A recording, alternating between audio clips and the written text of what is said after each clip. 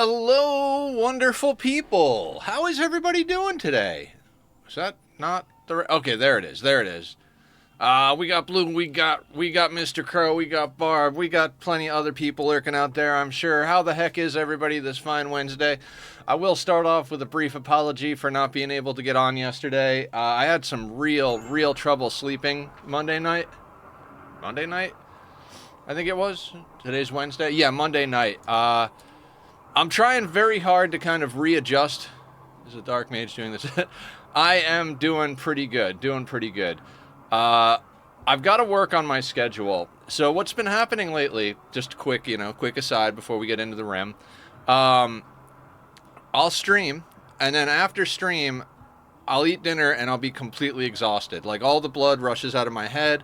I start to like relax after, talking all day. I love doing what I do, but it does get, posture and talking and stuff. It does take energy. And so I'll be completely exhausted. But as my food starts to digest after dinner, I start to wake up a little bit. Sometime around 11 o'clock, midnight, all of a sudden I'm awake and I'm kicking and I'm ready to go. So I might start changing things up a little bit and just straight up like, okay, stream's over, I'm taking a nap for like 2 to 4 hours. And then get up because I'm going to be up till 3, 4 in the morning anyway. So I don't know. Maybe I'd come up with something different, but I digress often and shamelessly. How is the dark? Okay, I already read that. All right. So we got to come into this with a little bit of caution. We ended yesterday taking out some rare thrombos, and we need that for parkas, as the name would suggest here. We got to get everybody a little bit better situated with gear. We got Maker over here doing another assault rifle up so that we can get Kaba and Lover some guns. We kind of need an additional one beyond what he's making already. How much do we have in the way of components? 30 components is not too shabby, but also not like highly... Hey, Tachyon, no. Hey, buddy, come here. Oh, it's kitty time. I'm done with the QUI Lord. It is crow scaled as usual. I love it.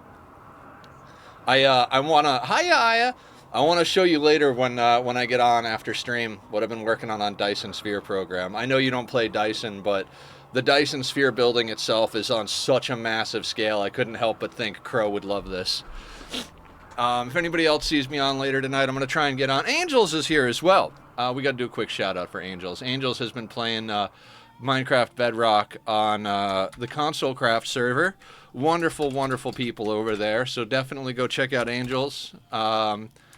We play a lot of different stuff. I swear at one point we will get back into some more Minecraft. It's just Rimworld and Ani and a few other games have really got their hooks into me lately. So back to building. Hell yeah. I will be here. You enjoy your lurk. Hang out. Have a good time. Guys, go check out Angels. Take care of each other out there. All that good stuff. Okay, hang on. Let's take stock of a few things. Namely, where is Bank? He's on the way home. What is he bringing back again? Oh, yeah, I told him to bring back the cloth parkas, which is good. We grabbed 2 cloth tubes, another soothe, some medicine, and a bunch of meat because we just brought on a lot of people. So, we have to get this hydroponic setup finished. We have to get more guns going. And we're going to need to get clothing on everybody. Let's take a quick look at everybody's... Okay, you're good down to negative 38, which is not the worst thing in the world. We are negative 64 out, so that's not really going to fly in the long run, but... negative 29. Negative 52. Almost. So I dealt with another Thrombo group with an Insanity Lance and got dinner for it. Hell yeah, Aya. Aya's kicking butt learning Rimworld. How are you? I'm doing good, Angels. How are you? I know you went through some medical stuff the other day. Hopefully you're recovering. All the love and hugs sent your way. From me and Tachyon. Hey, buddy. You want to come on the show again? I keep trying to explain to him that he's the host of a TV show he doesn't even know exists. A whole army of robots. Hell yeah, Sparta. Are you playing Rimworld, modded Rimworld, or you got another game kicking about right now?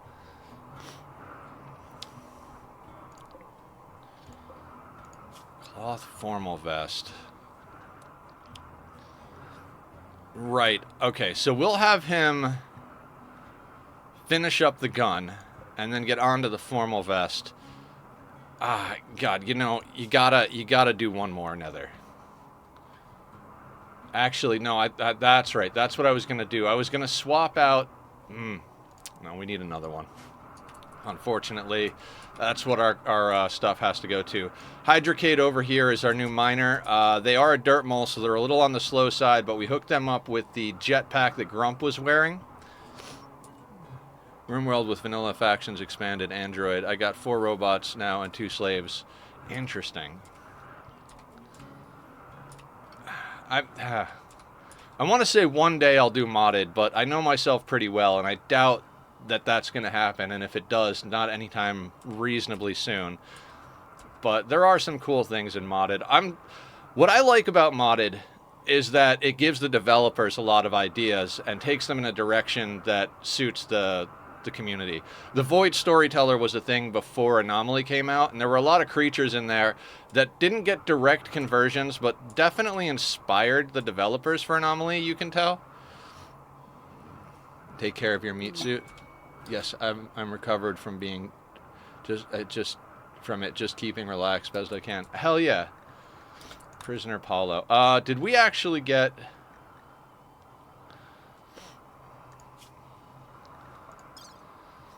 Oh, Barb is down. That's why. I put Barb down for death rest and nobody else is set to doctor. So let's get Shu to administer Psychite.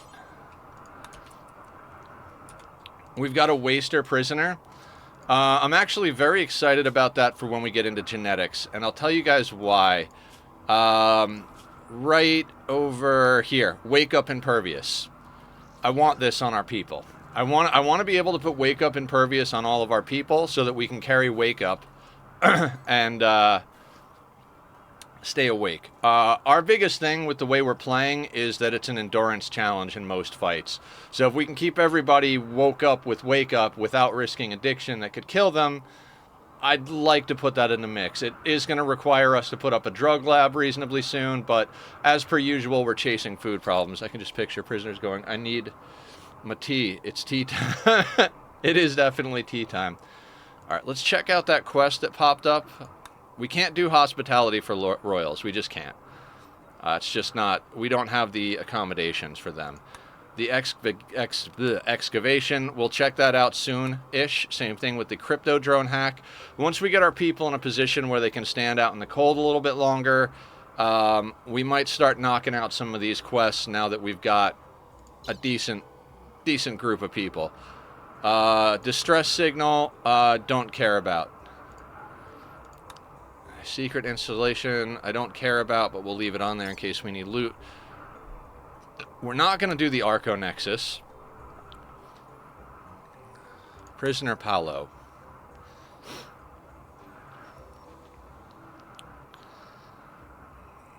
Paul Olivier. Oh my god. 3X size mech cluster will deploy nearby. Nope, can't do it. We can't take on big stuff. I've returned from the great outdoors. Welcome back, Blue. Welcome back. How the hell are you? Is the outdoors really great, or is it just better than inside? Either way, it's great, right? How you doing? Guess your wealth? Androids, slaves, modded Rimworld. I'm going to say 1.3 million.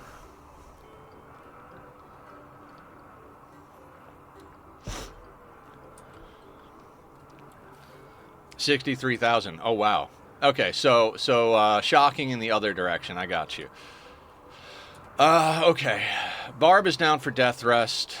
How close is Bank again? Bank is not super close. And Maker is working on guns. Now, as per usual, we're gonna try and keep this slow and steady. Let's take into account we got 29 high explosives. That should be good. We've got a decent amount of plasteel so we can get some bionics knocked out, because that's what we've been trying to do, is knock out some bionics. We've got 4 advanced components, and I think one person's got an aching leg scar, if I remember correctly. Torso bite scar, can't do anything about that. Old gunshot wound on the head, painful. We're going to have to get a bioregeneration chamber. Right leg, old gunshot. Scratch scar on the left soldier. Right leg, bionic leg. Vasectomy. Yeah, okay. So left arm aching on BD. We want to get that knocked out, but minor pain at a -5. I'd like to get that taken care of. Maybe we'll make the arm. My goal is to get everybody's mood sorted out as best we can. Only because my new androids have a buff that keeps them from being counted for colony wealth. Ooh, say that after going outside, everything feels great. You know, something that I've experienced with life, something that I've talked about with nurses and doctors and friends and all that stuff. If you're feeling bad, chug a big glass of water, go for a walk out in the sun, and see how you feel after that. Because a lot of times we just need a little bit of sunlight and water. God, my nose itches today. It's kind of dry in here today. The graphics are great outside, but the game loop could use some work. Nice. Oh yeah, the gameplay loop needs an upgrade.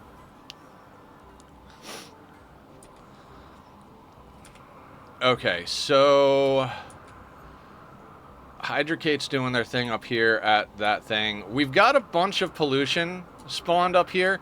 We do have ourselves a transport pod launcher, so that's solid, but ooh, kitty quake. We do have attack emote, attack emote. So if you guys see the camera shake or see kitty pop on, feel free to spam up attack in the chat. I've set most of the emotes for followers, so you don't have to be a subscriber to get most of the emotes we have here. Trying to just kind of make everything accessible to everybody, have a good time. What do we got up here? We got various cloth toque. There we go. There we go. That's why you go outside. Hell yeah. Alright, bunch of garbage weapons over here. If we were doing kill boxes, I would probably be stoked to have these flame bows on map, because we could do a burn box for all the tribals, but we're not doing that, so not overly worried about that situation. Those are going to deteriorate out real quick. Jesus, I didn't even notice we had ship chunks over here. We need to get those in our equation over here. So let's expand Area 1 to include those. Also, let's knock out the Area 1. Area 1... I've been calling it Area 1 so long, I don't even really feel like renaming it. Area 1 is more or less our pawns that have mobility. Anybody who's got Hemogen jump or a jump pack or any type of... At the moment, those are our only things, but let's say we were to get somebody who has a skip sidecast or something like that. Anybody who's got mobility goes on Area 1. Anybody who doesn't have mobility goes on work. Work is basically the base and just outside the walls so that we can haul in any corpses or mechs or, you know, whatever happens to land in or around the base directly. It's a different way I've been playing, but we need access to parts of the map, and I don't like leaving people unrestricted. It breeds problems. Stage a rescue. It burned a turret. Hell yeah. A wise choice. Blue just subscribed. Thank you for the Prime, Blue. I really appreciate that. We always say monetary support's always appreciated, but never required here on the channel. I'm doing my very best to be a full-time streamer. I would like this to be my career, but if it never becomes a career, I'm just happy to be able to hang out with some awesome people and play video games on the internet. Hi, Emily! Avoiding all the creaky floorboards. Oh my god, you are just so fun. You're adorable, Emily. Thank you for coming in. Thank you for chilling. I apologize that we didn't do Oxygen Not Included yesterday. I know that's your game. I know a lot of people are here for Ani.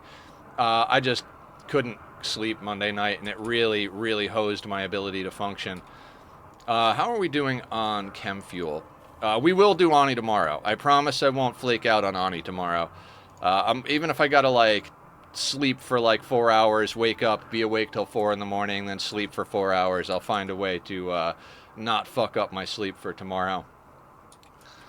Meanwhile, how much steel do we have? 174, so that's enough for another hydroponics and the next gun that Maker's going to make. We got 44 work left on that one. That gets us a gun for Kaba. Lover's shooting specialist, and they've got a chain shotgun.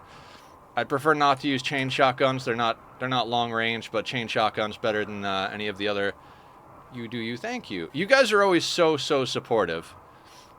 What would you recommend I do for my androids if I make some melee units? Because I have a trait that turns them solar powered. Basically, no food need. I mean, if they're anything like normal pawns, again, not knowing anything about mods or anything like that, if you've got access to persona weapons, I don't know if you're playing with ideology enabled, I would highly recommend for any melee pawn that you set all of your ideology relics to Persona Zeus hammers. And then try and, when you get the quest, check out which one is, if it's bad, reform your ideology at the next reform, remove it, add a new one, and roll until you get one that's got good traits.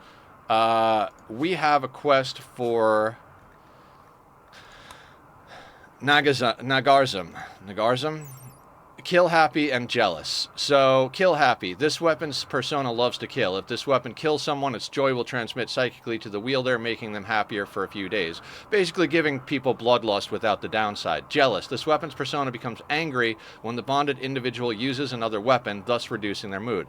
When we give this to someone, they're never going to use another weapon. Like, if we give this to Humph or Maker, they're not going to pick up another weapon. It's not like we've got our melee pawns, like, doubling as our EMP Grenadiers. They're always going to have it. So that trait really makes absolutely no difference for our needs. So that's what that's going. Just as jeans. Oh yeah, after raiding into Warren, I started doing a combat extended playthrough of my own. Going well so far. Combat is stupid quick, but I can imagine you would have a fun building kill boxes with new mechanics in mind. Okay, so here's what I'm thinking, guys, and this is just me spitballing an idea. Please don't hold me to anything long term. I'm thinking at one point I'm gonna let you guys choose my playthrough. I think that might be a fun thing for everybody because we switch their weapons ever. Right. I mean, we do occasionally switch one of our gunners to throwing EMPs or using a smoke launcher, but the melee pawns are always using the same things. All right, we got our assault rifle, Kaba. Let's get you into the gun. You can go back to sleep after if you really need to. Excellent. So I might just have you guys pick one of my runs. I don't know if it's going to be the next run or the one after that, but we finally got enough people in here who are like dedicated Rimworld fans that I think I could put that out there and you guys would have a lot of ideas to throw them at me. I'm thinking Melee Dude is my doc for the fleshy colonists. I got my crafter, but I'll make another crafter later. Yeah.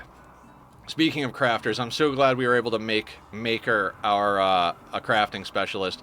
It sucked to give up the mining they had because their mining is at level 18 because they were originally a dirt mole, but their mining was at 15, 18. Planet known master. But Hydrocade over here is at a 12 and has a single passion, so they should be able to do. Tachyon, licking your chops, was breakfast good? Did you like breakfast? Come here. You can come hang out. Come on. So, yeah, I don't know. It's kind of like the same thing with Rim Connect. I've been talking about possibly doing a Rim Connect fuck around playthrough. Basically not even trying to win, just kind of like doing it for a week or two. Hello, hi, hello, hi, hello. How you doing, yo? Welcome to the madness. We're getting settled in here, talking about a lot of stuff. Making guns, gonna get ready to make some parkas and stuff. We got a bunch of new people last time, so if you guys... We got, I think, 6 new humans on last stream. Although I think Eugene might have been the stream before. We actually got a couple of join events, then reformed our ideology to run the join events again, and got quite a few people. Now, not all of these people are like god-tier pawns, even remotely, but some of them are pretty decent. Great memory, Delicate. Not a huge fan of Delicate, but put them on the back line, let them shoot a gun. I mean, they're not amazing. They can help out with mining in the long term. And they've got pretty decent social, whatever. Not my biggest concern. We're going to take you off doctoring temporarily. Just need people to hold guns. Lover over here is pretty, good shooting. Nothing else really mattered, so we brought them in as a shooting specialist because we need people shooting guns. We got Trigger Happy Harriet over here. Hi, Nether. It seems like the colony is doing just fine. It's doing good, Revel. Biggest problem right now is we took on a lot of people, so we're trying to scale up our food production. On the plus side, we're coming close to the end of winter, so maybe temperatures will get a little bit better. We've got a lot of power requirements that we're trying to keep up with. And how the heck are you? Revel, I always forget. Do you stream as well? I'll be happy to give you a shout out if you do. I do forget quite often who are all the streamers that hang out in our chats, but I try to ask and remember as best I can. New people. Where are you going? No. Let's get you dyed up properly. Everybody's on a pretty high mood because we've had a lot of festivals, we've had a lot of parties, etc., etc. We've got people hooking up left and right over here, so let's do our best to continue that because eventually those party buffs are going to start wearing off. And we want to make sure everybody stays happy. Yeah, we're going to have to do something about Hydrocate moving slow. We might have to make a bionic leg and give it to them first because that slowpoke gene is really going to hose us. It's half tempting to make them into a vampire, but we've already got 4. Wanderer, like legit random Wanderer joins? What are we doing, Pete? What are we doing here, Pete? Great memory, psychopath, beautiful. 55 years old, fucking great shooting specialist material. Left leg scratch scar, of course. 93% moving. Oh my god. Oh my god. Pete, you're killing me, Pete. That would be 16, plus that would be 20 people. That would mean we would need 40 rice basins going full time. We've got 42. Some of it has to go towards chem fuel. I don't know how I say no to Pete here, guys. Pete's a pretty good pawn.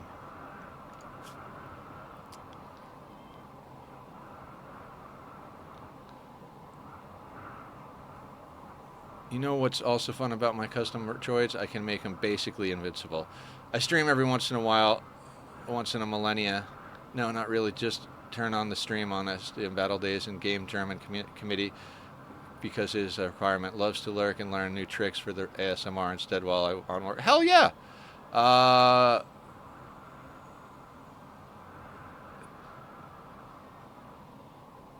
More hydro.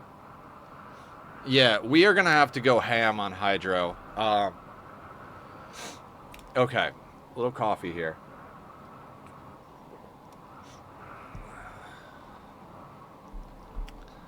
We got to keep them. I mean, we're at that stage in the game where it's like we need as many people who can hold a gun as possible. He is the wrong ideology, though.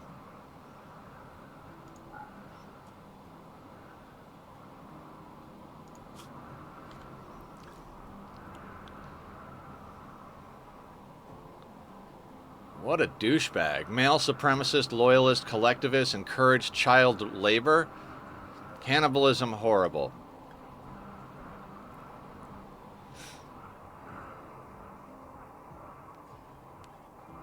That's a hard situation.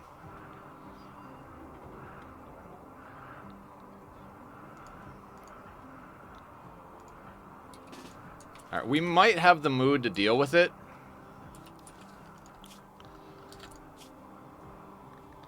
We might have to arrest him and recruit him, which would be a pain in the ass, but worth doing.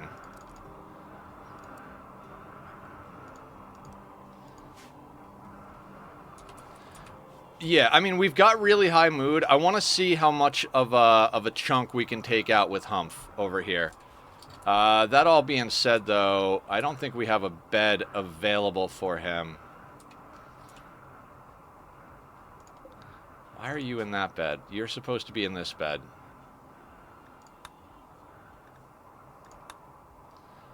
Alright, let's see if we can swap a few people around.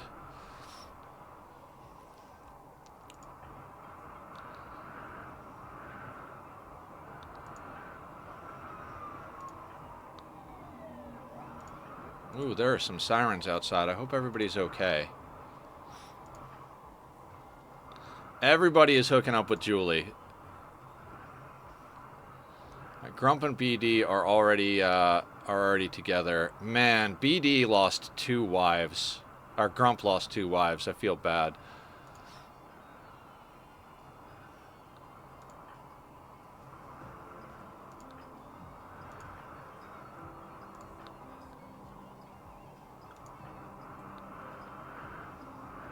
Man, what tragedy in this colony. One that only occasionally will bitch and moan because they're an awakened android. So basically a robot that thinks they're human. Yeah, that does sound problematic.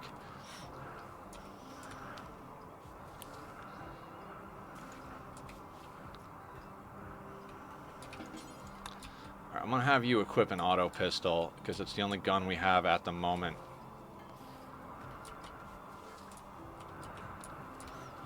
Is this a party over here?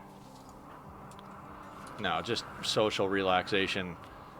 Okay, so we can't bed swap anybody around. We need another bed of sorts.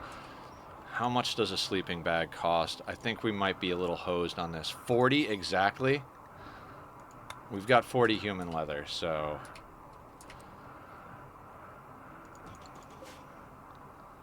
Ben. Let's get you working on that. We're gonna take it slow and steady as usual.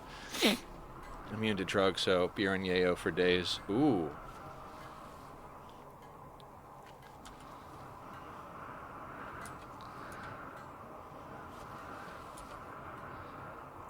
Yeah, so while we're doing good on mood, I'm gonna try and get people died up so when some of our mood buffs fall off.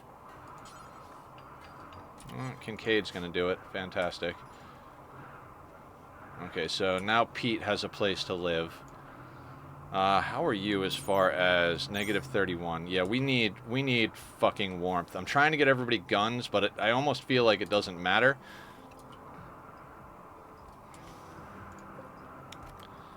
Yeah, let's get these things butchered up. I'm nervous about the wealth, but we got to get them sorted.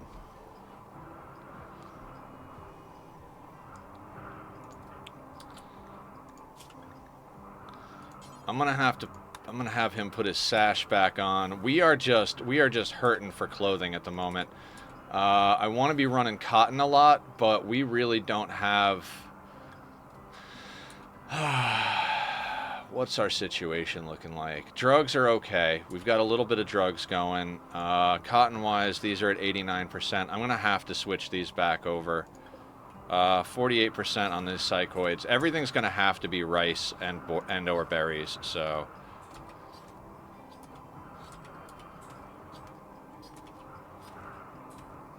How is our wealth doing? Is a question here. 165,000. So we're getting close, but.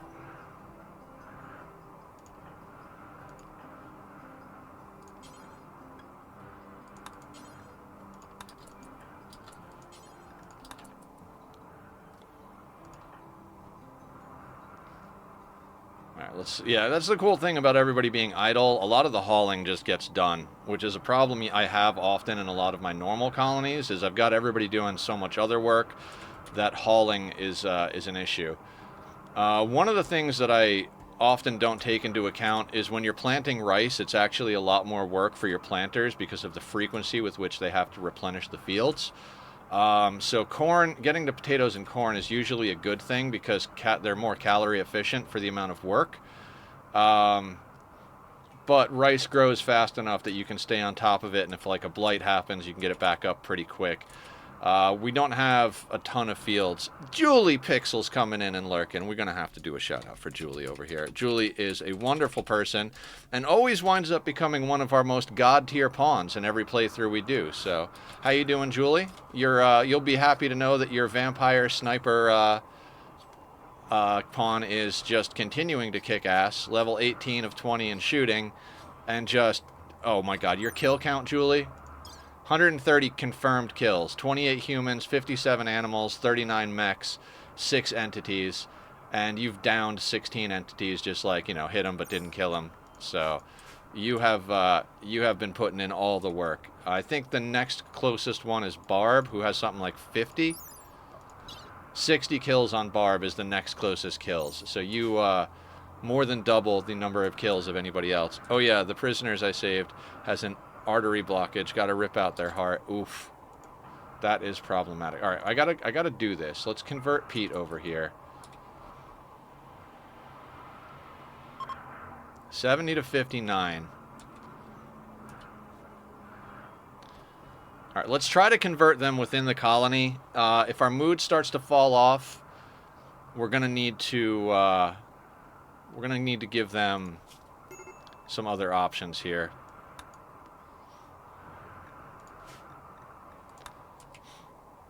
Because they are gonna break. There's like really no possibility of them not breaking.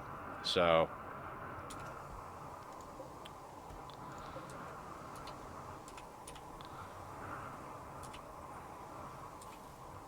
and we're going to need to send Bank back out the door reasonably quickly.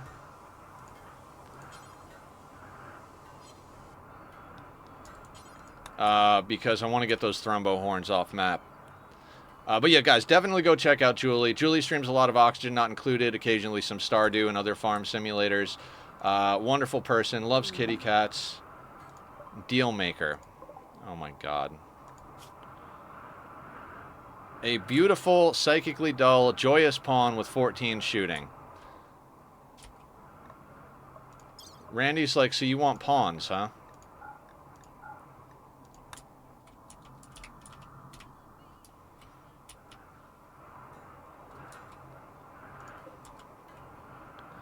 Yeah, the problem is feeding him.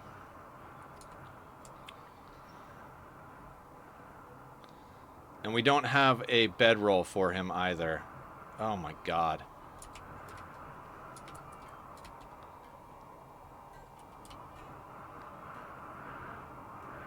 I mean, I guess we gotta do what we gotta do, right?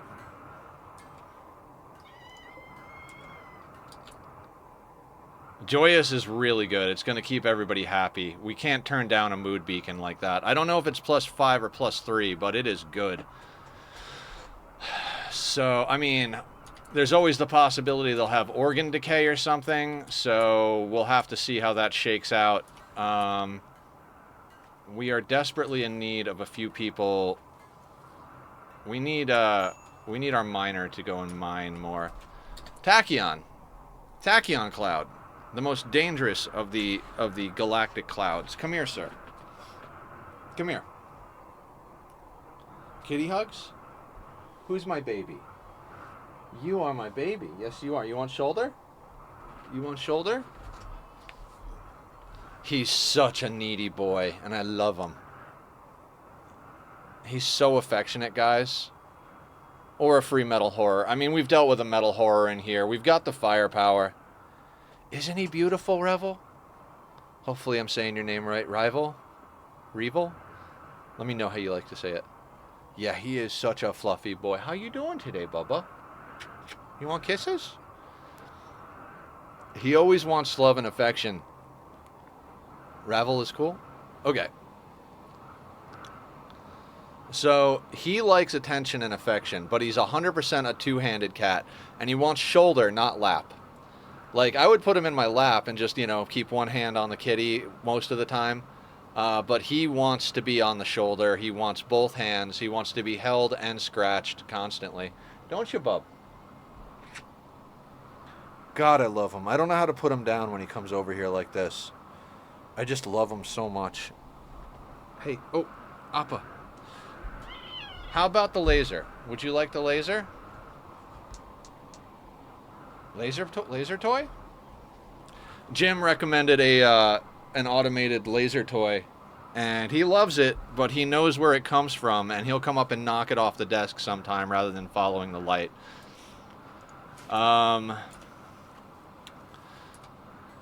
So here's the problem with both Lawrence here and Pete. They're not going to be our ideology, and we are intensely bigoted, so...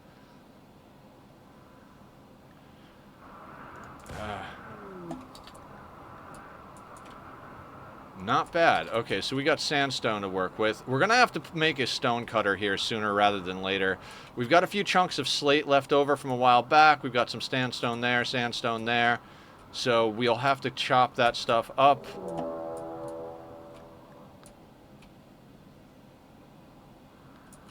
They will prepare for a while and then attack. We knew a raid was coming. We knew a raid was coming. It's been too peaceful for too long. I guess let's see what this gets us. That's a lot of... Oh, is that an army of Miltors? Okay. Hang on. What's our temperature outside? Negative 53. New people I don't think can even come out here. Negative 52 on Harriet. Negative 45 on Shu. Hydrocate is negative 46. How's Eugene? Negative 69. So basically, this is our only team that can go outside. Let's get everybody scheduled inside the walls. And let's grab the team and go and deal with some of this. Miltors are definitely not the worst thing that could have come down there. I saw the numbers and I was like, if that's centipedes, we're going to have a long start for the day. I don't know how we're... Lorentz here might be hosed, so we're not going to worry about him too much. But we do have to... make a few things happen. So let's go out and meet the threat in the field so that we can try and get as many of these things sorted before they get close to us as possible. They shouldn't be too big of a deal to deal with. We've got good firepower in general. So let's get our people in place. We can't use Barb's combat command, but what we can do is pop off Julie's marksman command. And then let's check what our distance is on all of this. Okay, so we need to get somewhere like right here.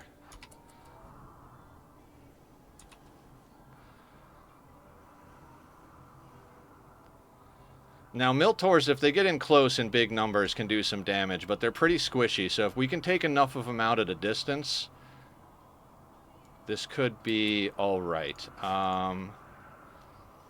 Julie's on it. We really need to get close enough. Tachyon, please don't.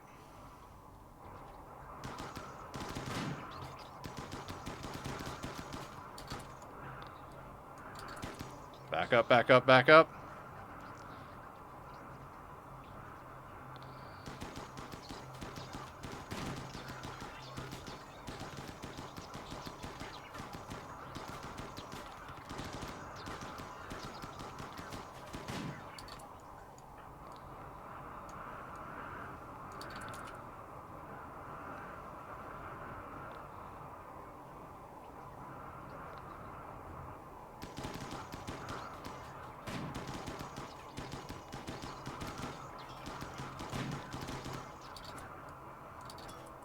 Back up.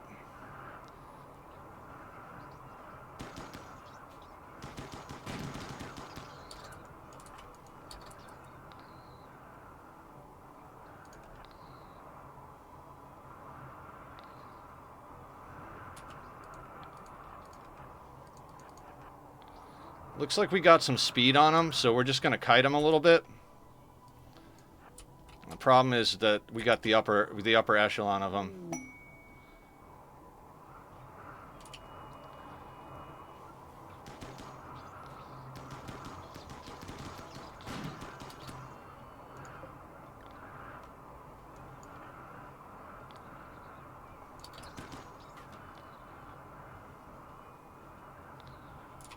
Tachyon, I can't right now, buddy.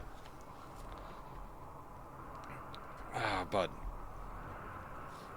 Thank you for lurking, Angels. Hey, buddy, come here, come here.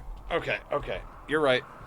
The thingy died. Let's plug the laser pointer in. Go do your thing. All right.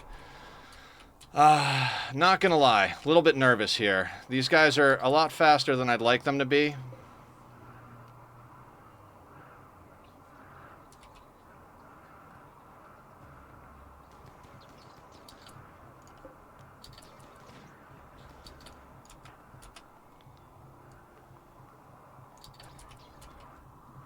They're going after Lawrence. And Metal Horror emerging from Lawrence. Hopefully that'll keep them busy for a little while.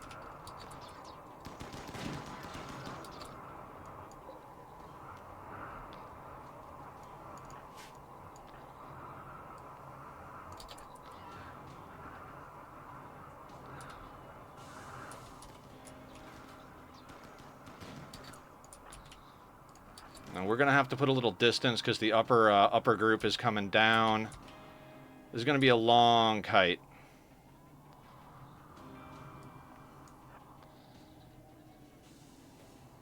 So we got to kind of loop this group and start kiting back this way.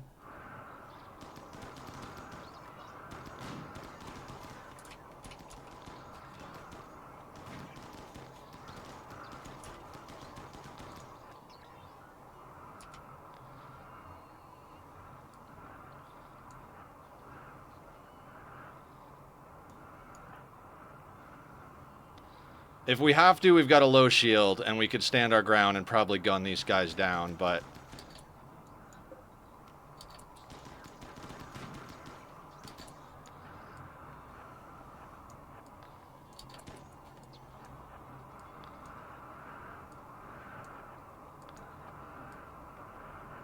Oh my god. Hold on, hold on. Heart's pounding too much. Heart's pounding too much. So let's drink more coffee. Because that's the right answer, right?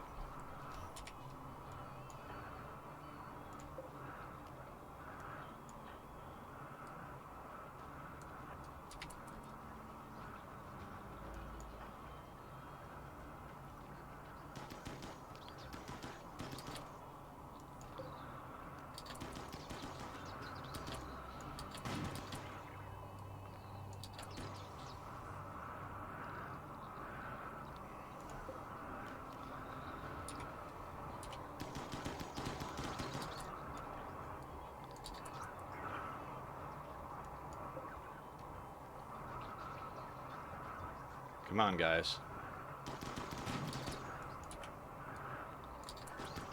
Run, run, run, run.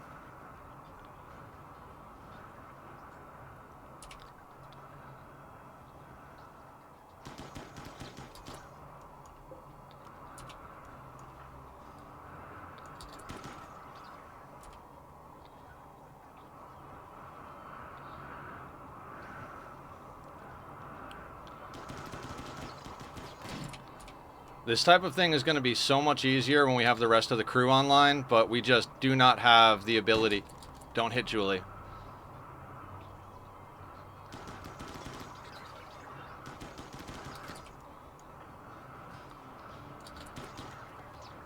We just don't have the clothes for them to be out here. Like, if they get hypothermia, they slow down, and then the Miltors overtake them.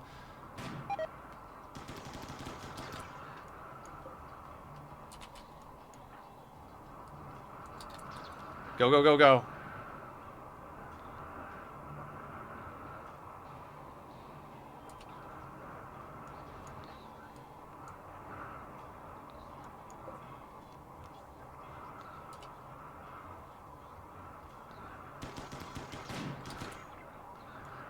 The guys in the front, everybody. The guys in the front. Is that just too much to ask?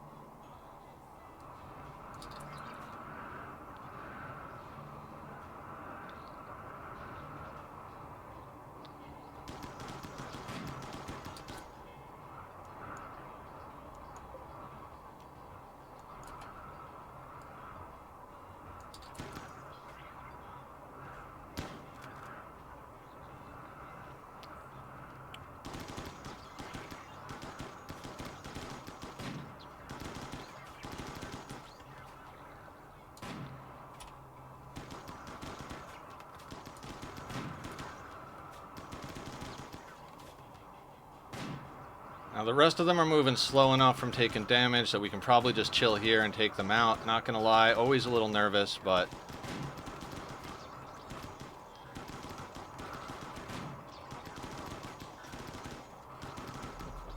This is why assault rifles are so much more powerful than most weapons. Like, yes, they will miss occasionally, but even when they miss, they're going to be doing, like, you know, incidental damage, so...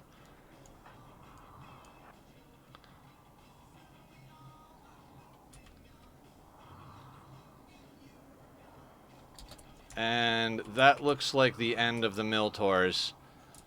Scattered about the map now. That's fine. Thank you, Revel. Let's get everybody inside. We brought our melee pawns with us for two reasons. One, we might have had to get into a situation where they would have to hold people at the edge of a low shield. The other one being that they're both vampires, which means if we got tapped, we could coagulate in the field. Meanwhile, our new recruits are inside, so...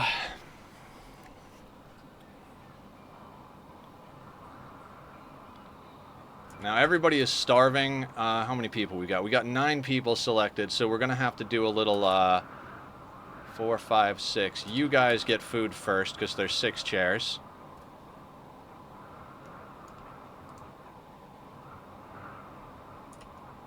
And one person's going to eat without a table. And then you guys can go get food as well. Okay. Now... This dude was bringing us a metal horror. We're not gonna eat his meals. They can stay out there and break. Muffalo migration. Hell yeah. It's not a lot of Muffalo, but let's go get them sorted as well. Eugene's not good enough to go out there, right? Negative 69. Eugene's alright. Alright.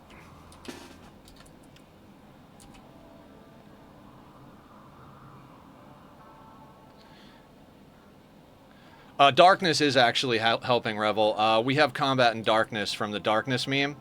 That is the reason we're able to hit so many shots. We specifically kept Sunblocker because we wanted to be able to hit more shots. Combat in darkness plus shooting specialist, and if you have combat command too, your people are just going to mow down everything.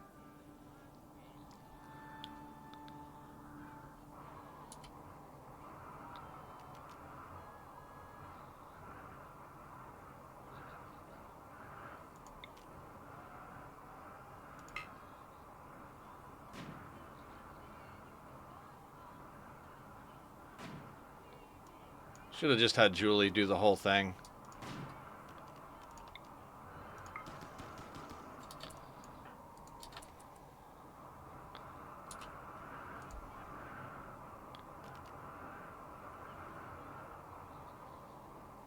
Muffalo wool is gonna, or Muffalo blue fur is gonna be good for us. We need this. We need all of this fur more than we need the. Right now we've still got a reasonably decent reserve of steel in the mining spot. It's going to run out eventually. We can't rely on it forever, obviously. But at the moment, we've still got a decent amount of steel. So, big thing for us right now is food and warm leathers. Saw the sunblock. I thought you were kiting it. No. Sunblock.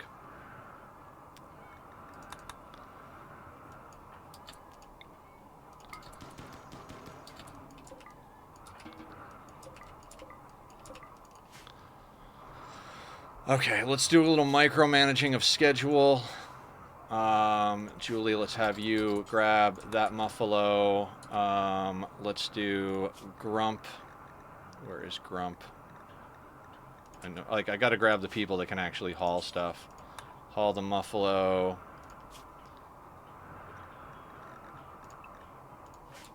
BD, haul the Muffalo.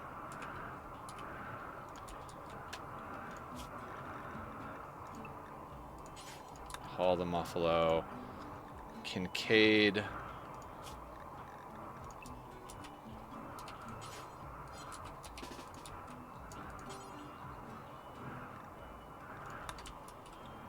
I'm gonna need a bigger plot of psychoid. It takes forever to grow. Yeah, it is not the it's not the easiest thing in the world, but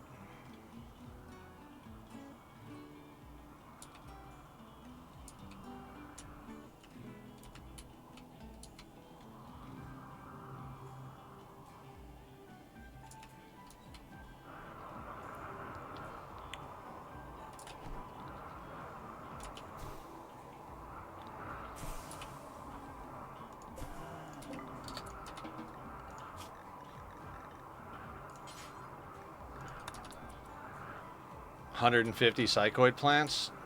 Start of a drug empire there.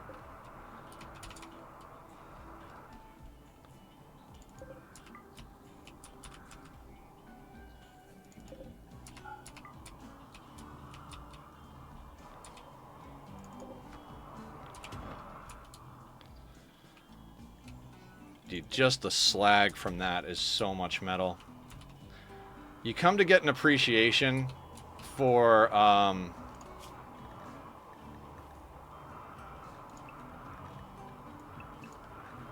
the amount of stuff you can salvage when you play on sea ice. Okay, so Julie. Oh.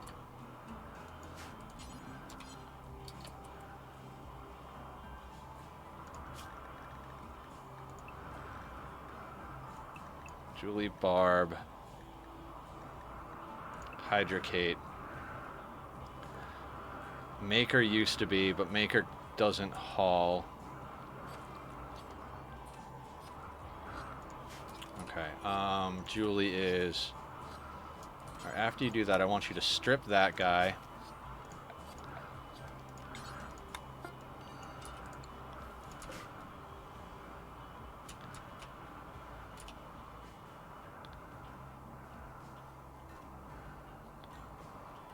Now, I don't want to make a Thrumbo for a bed. Masterwork Assault Rifle, that's the kind of shit we need. I don't want to do a Thrumbo for a bed, so we're going to butcher up a Muffalo real quick. And make a bed out of the Muffalo fur.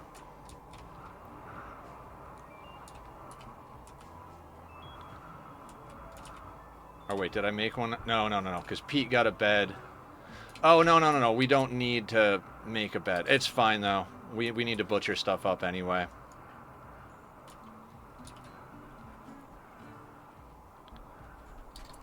Hey, buddy. I know. I know the thingy makes noise, but you don't attack the thingy. Attack the dot that it makes, bud. He's getting up on the speaker so he can get above the laser pointer machine. Because, you know, he wants a tactical advantage on pouncing on it, apparently. All right, Masterwork Assault Rifle. So what I'm going to do is I'm going to give Lover the Masterwork Assault Rifle, and then I'm going to give Pete the chain shotgun. Pete is likely to be breaking often, so I'd prefer Lover to have the assault rifle. We need to make another one, but at the moment it's not dire, so let's get this formal vest done, and then we've got 1, 2, 3, 4, 5, 6 people that could really use Thrumbo fur parkas. So I don't think we even got that much, but let's queue up 6 parkas, unsuspend, go in here, and put this on Thrumbo. Yeah, I think we can make 3. So we'll add to that as need be. Hey, buddy. This is getting a little out of control. Hey, a little out of control, sir.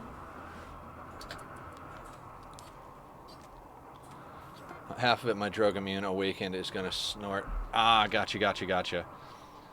Okay, as much as I'd love to continue dyeing people's clothing, we need this plot for rice. Same thing over here, we need this plot for rice. We'll let the psychoid grow in because it's 59% of the way. And we need to get more hydroponics in soon.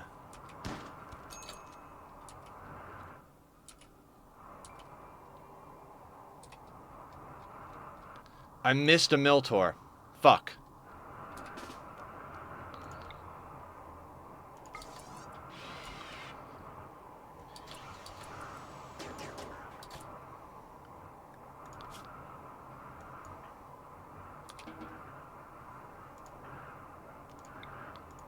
How did I miss a Miltor? Let's just make sure I didn't miss any more.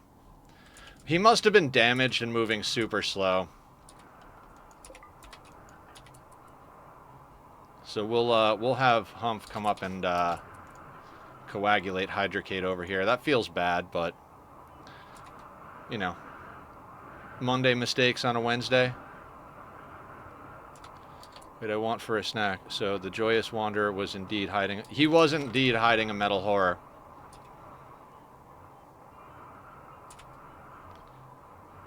Yeah.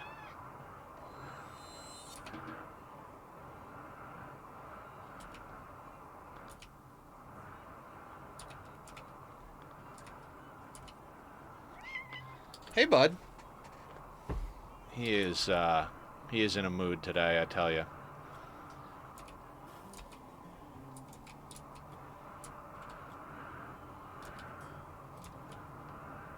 Actually, let's leave this on because we need to get these things sorted. So area 1 can now include hauling any of the Miltors. Oh, Barb's up from death rest. Where are you going? Oh, going to deconstruct those. That's pretty much perfect.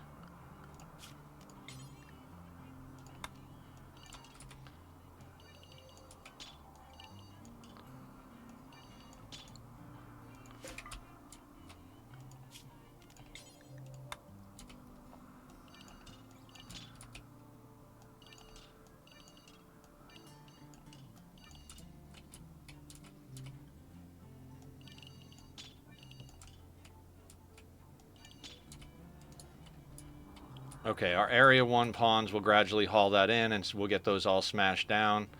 I feel bad that I let Hydracake get popped by a single fucking hit, but...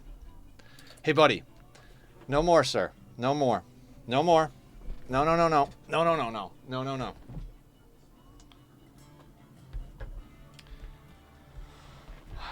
We are going to put this on the floor.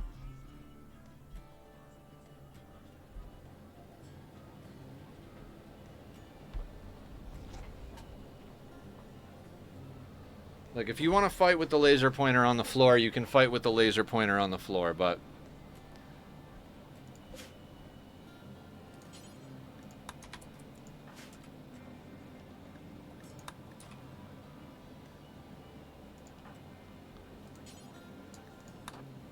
When you wake up, go grab that.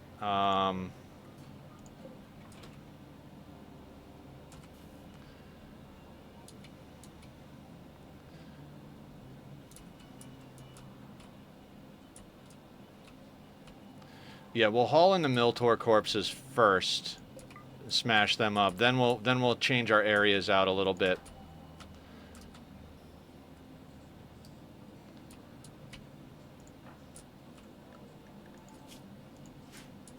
I just pissed off my entire map's animals. Oof. That'll be problematic on a map that has animals. We don't particularly have that problem in general here, though. Okay, day's off to a great start.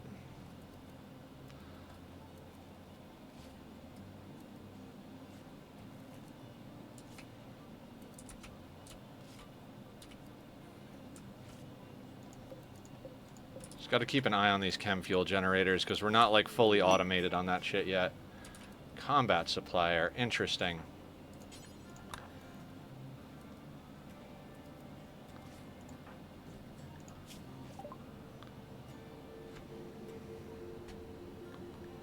Yep, don't want that auto pistol. You can have that. Is there anything we really want in here? Oh, some of that marine... I would sell some gold for some of these other things, but...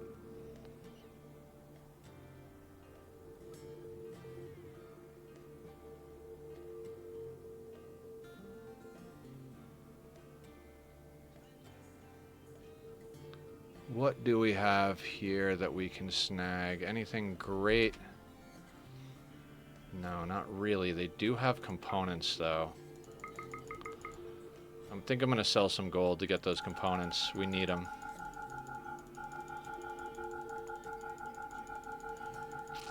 I'm going to regret this later on, but for now, yeah, 49 gold is worth 7 components, in my opinion.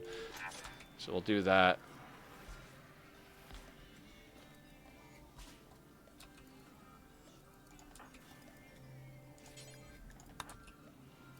That's another it's another assault rifle plus an extra component, so Just 5 bears, 10 horses, 15 boars, 20, 10 squirrels. Need I say more? I mean, need is a strong word, but if you feel like saying more.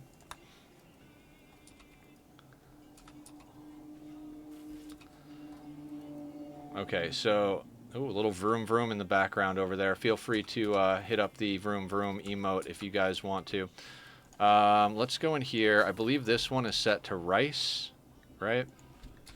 This is our just in case, and we are at that level. Let's do like 3 batches from rice.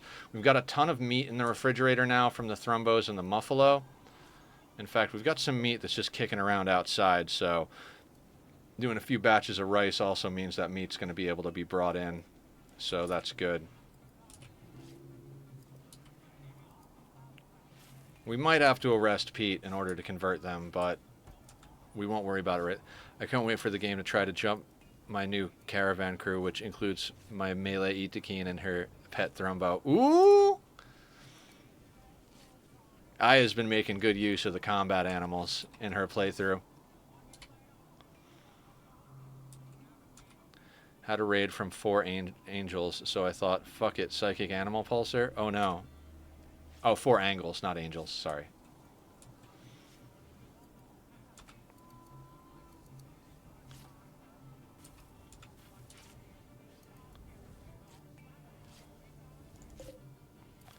$80, $160,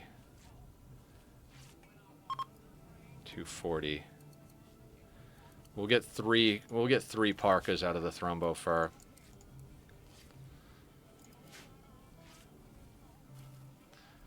Then we'll have to chop up the muffalo and use them as well. Kind of whoopsie. Yeah. I've definitely had some whoopsie moments with psychic animal pulsars. There are definitely those moments where you're like, okay, I'm going to hit an animal pulsar to help deal with this raid. And then the raid like breaches your wall and all of a sudden you're fighting the whole raid and the animals at a choke point that you're not set up for. So if you're lucky, it's a choke point. A lot of times I've had that happen with like mech breaches or something like that. I think the most opportune time to use an animal pulsar is on an explosive pirate drop pod raid, or explosive pirate raid of any kind, because the animals aren't there to do the damage. They're there to soak the rockets. So that's kind of my opinion on those.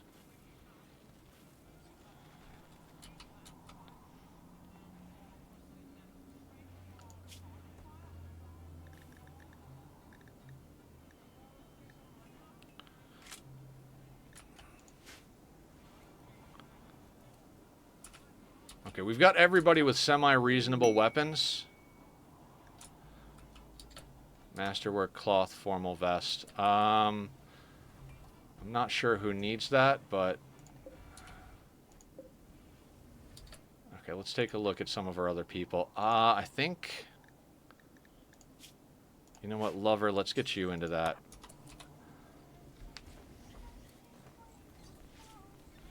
Send half of the map on 10 imps. Keeps in mind my stockpile is made of wood, so no thank... Oh, yeah. Imps can be really deadly. That fire spew is really no joke. And the thing about it is, it doesn't go the other way. Like, if you get impids on your team, they're not real... Like, their fire doesn't usually come in super handy. Like, when you've got an impid raid of, like, 80 tribal impids, and they're all just popping off fire left and right, they set the whole goddamn map on fire. If you've got vampires or, you know, if you get hemmed in, it can just absolutely annihilate your defenses. But if you've got a couple of impids on your team, the fire spew really doesn't do much of anything. You can more or less use it in place of Molotovs to burn corpses and stuff like that. So the genetic pessimism, coupled with the fact that their utility ability is kind of garbage, makes impids, like, really not the greatest. I say not the greatest. I don't want to say terrible, because I've definitely taken on some impids before. You can occasionally get them. Later game, almost anything is viable, right? Because you just get to a certain point where you've got enough drugs and enough stuff kicking around that you're like, all right, I can do pretty much whatever I want.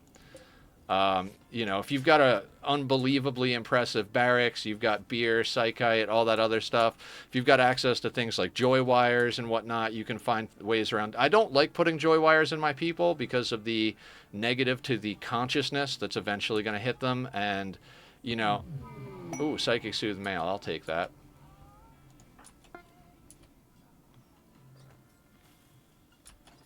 All right, we got a little chem fuel on deck now. I don't have any more dye going, but I'm gonna dye up a couple of people.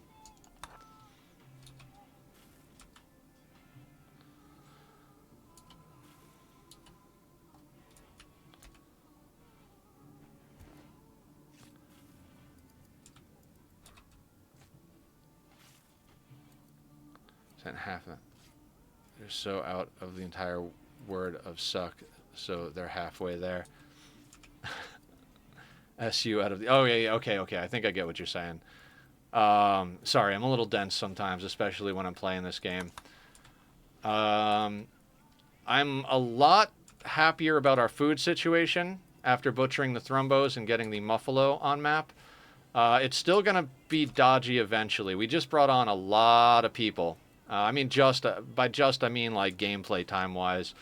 Stream time, we just got Pete as a joint event, but it might as well be yesterday. Might as well have been like an hour ago, 2 hours ago, that we got the other 4 or 5 new pawns because it happened at the end of stream last time. Hydrocate is fully healed. Tell me they don't have scars. And, oh, scratch scar. They came in with that already.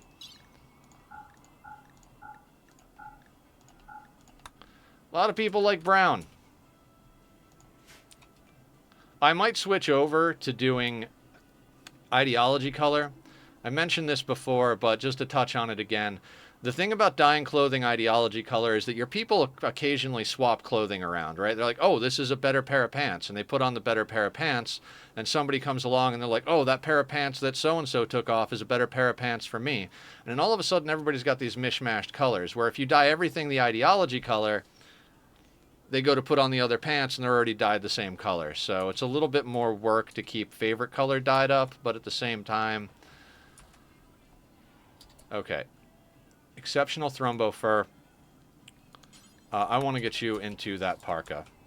I want shooting specialists to definitely be able to get out into the field. Now, the positive about right now is that we're coming out of December, whatever it is. Winter is another 2 days, and we're going into spring. So we should start getting up to that, like, -20 to +20 range over the next, handful of days, week or so game time. And most of our pawns are good down to, like, -25 to 35 of the new group, and everybody else is good down to, like, -60 to -200. So if we can get these other parkas knocked out, that should pull a few of our people through to the end of winter. And then we'll just have to work on it spring, summer, fall, trying to get more of the goody goods. Bank is just about home, so he's bringing some good stuff with them, including a couple of cloth parkas, which is good because we don't have enough to make 6 Thrumbo fur parkas, but those 2 good cloth parkas he's got are going to come in handy. We sent them out with him because at the time we just didn't have the need for them, and it was like, well, fuck it, let's just get the clothing off the map because it's wealth we don't need. And then shortly after we sent them out, we got new pawns, and it was like, oh, we could really use that. So it is what it is. I'm not going to try and go super fast right now because we've got a lot of stuff we've got to micromanage, namely converting over converting over Pete because we're intensely bigoted and I don't want to deal with that. Although that pawn had the metal horror, I almost wish we would have gotten them because a joyous pawn, it's almost worth dealing with the metal horror to get a joyous pawn on your team. Metal horror, metal horrors, from what I understand, cap out at half of your colony. In other words, if a metal horror hits your colony, the most you can get hit is half of your people. And that's a lot of damage and a lot of bullshit to deal with, but if we're also set so that the only doctor on our team is Barb. We're not doing a lot of surgeries, so the only real chance as far as them spreading it through surgery is to our prisoners. That's 4 prisoners locked in a room, so if they somehow got spread to that, I mean, that would mean Barb would have it. Most likely way for it to spread is actually because we've got a couple of people sleeping in double beds, but everybody's eating nutrient paste, and metal horrors can't go through nutrient paste, so... Um,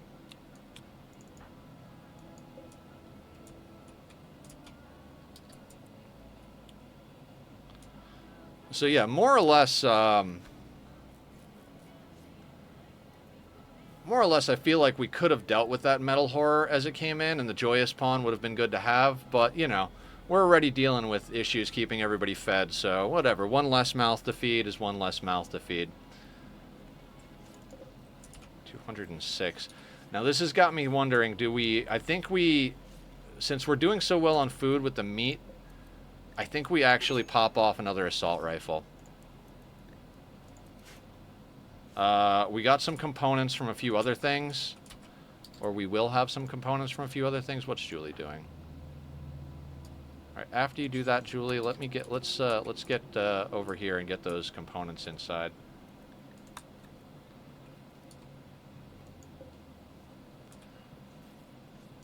Who's carrying the parkas? You're carrying the parkas. Yeah, we got to get Bank right back out the door again. They're already carrying 750 silver. Or actually, 1,250 silver. So, let's drop this stuff down. What's Baitbot got on them? Cloth toque. Okay.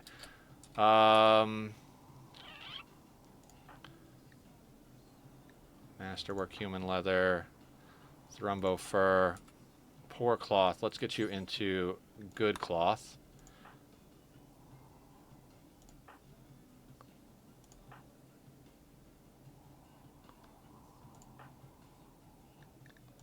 You've got cold of 64. This has cold of 71. So let's get you into that. See, like, we just dyed up their clothing. I'm not going to try and keep up on the dyeing anymore, I don't think. We just... When we had the opportunity to just be like, fuck it, we'll,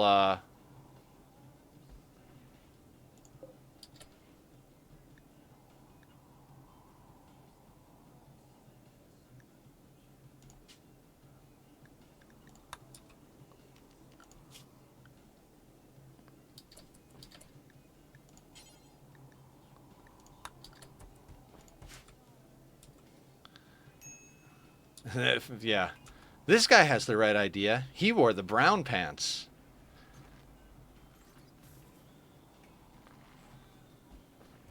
I was watching Deadpool yesterday, the day before.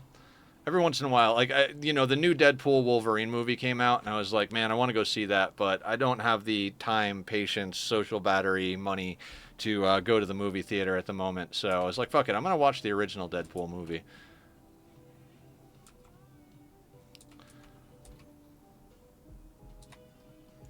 Why is there meat in here? Why is there meat everywhere? Shit. Hang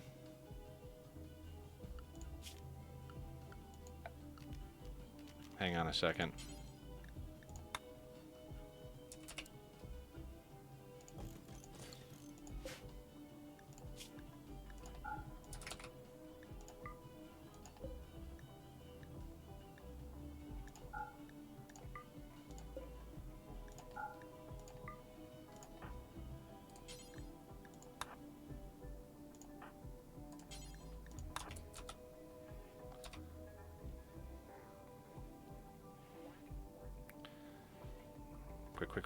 Quick.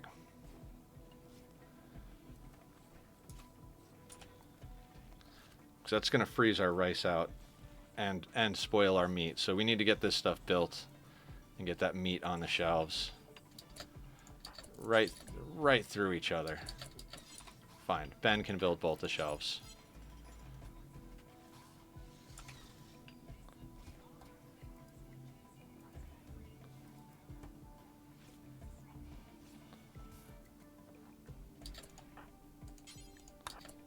That out of the doorway, please.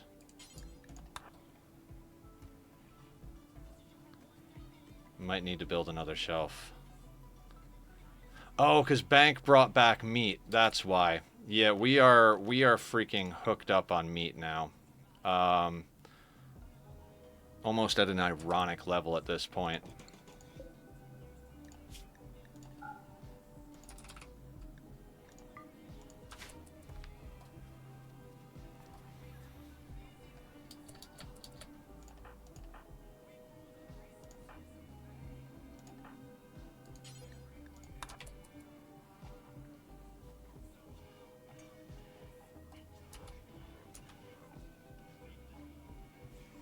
Man, I went from being worried about food, from being worried that we have room to keep the food in the freezer. Let's knock out a couple of more rice, just for the sake of it at this point.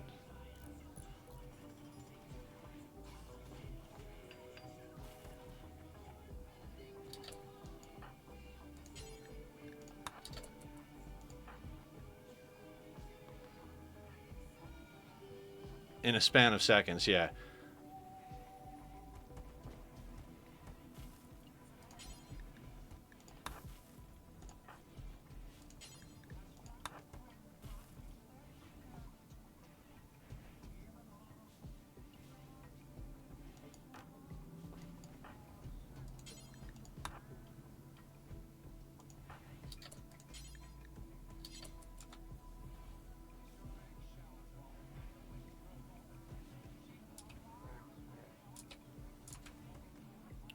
Okay. All right, people swapped out their toques. Masterwork, human leather. Is that better than anything that somebody else has got on? What do you got on? You've got a good cloth parka. We already established that those are better. Good cloth parka. Thrumbo fur. Poor. So your parka does 58. This does 80. Wait. 64. Who was that? Jesus, I'm already, Is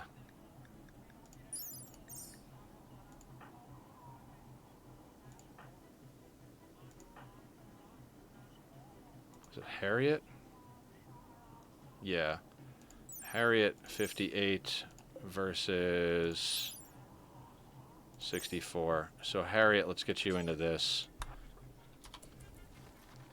Do you like no mods? I feel like minimap is too useful of a mod.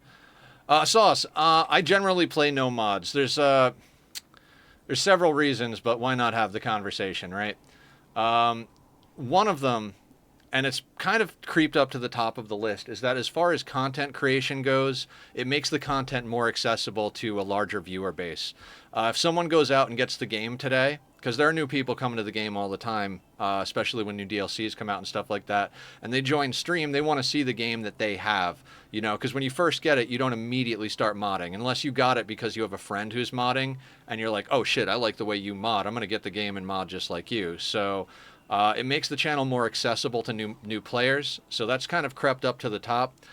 The other reason is I tend to do longer playthroughs, and mods break with updates a lot of times. They don't have full support. There's things that are changed in the mods, even like a vanilla expanded framework changes the game. So like if you put in vanilla expanded framework to do things like color coded deep drill resources, it makes it so you can add more factions than you should be allowed to add by vanilla terms.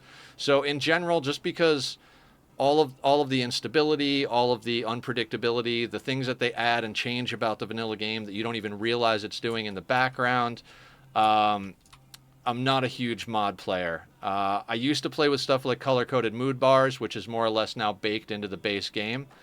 And I used to play with stuff like color-coded deep drill resources and rim HUD. Rim HUD is another one where if you dial it in right, you're not really getting anything extra, but you can actually put things in rim HUD that you shouldn't be able to see in vanilla.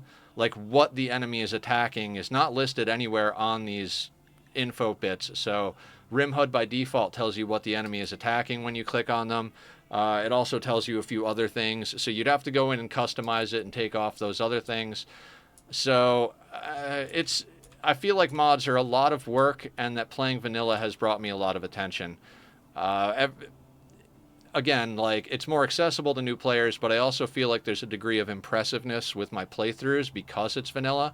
You can say 500% no traps, no kill boxes, and people are like, damn, that's good. And then you throw no mods on there, and people are like, whoa, wait a second. No traps, no kill boxes, and no mods? Are you out of your mind?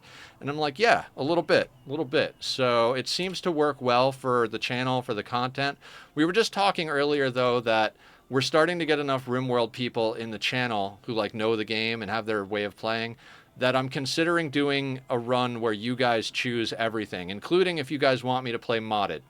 And then that would be a matter of a mod list. I'm not sure how we would do that, how I would ask everybody. Just a smidge, brother, just a smidge. 3 tiles, but can hold way more than 12.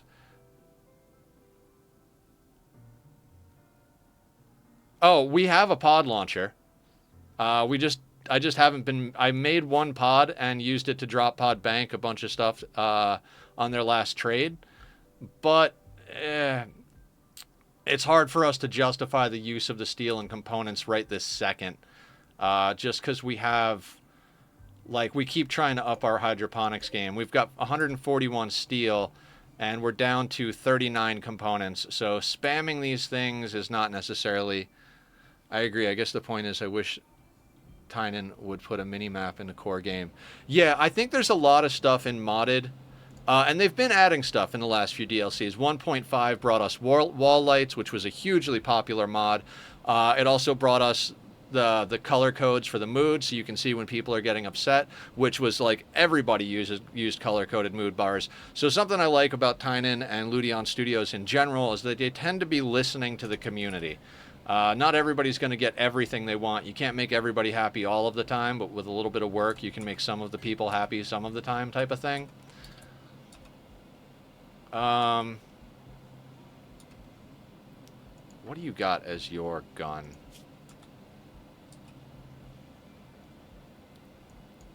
All right, I'm going to do something. I'm going to have Bank and Pete exchange weapons.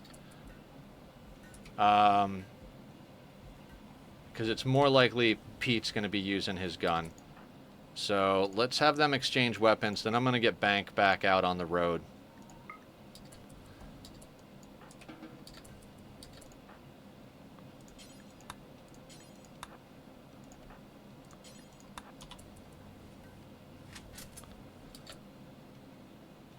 Yeah, color-coded mood bars is a must for me. It makes the mood control so much easier. Yeah. I lost all of my first challenge runs because of mood. My first attempts at beating Randy on losing his fun, I think I died 2 or 3 times. I found a seed I liked. I was like, I'm going to do it on this map. This map has all the characteristics of what I want. It's got a nice mountain to dig into. The anima tree is in the cove. Just got a little bit of a spot to wall off. I used traps. I used the singularity Killbox. I min-maxed the genetics and made 5 separate specialized races. You know, like everybody had good shooting, and then they had their talents they were good at. Like, this is my researcher / social pawn. This is my planter. This is my, you know, and like made sure that everybody was highly specialized, really good at what they did, and everybody had great shooting.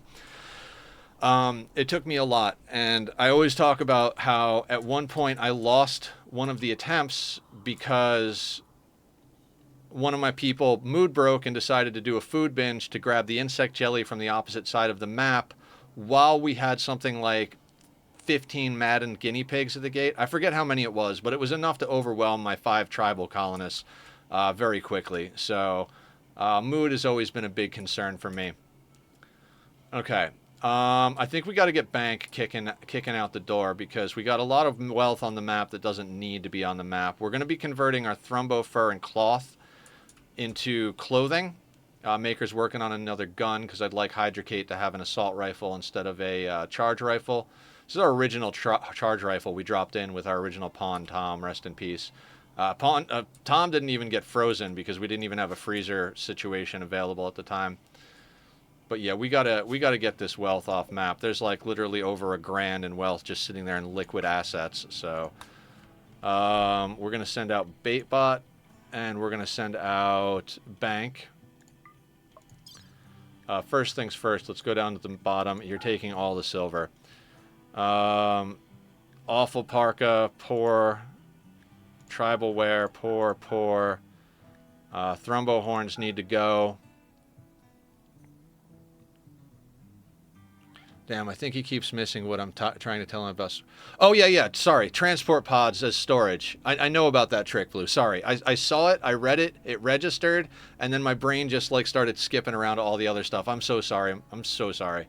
I'm not an asshole at all times. I just,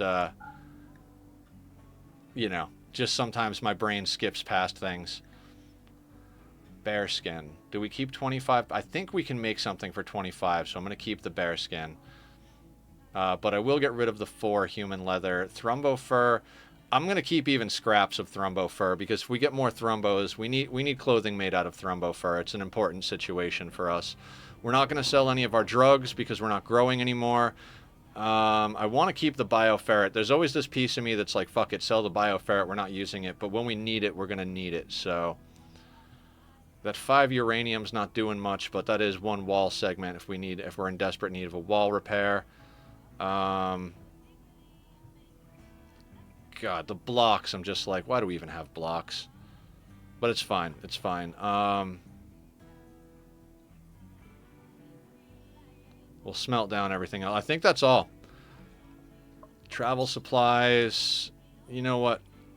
You can take the 2 herbal medicine.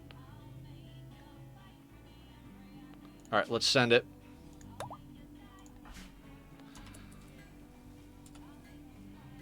Oh, yeah. I don't know how I feel about it, to be honest with you. Like, I don't feel like it's a bad thing. I feel like it's a little bit much work at the moment. Like, a little too much, like, micromanagement of putting food in there and then taking it out. I think I just kind of overcompensated, but we threw in a few shelves and we're really good on the food now. Let me turn down my music a little bit. And actually, let me put on a different list. I really love this band, Waves. Or are they... Is it Bitter Rune? Yeah, Bitter Rune, and the album is Waves, I think. It might be the backwards. I can't tell from the artwork. They're a lot different than my normal listening, but I heard their track Leather for Hell, and I was like sold. I was like, this band is fucking amazing. Just the range and talent of them is what got me, even though it's not the normal style I listen to.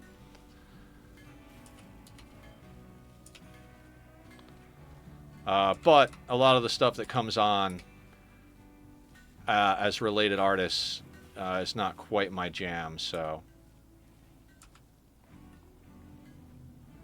Maker needs death rest. Maker can death rest after this gun. Unfortunately. How's Humph doing? 20 hours on that. Is anybody else on the new crew a good crafter?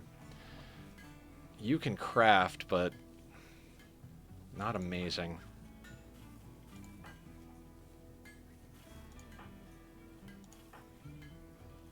Crafters are always such a hard thing to come by. Now, Hydrocate over here can craft, but at an 8, it's just... They're not going to come out good, and we can't make them a crafting specialist. Which is the same problem we had with Maker originally, is like, we want them mining, so we can't make them a crafting specialist. We can't lose that. So we're kind of stuck in this slow roll of crafting. Eventually, some of these people are going to get their crafting up just doing random jobs. Like Ben over here could definitely be a good crafter. We could actually make Ben into a crafting specialist given enough time. Maybe I should have Ben start making clothing.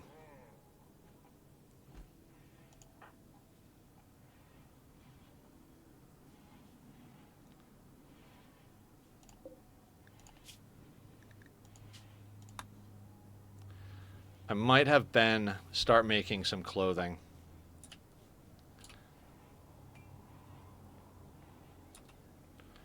I gotta let Maker do the parkas, though.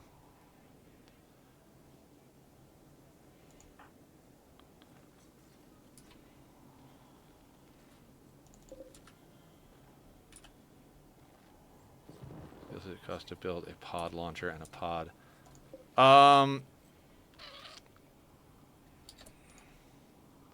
The pod is 60 and 1 component. We're gonna build one soon. The launcher itself... 50. So 110 and 2 components get you to your first pod launch.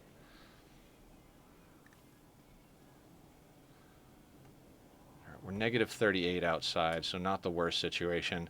It's actually not the worst time for Maker to go down for a nap.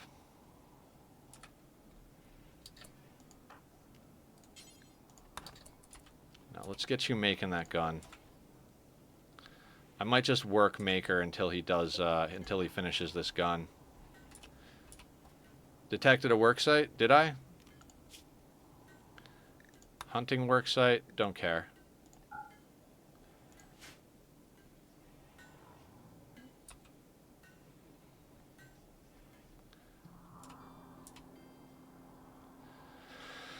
Okay, I would absolutely kill for some bigger outer walls, but everything's going to take time.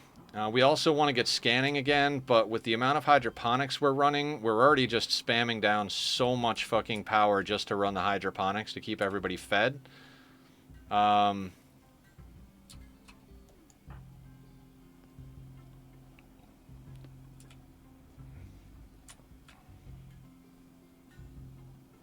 Anyway. Okay. Okay. We're going there. There's a lot of stuff I'd like to get done today. It's nice that everybody's starting to get guns. We're going to start also working on better headgear for people. I'd like to get the research going again. R is not the right button. Sorry, Julie. Sorry. I keep pressing R for research. What do we have here? We've got marine armor. And our research is... it's not on because we don't have the multi-analyzer on. Let's tap that so we can start getting marine armor researched. I'd like to start getting marine helmets on people soon-ish. I mean, everything is ish. That gun is going to go to Shu. I realized that Shu is still rocking an SMG, so that will go to Shu. Hydrocate can keep the charge rifle for now.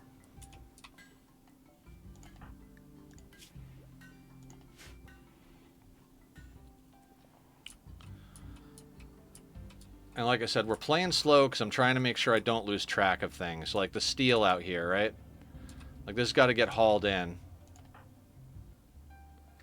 How are Julie's needs in general? Alright, after you haul that Miltor... No, let's have you haul that. You don't need recreation just yet.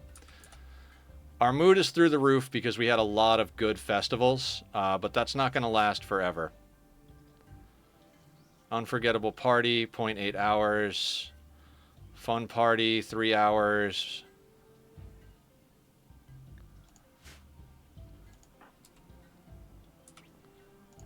Pete, how are you on your social? I don't like that. He went from 70-something to 60-something, and he's starting to crawl back up here. If we have to, we're going to arrest Pete. I don't want to do it, but we're going to hit him once or twice more with the convert command. But if we start getting close to the point where Hump's got to go down for death rest, we're going to have to arrest Pete and convert him that way. I'm trying not to because, you know, guns are guns, but our intense bigotry is going to mean we have a mood debuff for having Pete around. Money to buy a shitload of chem fuel. Cooldown on the convert is at 12 hours. We're just rocking the slow and steady vibe today, so... It's my usual MO, but, you know, for the newcomers, that's kind of how I like to play.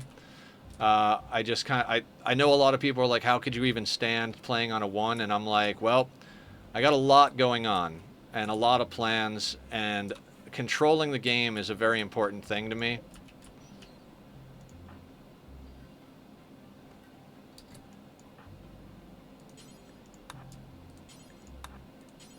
Let's get these stuff out of base.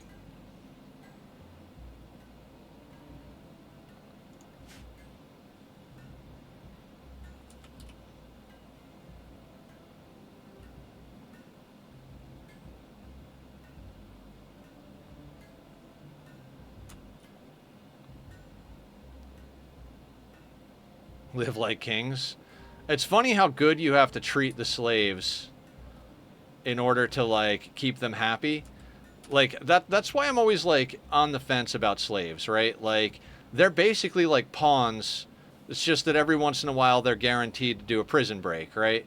So if you got to keep them so happy that if you've got to put that much energy into keeping them happy and keeping them suppressed, I almost feel like it would be worth it more resource wise to have them be colonists. It will increase your wealth more, but at the same time, it's like that's so much energy to keep someone happy that's not even a colonist, you know?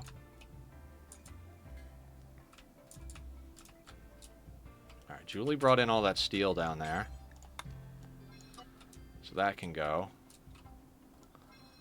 Trim that up, trim that up. That's sorted.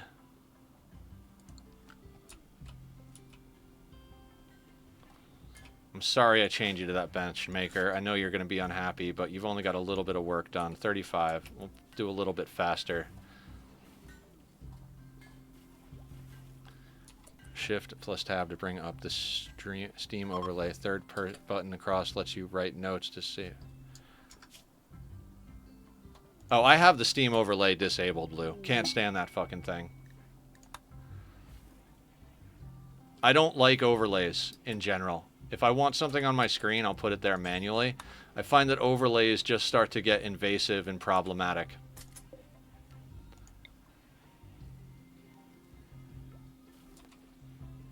Also, there's a lot of times when stuff gets shown on the overlay that I don't particularly want on stream, like friends' names and stuff like that, so generally leave it turned off. Pete is chopping that down.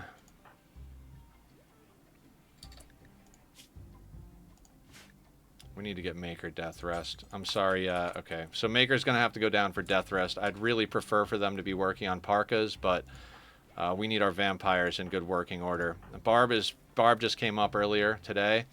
Humph is going to be next up. Julie's going to be next up for the death rest.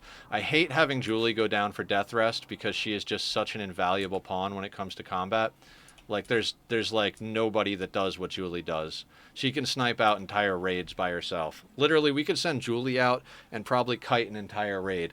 If we gave her food and we made her wake up impervious, we could literally have her kite forever. Like if we get her a nuclear stomach and get her the wake up impervious genes and have her carry wake up and stuff like that, or go juice, she could literally kite entire raids. Just have her kite for like a week straight out in the field. We want to get nuclear stomachs in all of our vampires. The big downside to nuclear stomachs across the board is that you get cancer and carcinomas and all sorts of horrible shit that radiation gives you. But vampires are immune to that stuff, so nuclear stomachs in your vampires is important. The thing to remember about that, though, is that if you're dealing with mechs and your vampires are going to melee lock and you're going to use EMPs, your vampires are going to start puking and you're going to lose control of them. So there is downsides to having nuclear stomachs in your vampires because they're in melee range, so they're often in the same range as people, as the EMPs are going to be hitting. There's Nightbot being a good streamer for me, guys. If you want to check out the YouTube, I upload all of my Rimworld VODs, my Oxygen Not Included VODs, and as well, every once in a while, I'll put up some other content. The other night, I was trimming up all of the clips from stream, put them up as shorts. I have a release schedule that's pretty full at the moment, but it'll start thinning out a little bit because I'm not going to be putting up the Magic the Gathering Arena content until I either find a new way to do it or start a second channel for Magic. I'm not entirely sure. I got really sucked into it for a good little while when I was teaching Barb. And then a few things changed with the landscape. Modern Horizons came out, really changed the way the game was playing. I've talked about it before. I didn't like some of the decisions they made about how you acquired cards. You either had to play competitively to earn gems so that you could unlock the store, or you had to spend money to unlock the store. So there was no mastery, so you couldn't earn cards from daily quests and stuff. Now Bloomborough just came out, and they're doing that like a normal set, so there's the opportunity to earn more cards. I like the idea of Bloomborough. I do. I think it's a really cute idea. I think the set is going to bring a lot of much-needed mechanics and fill a lot of gaps across the board as far as the tiny creatures. It's got a great cuteness factor, and I love cute stuff. But it doesn't tend to actually provide a lot of the cards in the style that I like to play.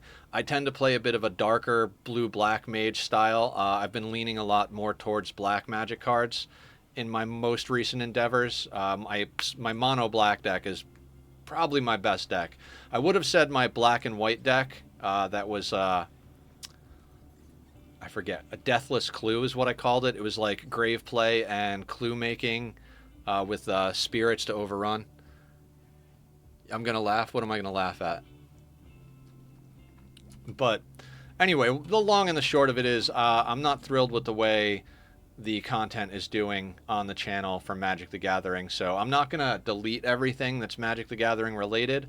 But after the current list of stuff finishes going out on the schedule I scheduled, they're not gonna. I'm not gonna be continuing to place more. So the frequency of videos will drop by a couple of videos a week. I think I have something going up every day for a little while longer, but it'll go back down to like 3 or 4 times a week for, I think I'm currently doing 2 Rimworld VODs, 1 Ani VOD, and a short every week. So at least 4 videos. I'm probably going to up the Rimworld stuff to 3 a week since we're streaming 3 days, because if I'm only putting 2 up a week, we're gonna get exponentially behind at a certain point. But I do want to make sure we've got a couple of months planned out, mostly because of my health. And when I go into the hospital, which, knock on wood, we're done with. But if and when the time comes, you never know. Unforeseen things come up. Might have to do any number of things that are not hospital related that would preclude me from putting stuff up on YouTube. And I want to make sure I've got like at least 1 to 3 months scheduled out. So therefore, YouTube lags considerably behind. Right now, we're finishing up releasing the Anomaly VODs on YouTube, and we've obviously started the Sea Ice quite some time ago. I got an Android, but wait, there's more. She got an Anomaly power. No shit. You got an Anomaly creep join power on an Android? That sounds pretty OP. All right, how are we doing on steel?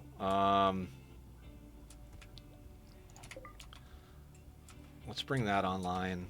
I think I might actually, yeah, let's actually continue to grow some cotton, because I want to start getting flack. How far along is that? 50%? Yeah. We can afford to do a little bit of cotton and drugs and stuff, so I'd also like to get some more hops going. Yeah, okay.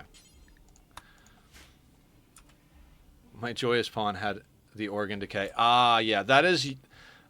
Every Joyous Pawn I've seen so far has had organ decay. I don't know if it's hard linked to that or if it's just a coincidence, but most good pawns that are coming in from creep join events have some sort of downside. Whether it's that they're bringing in a metal horror or they have organ decay or whatever the case may be, nothing's ever free. There's always going to be some work involved. Organ decay is not hard once you get late game. A lot of times I've got bionics just kind of kicking around in case we have to replace things. Plus, there's a lot of times one late game that I wind up with prisoners. Like if we got a super badass pawn who had organ decay, I would consider pulling a lung and a kidney out of one of these blood bags. And as far as heart goes, we would try to get them a heart and another mean. But if we had to lose a blood bag to keep a god pawn, I'd be willing to take that hit.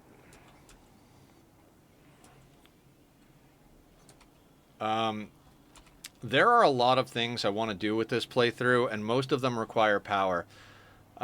In theory, it would be nice to pick up some more unstable power cells, but I'd rather not deal with mech clusters, so, not asking for it, just saying, in theory, those would be nice. Or vanometric power cells if we get a quest that's reasonable to do. The other thing that we could look out for is the resources to build ship engines. I might actually go into some ship research, because the Starship reactor does not require fuel and puts out, I think, 1,000 watts of power. So it's free power, and we could build it and then wall it in, and we could do like 4, 5, 6 of them. Now it would take up a massive amount of space and would be a target for raiders and stuff like that, but it's a possibility. It's not a immediate possibility. We're more likely to be getting ourselves into more chem fuel and stuff. Speaking of which, it's 4 berries per 2 chem fuels, and we've got 5. So we got 4, 8. We need 10 berries.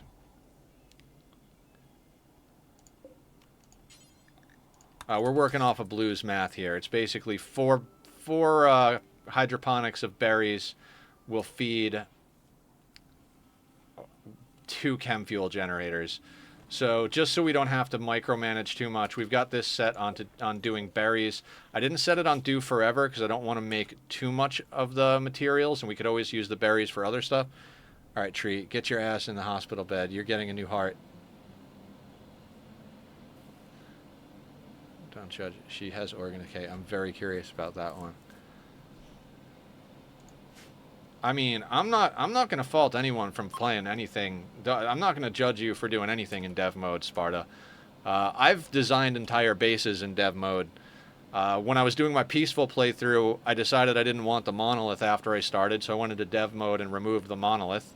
It then triggered and dropped again because I couldn't change the setting to turn it off entirely. Anyway, nonsense aside, I think everybody should play the game the way that makes them happy. If you're enjoying your playthrough, then keep doing it. All right.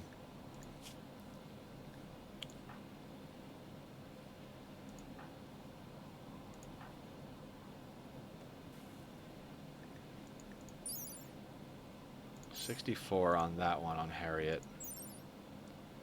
71. Harriet, I know I've had you swap clothing a lot, but let's get you swapping clothing again.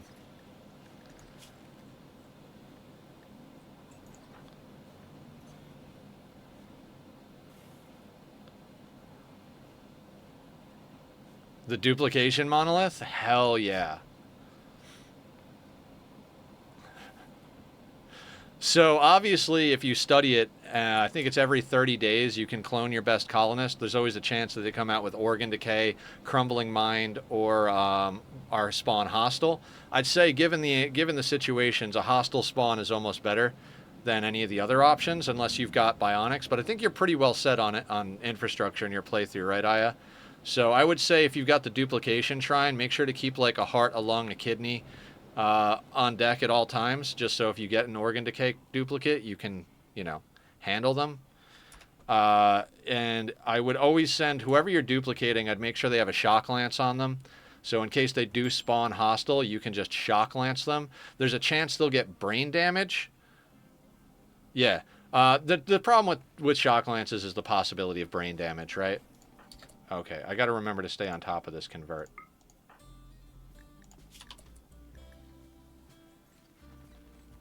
But a little risk of brain damage, whatever.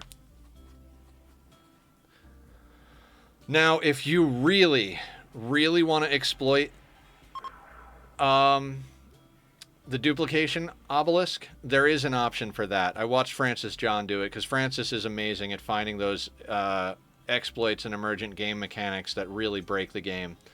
So what you can do, little brain charring for 95% god points, sign me up. Yeah, exactly. You can even, when you duplicate them, they even get the psycasts and stuff like that.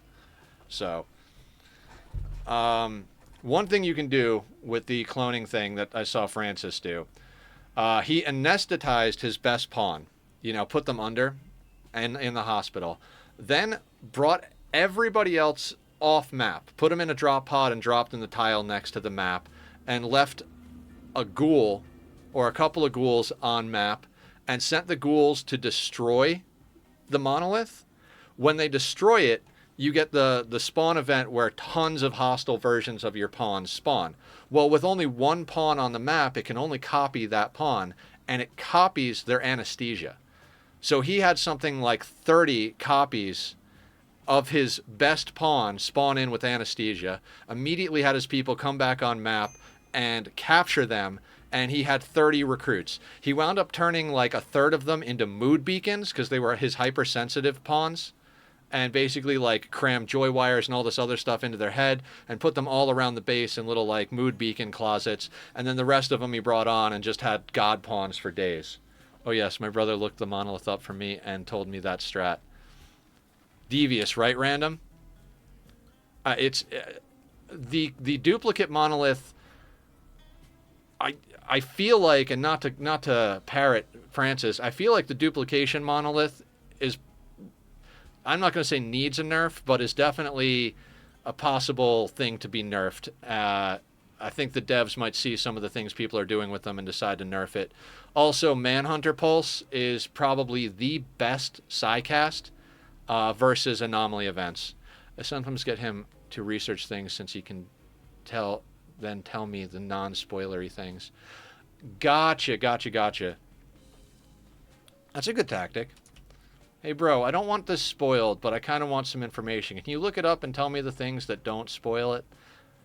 That's a pretty good track. It's a pretty good strategy.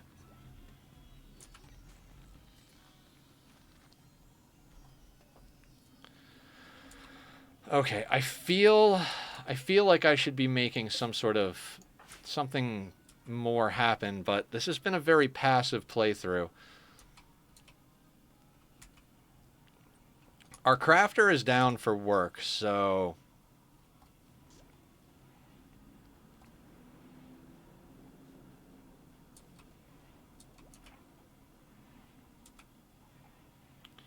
yeah, everybody else who can craft is actually smashing up mechanoids. I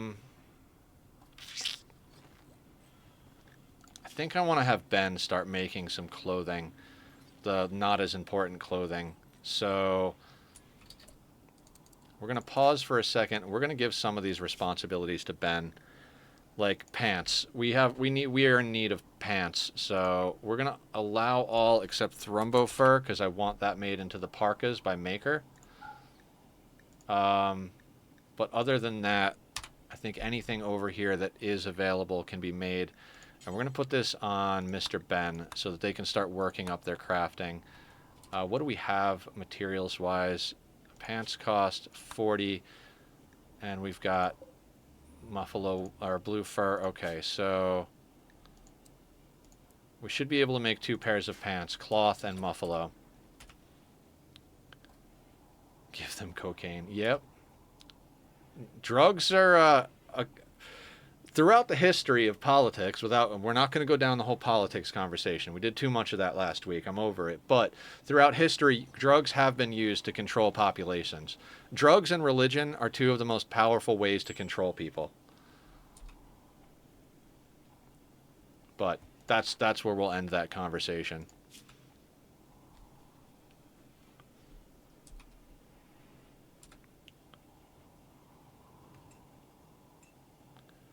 I really might have to arrest Pete here.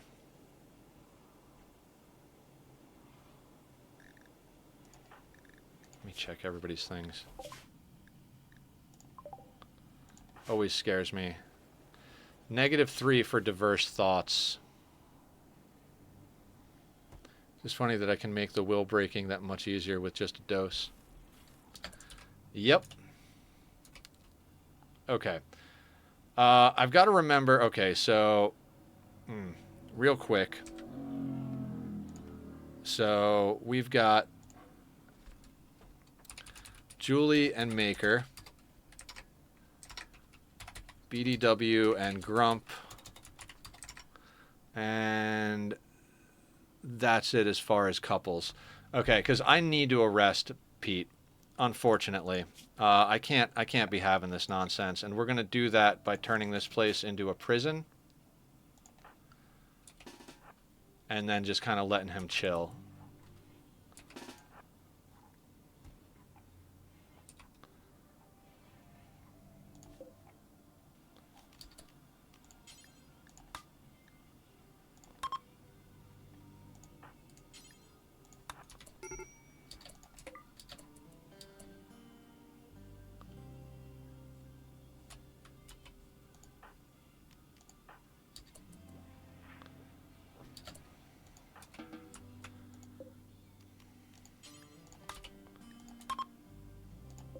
This is going to be Julie. Julie always gets married to the crafter. I mean, Julie's got a lot of action going on in this colony. BD and where's Grump? Okay, BD and Grump go there. And we got to make sure that peat can feed themselves. I'm going to let them eat the packaged survival meals. We're going to set up... Fuck it, right there.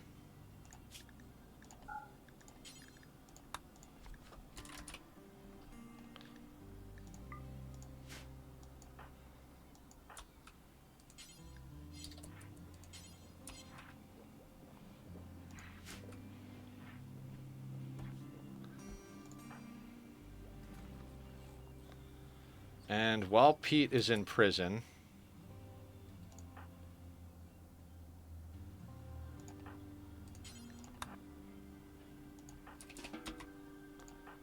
Make sure Pete is set to convert. And where is Hydrocate? Before you go up there, I'm going to have Hydrocate equip the assault rifle while Pete's in jail. Just seems like a good plan. I mean, Hydrocate... We need to get Hydrocate either a bionic leg or make them a vampire.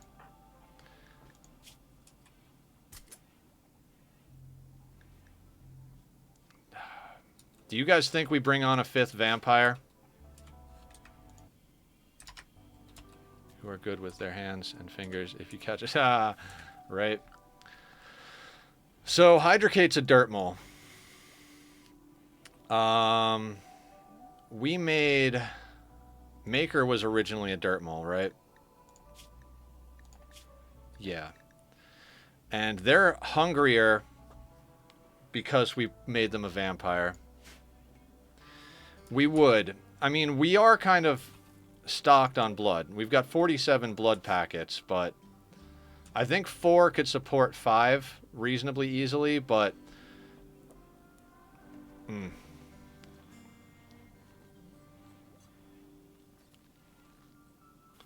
Yeah, it's a dodgy prospect, so I think Bionic Leg or Archotech Leg is probably our best bet.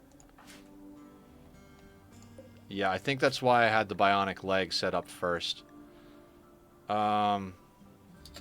Actually, we could have Ben make the Bionic Leg.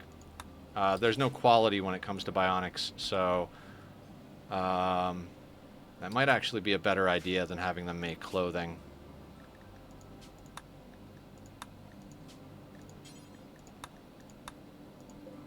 Yeah. Let's see if we can actually put this on. We might have power issues, but... Ben. Let's make sure Ben is set to Smith. Build Smith, Taylor. Turn you off, Taylor, for now.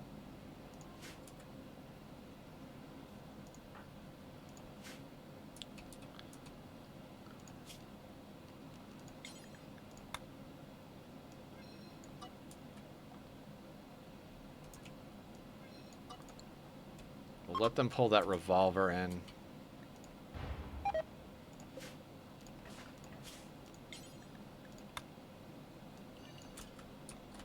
Spaceships coming down all around us.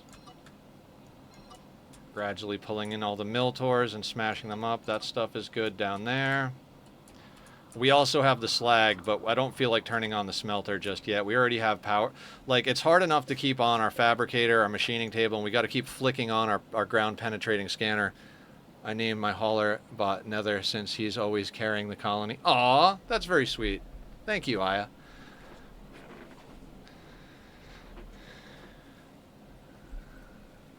Devo, what's going on? Become addicted. I can keep them away from the drugs. Make it. Devo, I started the Dyson Sphere. I posted the first start of it. I finally understand it. It was so confusing. For anybody who's playing Dyson, if you get to the point where you're making the sphere, it's so confusing at first, but it's more or less an art project. Like, there's no standard sphere, but you can literally, like, it gives you a grid, and you just draw your panels onto it. So I got kind of artsy with it last night. Like the initial thing I did was I did like a band rather than like a giant sphere. I did a band with alternating like full and unfull squares wrapping around the equator of one of these spheres. And then I was like, oh, you know what I want to do? I want to do that multiple times because you can have up to 10 different layers. But I want the core to have like almost like a layer that looks like it's containing the stars. So I use the triangular pattern version. That I haven't posted a screenshot of because not enough of it is built. I'm working on supporting the power to be launching that many rockets and shit. High Chief is requesting a favor for a friend, and they are asking to guard them from 2 mech clusters of 2x dies. Are you nuts, you tribal numbnut? Yeah. Some of the quests are just so ridiculous. It's like, does anybody actually take these on? You know?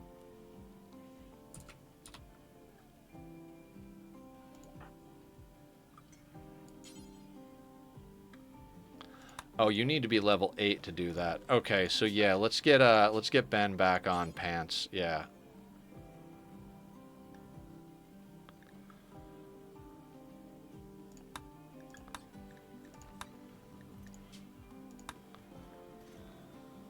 And we'll have to put you back on tailoring.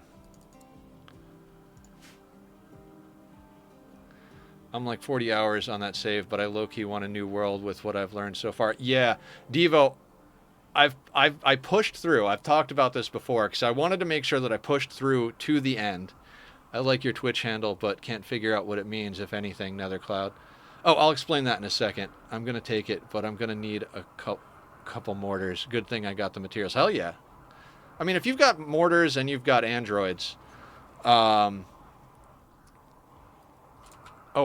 this corner got beat up. It was probably that Miltor that was fucking around. So Nethercloud. Actually, so my handle goes all the way back to my young teenage years. I won't say exactly how old I am, but that was a whole lifetime ago. We'll put it that way.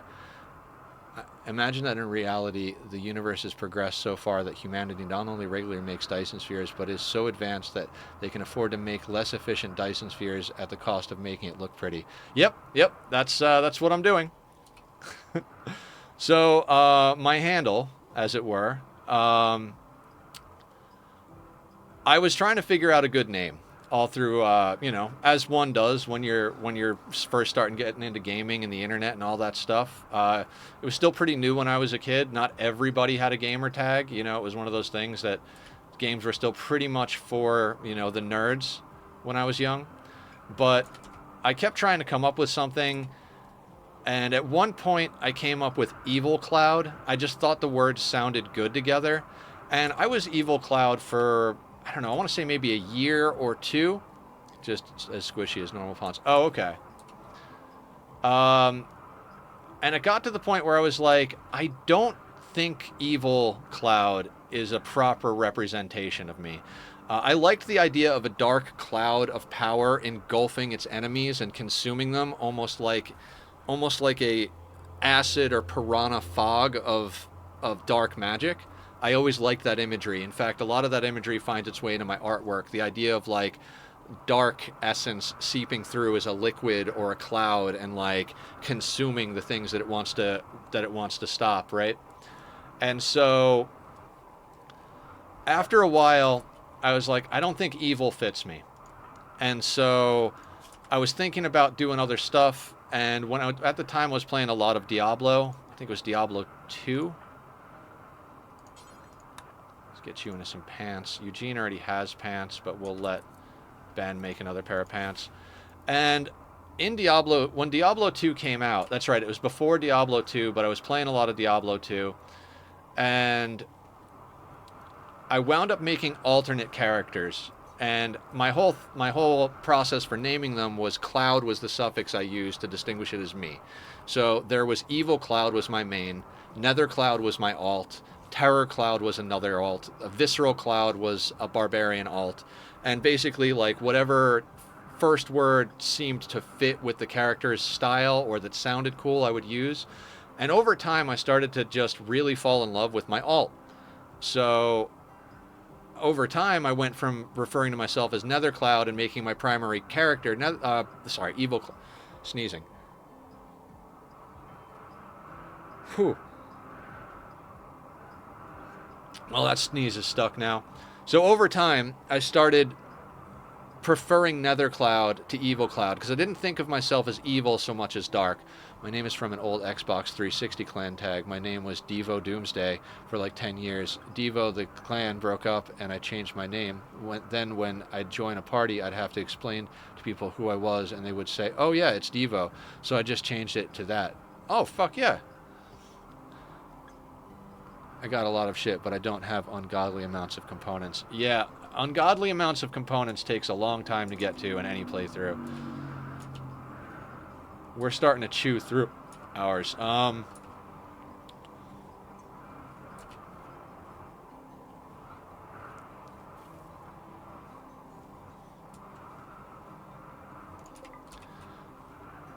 feel like continuing to bring hydroponics online is the play here. We've got tons of meat at the moment, but meat is not a sustainable thing. So I'm going to keep bringing up the hydroponics as our main way of dealing with stuff. Like, that's our main resource sink for all this steel that's coming in. We've got 38 components, so 37, 36, 35, 34, 33. So we'll be down to 33 after we build the rest of these. We can start putting a couple into other things for the moment. I think this one might actually become smoke leaf once it's up, because we seem to continually have rice. I'm going to go in here, and I'm going to add berries to this one, and I'm going to add meat to this one, just in case. Like, they'll refill it because there's rice in there, but if the rice ever runs out, they'll consolidate the piles and then put berries in one and meat if the other one runs out. So that way we can kind of stay on top of it. I might want to put another hopper in there, but I'm trying to keep the number of hoppers limited, just more or less for space. It'd be nice to expand the freezer, but... To checking in, Tom the Dummy. How the hell are you, my dude? You like where we're at on sea ice? 15 people full-time, 1 trader, and our ghoul is gone, but we've got 4 vampires. I think for my DSP, I'm going to just move another star cluster. Yeah, that's a good idea, Devo. My name comes from my first 100 or so lives in Project Zomboid while I was becoming competent at the game. Oh, okay, cool. I haven't played Zomboid yet. I've watched a little of it. I'm not sold on wanting to play it yet. I know Zed was kind of going through the same thing where he was like, he liked the idea of it, but then the fact that, you know, it's basically commitment mode. If you die, you die type of thing. And I don't mind that so much. I just, the movement looks a little clunky to me. And Zed was like, yeah, movement's definitely kind of clunky. I named my trained Thrumbo after you. Every day I check in and I see more progress. Love you, man. Just checking in as usual. Appreciate it. Yeah, dude. You know me. I feel bad that your pawn died, but he will be remembered forever.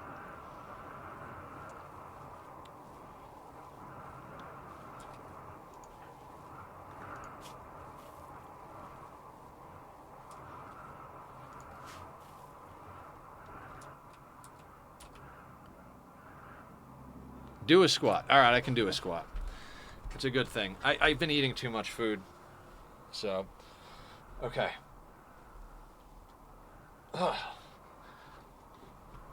Again, for anybody who's new or watching back on the VODs, I've got chat trying to hit me with hydrates and squats. Thank you for the hydrate, Aya. I do have water, right? Yep. I try to make sure my water glass is empty when I go to bed so Kitty doesn't knock it over and just destroy things, but I do keep a jug next to my desk so I can refill it as need be. That is it's a 6-string fretless bass. It's a Carvin. I forget the exact model number, but I, like Barb said, I used to is probably the best way to put it. I mean, I'm never gonna forget how to actually play, but at the same time, the musician and producer part of me is almost like a completely different life at this point. I went through a lot of good times and a lot of bad times doing it, but all in all, it was a good experience. I'd say as far as memories and stories, but I just haven't felt inspired to play. It kind of being in the business of music really kind of beat up my artistic side and my desire to play. Got an American Strat, it's my baby. Oh, and hell yeah. Every once in a while I do pick it up and play a little bit, but very rarely. I think it's more likely that I would start playing my piano. I don't even play piano per se, but throughout my stint of playing music and being a producer, I actually acquired a piano that is now 103 years old. It's a 1921 Wurlitzer baby grand piano. Thing sounds amazing. It doesn't keep tune very well, but that slight dissonance from it being mildly out of tune adds to its character a lot, in my opinion. The last song I made is actually up on my YouTube, and I use it for some of my stuff on my channel sometimes. It's called Unresolved Heart. Let's make you Smoke Leaf. Yeah, in Project Zomboid, you often click on a thing and end up doing something else because there was an interactable in there you didn't see, and the menus are their own learning curve. Yeah, that's what it looked like to me from watching it, so... I'm never opposed. It's a relic to prove Nether used to be a rock star. Yeah, I don't necessarily go rock star, but there are a handful of people who knew who we were around the world. Mr. Crow always runs into them. I think we were better received in Europe on the internet than we were ever appreciated in our own home. All right, let's see who needs new pants. Don't you hate pants? My colonists always hate pants.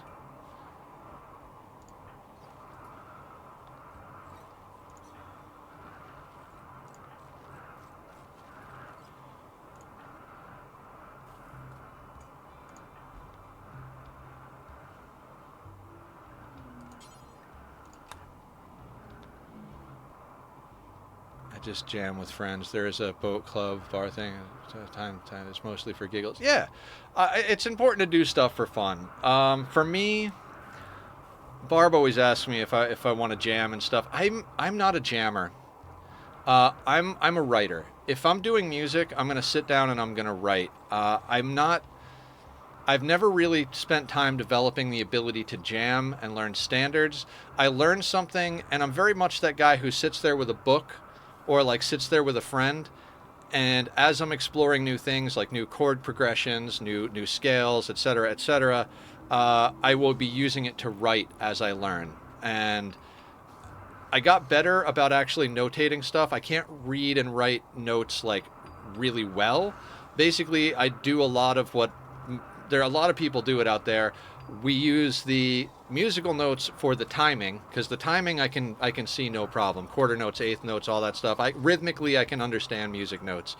Melodically though, I can't see at a glance. I can figure it out, but I wind up writing stuff down. So it's kind of this mishmash of like rhythm from the actual notation and notes from either tabs or just writing stuff out and memorizing it.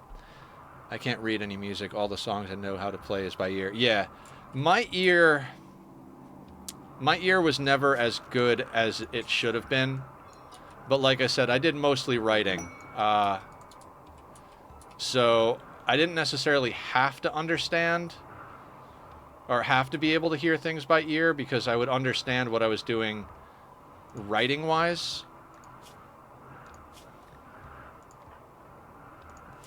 So, I don't know. It was a whole weird mishmash, but long and the short of it is people ask me, like, hey, I know you used to play. Do you want to, like, just jam for fun one day? And I'm like, I've never jammed for fun in my life, I don't think. Other than, like, a couple of times it was me, a drummer, and a DJ.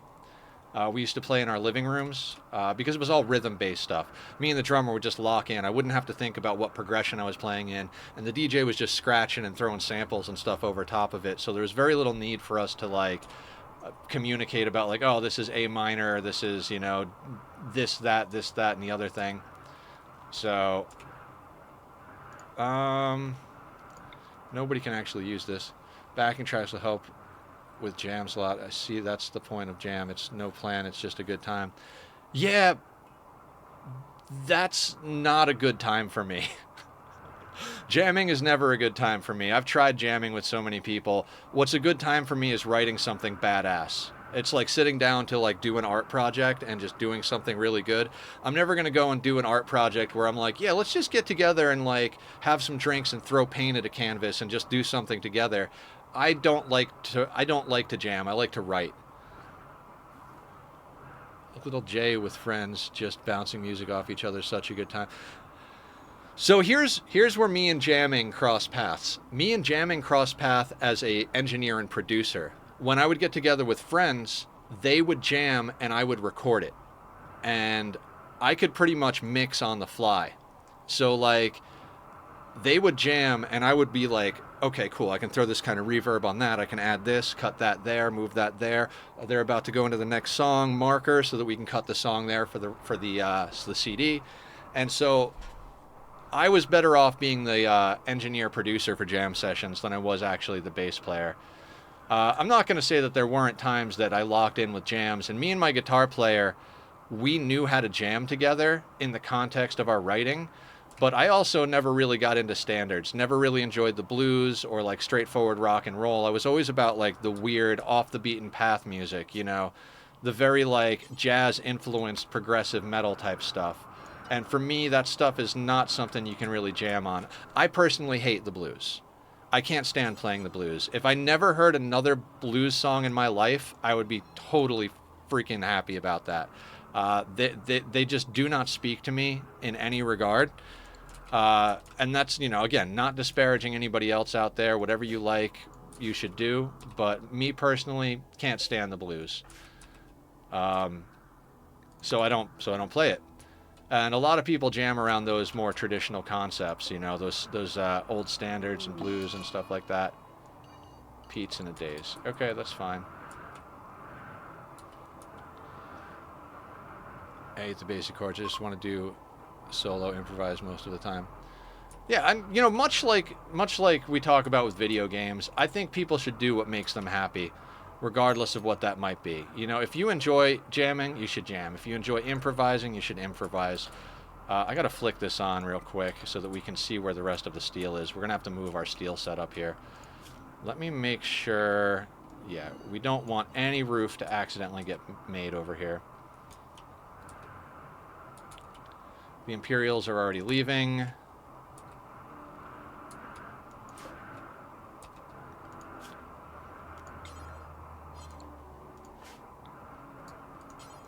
Let's get that component in here.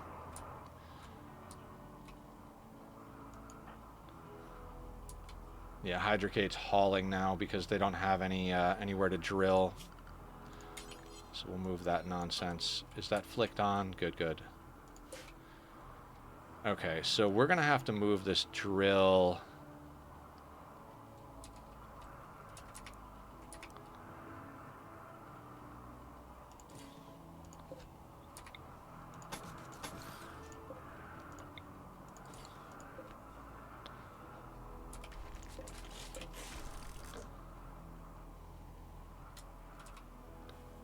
Ahoy, mates, what did I miss while I was building?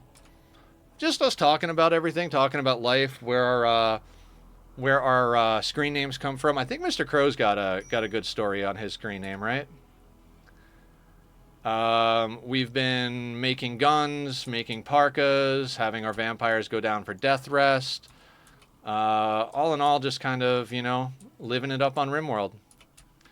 Slow and steady. We've been staying on a 1, doing a lot of talking.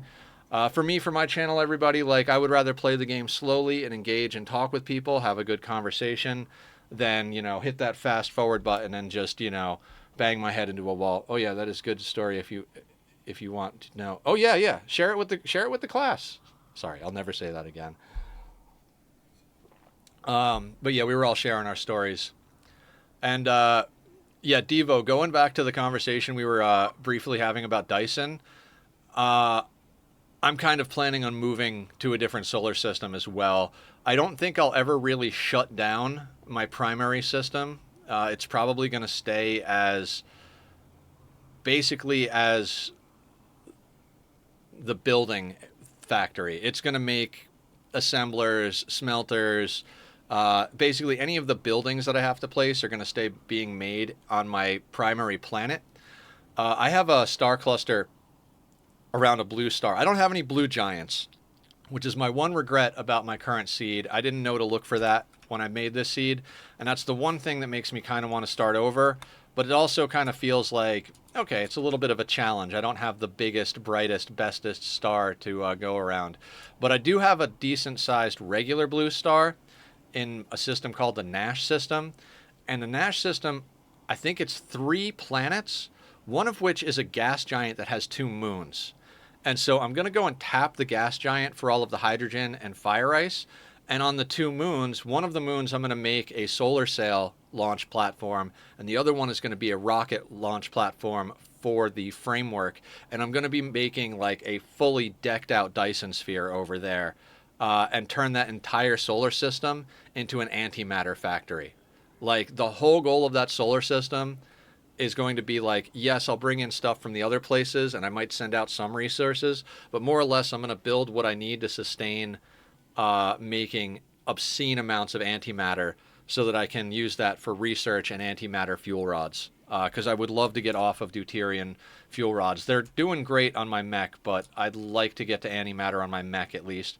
I don't know. It might take a long time before, if ever, that I could use antimatter fuel rods for making power. But now that I've got the Dyson sphere going, it's like I got one, but I can't see it, so I hope it has a good cluster around it. That's my worry. Is I keep going to get warp, which I just have to put together, then move to the blue giant and its shitty cluster. Yeah, if you upgrade universe exploration, you can see more of what's going on in those outer systems. Like you can like, I think the first tier that allows you to see outside your starting starting solar system, it's 6 light years out. So if it's beyond 6 light years, I think you got to go up to the next tier. The name Mr. Crow came from a Minecraft server where me and my team were hunters. We killed everything and everyone we met. The server started calling us the Crow, the Crow, as usually crows mean death and fallen soldiers. That is how we became the Crow clan first. I got voted as the leader and I had the best armor and I was the strongest, so it didn't take long for the members to start calling me Mr. Crow.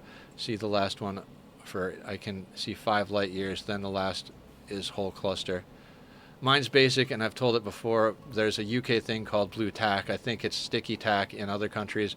Not sure. Anyway, as a kid, teachers gave me some to fiddle with to keep my ADHD ass sat still, but it backfired, and I became obsessed with the stuff. When it came to making my first Minecraft account, like the cringy 11-year-old I was, I called the account Blue Tack King. Blue Tack King just kept it ever since. Yeah, I think a lot of us, and Mr. Crow, that's a great story. That's very appropriate. I think a lot of us kind of just stumbled into our names, right? The more and more we're born of a world of technology, the more it is that we need to have our online names. So, King of Blue Tack was the idea.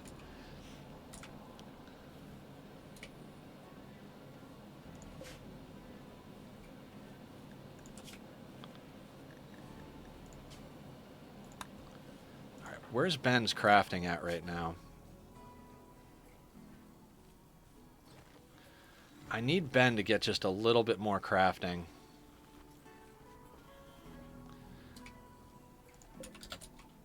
Okay, you know what? I'm going to hit Shred Mechanoid. We're going to make this exclusively Ben. Other people could shred them because we need the resources, but he does get some experience from it, so I'm going to let him be the one shredding all the mechanoids.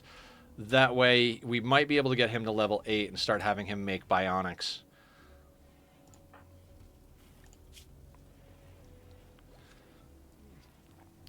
You know what? I think we can just make Ben a crafting specialist, right? We don't care about animals. He won't lose construction. Yeah, Ben's going to become a crafting specialist right here in a second. Let's just go check on Bank and do this trade real quick. Human leather, thrumbo horns, the garbage clothing that we don't need. And we've got, okay. How did you get your name, Beard Lord? I just told the story, Mr. Crow, but the long and the short of it is I just wanted to find something cool, and I thought Evil Cloud sounded cool. And then when I was making alternate characters in Diablo, I had Nether Cloud and Terror Cloud and Visceral Cloud, and eventually I just kind of decided that Nether suited me more than evil because I didn't think of myself as evil, just kind of dark. You always call me a dark mage, so the nether part is dark. The cloud is the engulfing power of the magic that I have. Make and rip shirts. Yeah. I think I'm going to make him a crafting specialist and just kind of have him work on most of our clothing. And then have him do like any other random crafting bits more than, you know, basically prioritize him doing the crafting bits. We have sold these guys so much garbage. Another jump pack is tempting. There's no weapons I want.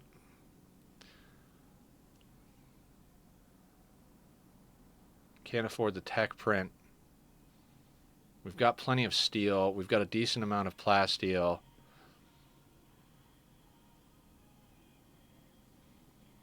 We don't need food.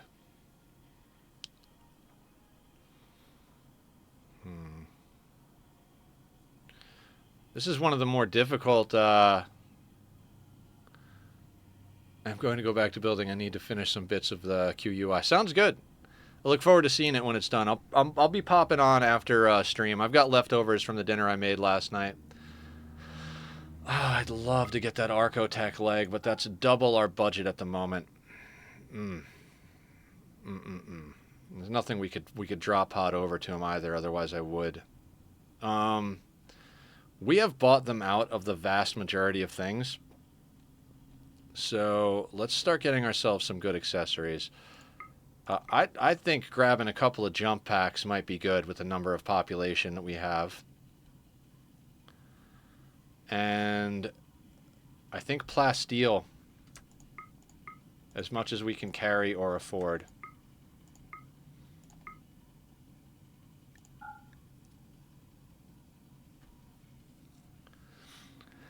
There's not really anybody... I mean, we could. It's just they're so far away and aren't going to have anything realistically good, so...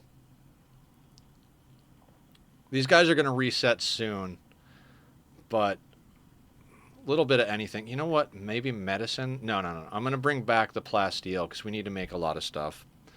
We already got all their components, right? Yeah. Like, if we check... the next nearest trader that has anything good is going to be these guys down here, the Mop Pawag. That's like freaking month-long journey. So we could go over and trade with the tribals over here, but they're not going to have much of anything for us. So just going back and forth to Teotoria. Eventually, if we get someone who can trade with the Empire, we could go down there. But yeah, not the best situation. Maker. 1.5 days left. Is there any reason we wouldn't make Ben into a production specialist? 10 construction, 7 crafting. We don't care about animals. I don't see why we wouldn't. Let's make Ben a production. I don't know why we didn't do this sooner.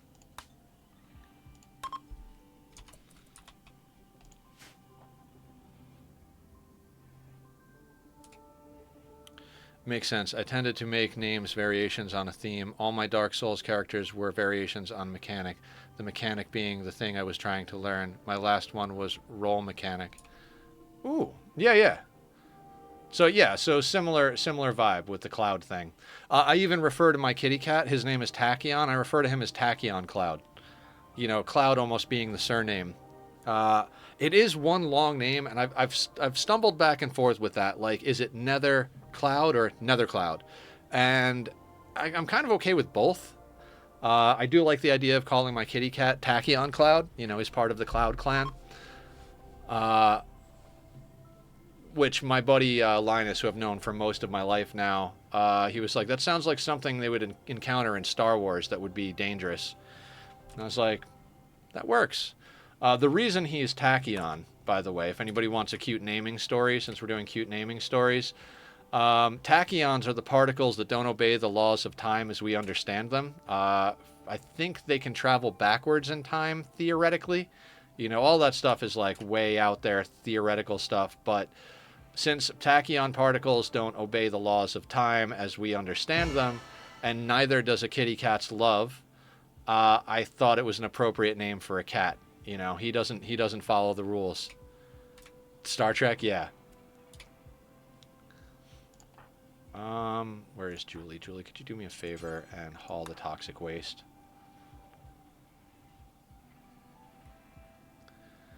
And so that's the long and the short of everything. You know. Plus, as an added bonus to Tachyon Cloud sounding very cool,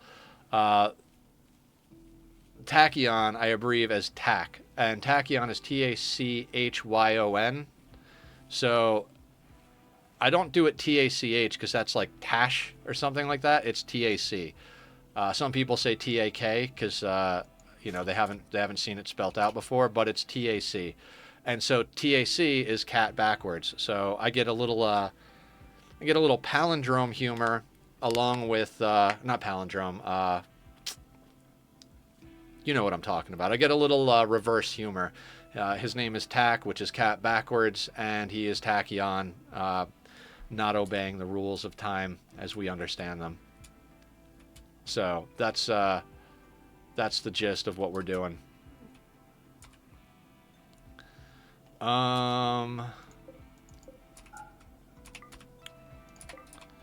Let's keep bringing stuff up gradually here.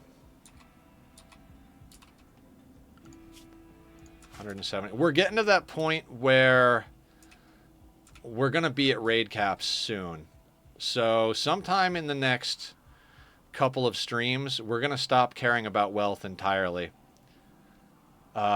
Which is kind of a scary but cool place to be at on a sea ice playthrough. I would kind of like to get a third hydroponics setup going because these two are basically going to cover our food and fuel, but give us no room for anything beyond that. And we kind of need more action than that. Speaking of this, before it gets too ridiculous, I'm going to increase this so that they fill that up fully with chem fuel. Palindrome is the same spelling front. Yeah, it's the same. That's why I said not really palindrome, because it's not the same spelling. It's not race car or taco cat. Taco cat backwards is taco cat. It's just a fun little reverse. I feel like there's a word for that, but I don't think it's palindrome.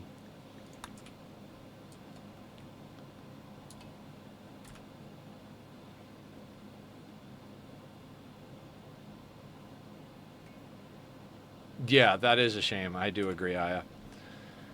Okay, one thing we could try to do here is organize this place a little better. We really need a second table at this point.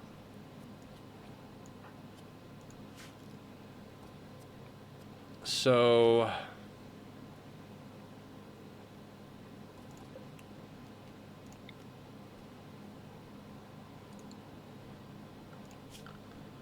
let's do a little bit of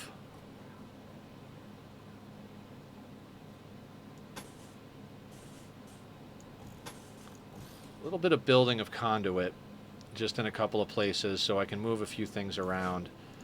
This hidden conduit can get deconstructed. I don't want things attaching to it. What I want to try and do is get another table set up, maybe built in like right here. And it's going to require us shifting a few things around. So I'm thinking we could maybe move the brewery over here and move these heaters. And then move a few other things as far as like bedding and stuff around as well. Anadrome.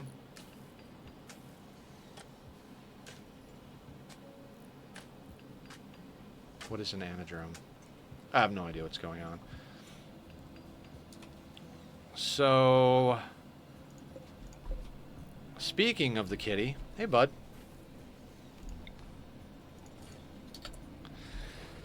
Okay. We got a midstream tack attack. Hey buddy. You're very handsome. Are we shoulder timing? Are we shoulder timing? Okay. We are shoulder timing. Let's see if Nether can get away with some one-handed Rimworld.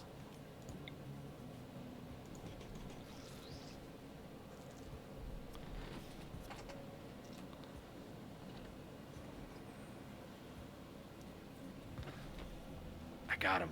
I got him under my arm.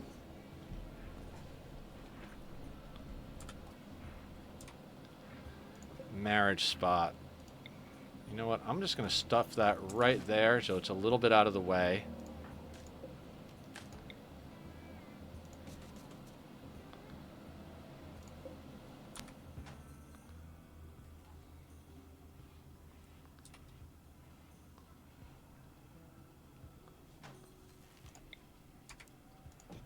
Let's put you over there.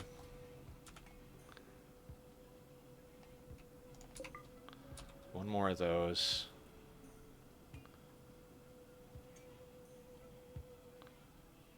Make sure everybody is on the right location. Yeah, okay. Kitty does cause an earthquake. I got to get a better stand for my camera. I think on a certain level, he thinks the camera and the microphone are his competition for his for my love. You know, he doesn't understand that they're objects that in that regard. I don't know what I'm talking about. I'm running my mouth. How can we shift a few things around in here?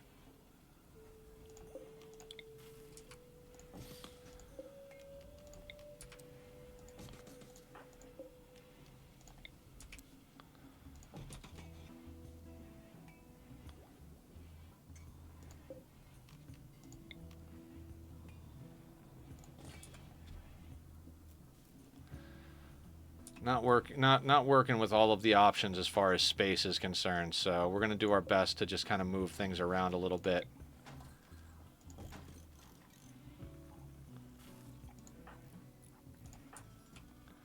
And keep me on top of the cooldowns for convert, guys. It's 15 hours till the next one, but the last one I was like keeping an eye on, and then all of a sudden it was like, oops, nope.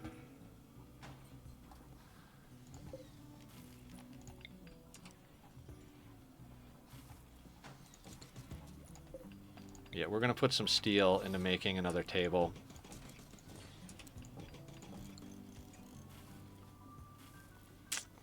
It's not the best place for that, but if we reinstall this here and then reinstall this like over here, then we can slide that over a little bit.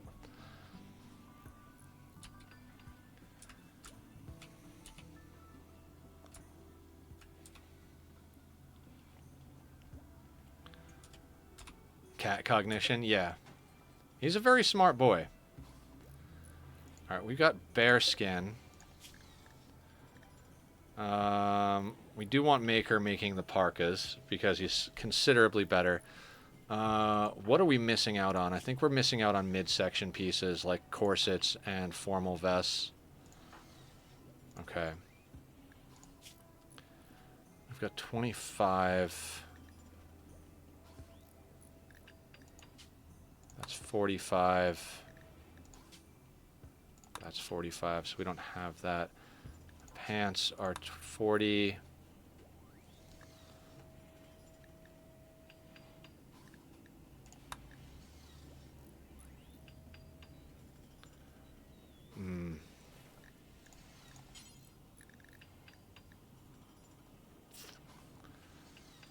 Alright, I'm going to make a sash out of the bearskin. Because it's the only thing that's the right fucking material cost. Like I said, I'm trying to get Ben up to level 7, so I'm trying to find anything we can have him do or make to get a little bit more experience. We're at 6734 of 8,000, and as soon as he takes over, he can start making us some other stuff.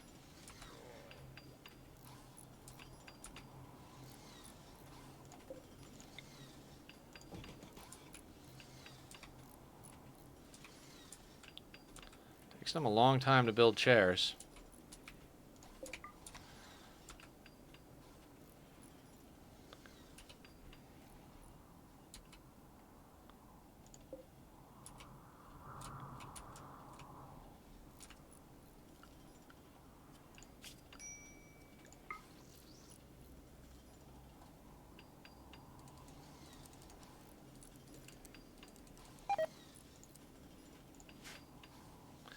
Chairs are hard, especially the ones with the spokes in the back. Yep. We used to build like a lot of stuff. We did a lot of woodworking and creative stuff when I was a kid in my family. Uh, we grew up out in the woods, like legit out in the woods.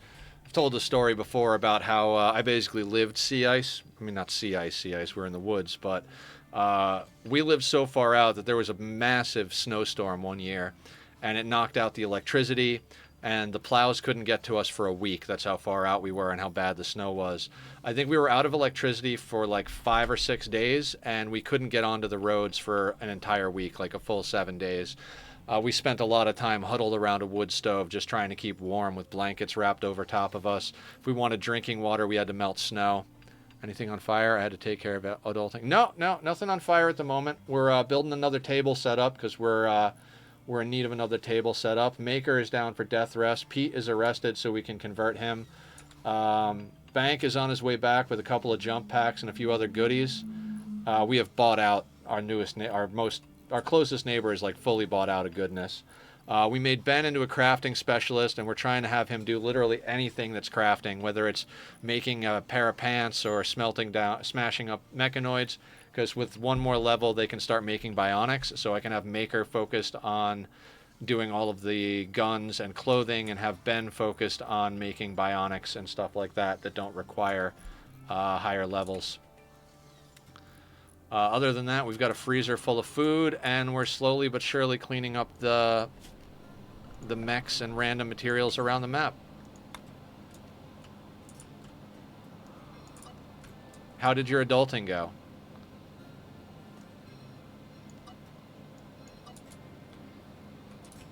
The reason I keep trimming these zones, by the way, is because the smaller the amount of zone over there, the less likely people are to just go out there and hang out. So I'm trying to avoid them doing that.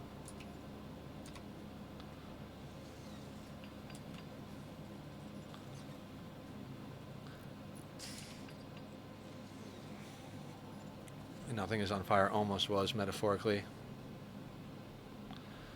Yeah. Oh, you mean with adulting. I gotcha.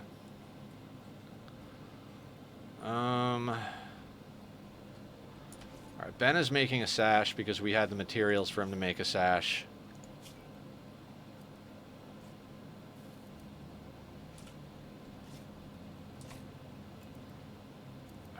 Not going to get him to where we need to, though. Masterwork sash, fantastic. We have sashes not included in the list, so I'm just going to force Kaba to wear the sash. Excellent cloth parka. This whole playthrough has been an exercise in micromanaging people's clothing.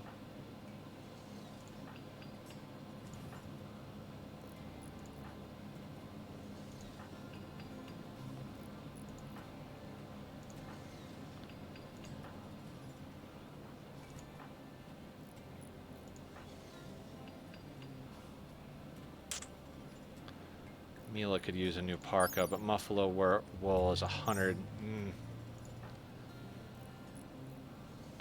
You know what I should have done with those Muffalos? I should have, well, maybe not should have tamed them, but like, in theory, we could have tamed them, sheared them, and then slaughtered them, and that would have gotten us more material to play with.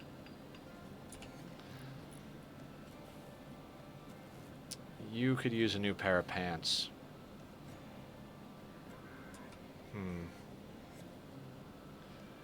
Droids can eat the anomaly serums. That is an interesting question. I think we got to build a copy of the chess table as well. We need to be able to have more recreation around this place. So I'm going to slap in a chess table over there.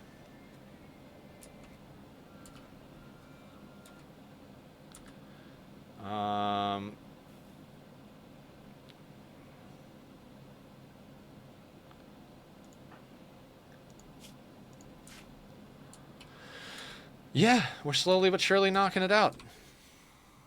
Thank you guys all for coming and hanging out. I really do appreciate it. And again, I am sorry that I wasn't able to stream yesterday. I could not sleep worth a shit Monday night. I pushed myself a little too hard over the weekend, and just all the things kind of added up. I made coffee, and I sat down, and I'm like, I should stream. I should just push through. This is my job. I want it to be my career. You can't call in tired to your job, you know, all the time. And I was like, and I was thinking about it, and I was like, would I actually be able to be perform? I'd probably be able to play the game, but I also would have probably hit frustration quickly, and I don't think I would have been engaging with like speaking and having conversations like we are today. So that being said, I thought it would be better to not stream as opposed to doing a really bad stream. Last thing I want to do is get on, have a terrible stream, especially since we've been growing and meeting a lot more people. We've had friends raid in with large groups of people. I don't want to be streaming in the worst possible condition and have new people come in. You know, Smurf raided in with like 180 something people the other day. I was thinking about that. I was like, I don't want 180 new people to come in and be like, who the fuck is this guy? Like, why are people here watching him? He's dead. He's a zombie. You know, like, and not to get, you know, not to get too into the meta of streaming and stuff. I just thought overall it would be a bad stream. Yeah, you were a Smurf Raider, Random. Thank you so much for coming back. I really appreciate that. Smurf is awesome. Uh, I knew about Smurf because of Adam versus Everything, because I know Smurf and him work together on a lot of stuff. And I think Blue suggested we raid over one day, and we did, and started talking, and I've hung out in his stream a little bit. He's hung out in here a little bit. There's even a day he was like, you know, he said something. I was like, oh, Smurf, where the heck did you come from? And he's like, oh, I lurk often. And I was like, oh, that's super sweet. It feels nice to be part of the community. You know what I mean? So, um, yeah, he has helped out a lot. We found Adam like 6 months ago. Yeah, Adam is a phenomenal player. I mean, I think he said he's got over 8,000 hours in the game, and he's been playing Rimworld as his career for like a long time. So definitely someone to watch as far as Rimworld is concerned. Don't know how Smurf isn't burnt out to hell and back. You know, I think at a certain point you kind of just have to keep going no matter what. Like, even I get a little burnt out sometimes. Like, I'm not going to lie. There are days I get up since the early betas. Like 8 years. That's crazy. I started playing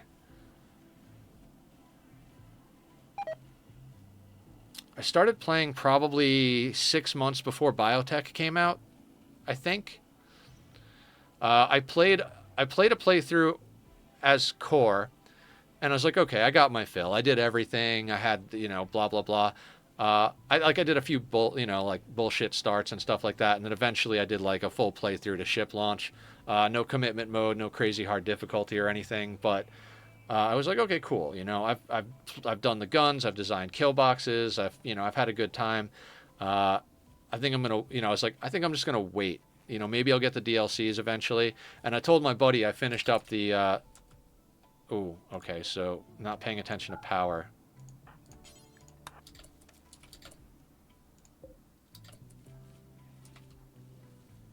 Yeah, one of our batteries died.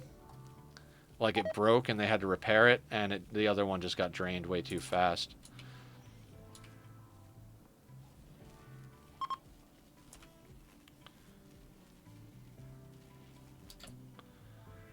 All right, we got to pare down what we've got turned on at the moment.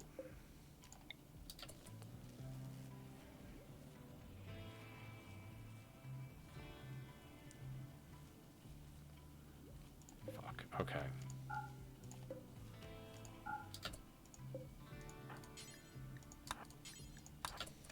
Turn off research for a second. Let's quit simple. As somebody who has played the Stalker series for 10 years, I can explain.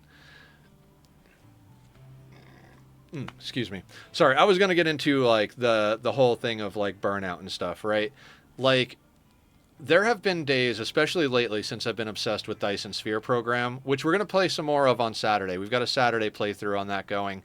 But for me, I really decided to take stream seriously as a possibility for a long-term career / job, whatever you want to call it. Since we've started getting a lot more people in, and it's always been a dream of mine since I started streaming. I took a break yesterday and today of DSP, but yeah, Smurf is just fun, and even fun when he gets super salty about something. Yeah, it's always good that if someone is getting like upset or salty, if they can have good humor about it. Gotten to the actual end, it just seems like such a drag to deal with the end raid. Like, might as well stockpile 15 Doomsdays and have one on each corner. True, true. I definitely stockpile weapons and usually over prepare when it comes to end game.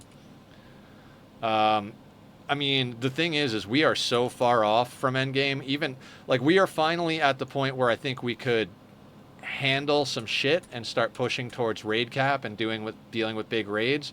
But at the same time, like we haven't researched anything for the ship, and I think I'd like to do royalty. Over prepare is always good. Rushing is always bad. I mean, unless you're specifically your goal is like I want to try and beat the game in X number of hours or something like that. There are like speed runners of every game, I guess, including Rimworld, but I do agree. I'm a very slow and steady. Take your time. Like watch the ants move around slowly but surely. Just kind of make sure you're doing all the things.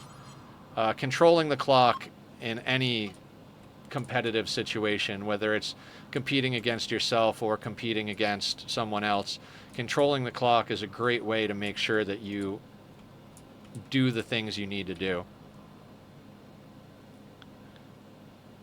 Specifically the end game siege, yeah. We'll get there. Something I'd like to do. Let me see something real quick. 297. So we've knocked out a lot of the projects I want to knock out with steel, including putting down a new table. We've got our full hydroponics setup going over here. We seem to have a pretty good freezer full of food. Something I'd like to work towards right now, guys, is actually paving the rest of this. If we can get this all made into concrete today, I'd be happy. Let's take a quick look at 900 there-ish. So we're talking about maybe like 1,500 steel. We're at 300.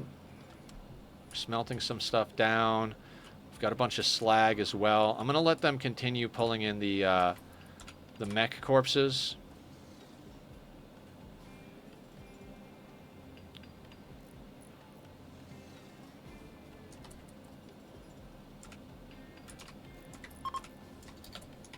$30 god pawns and shooting and just have rockets and mortars fucking everywhere and just carpet bomb the map. Yeah, so in the anomaly ending, the last playthrough we did, which all the YouTube VODs are scheduled to go up. There's a handful more. We had, I think, 35 or 36 pawns, a lot of bionics, badass masterwork, and I don't think everybody had masterwork assault rifles. We also had 5 or 6 ghouls, and it was still rough. The anomaly ending is a rough one, mostly because of shambler assaults. I would say the most difficult thing in the game to deal with combat-wise is shambler assaults. We know a few things about their mechanics, so they're not impossible, but they can definitely, if they combo with the right thing, they can cause a lot of trouble. Like, if you've got a shambler assault and a chimera attack and then a mech cluster drops down, it's like, oh shit, we are just in the middle of a shit show.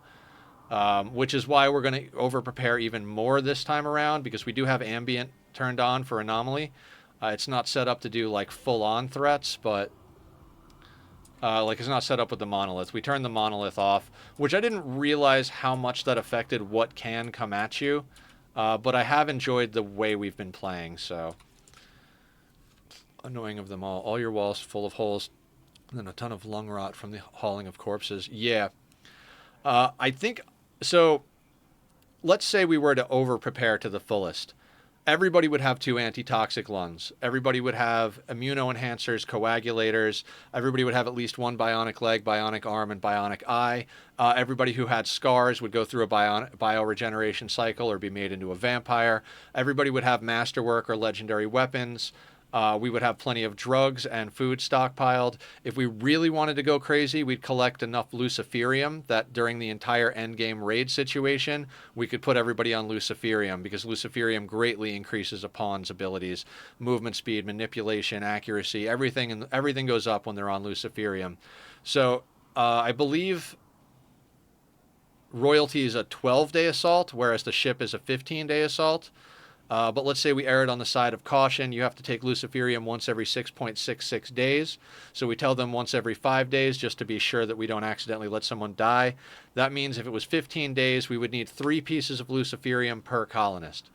So we're dealing with 15 colonists. That would mean we would need at least 45 luciferium to get through the end game. So we might do. I've always talked about it, but never done it. It's always a risk because, you know, addiction is a thing.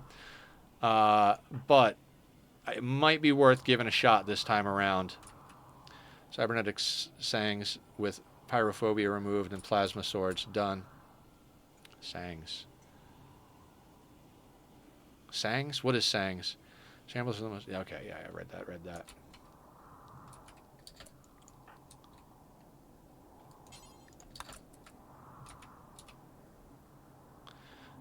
On Endgame, you want it. You do yayo and go juice like madman because addictions won't matter once you're off planet. Exactly.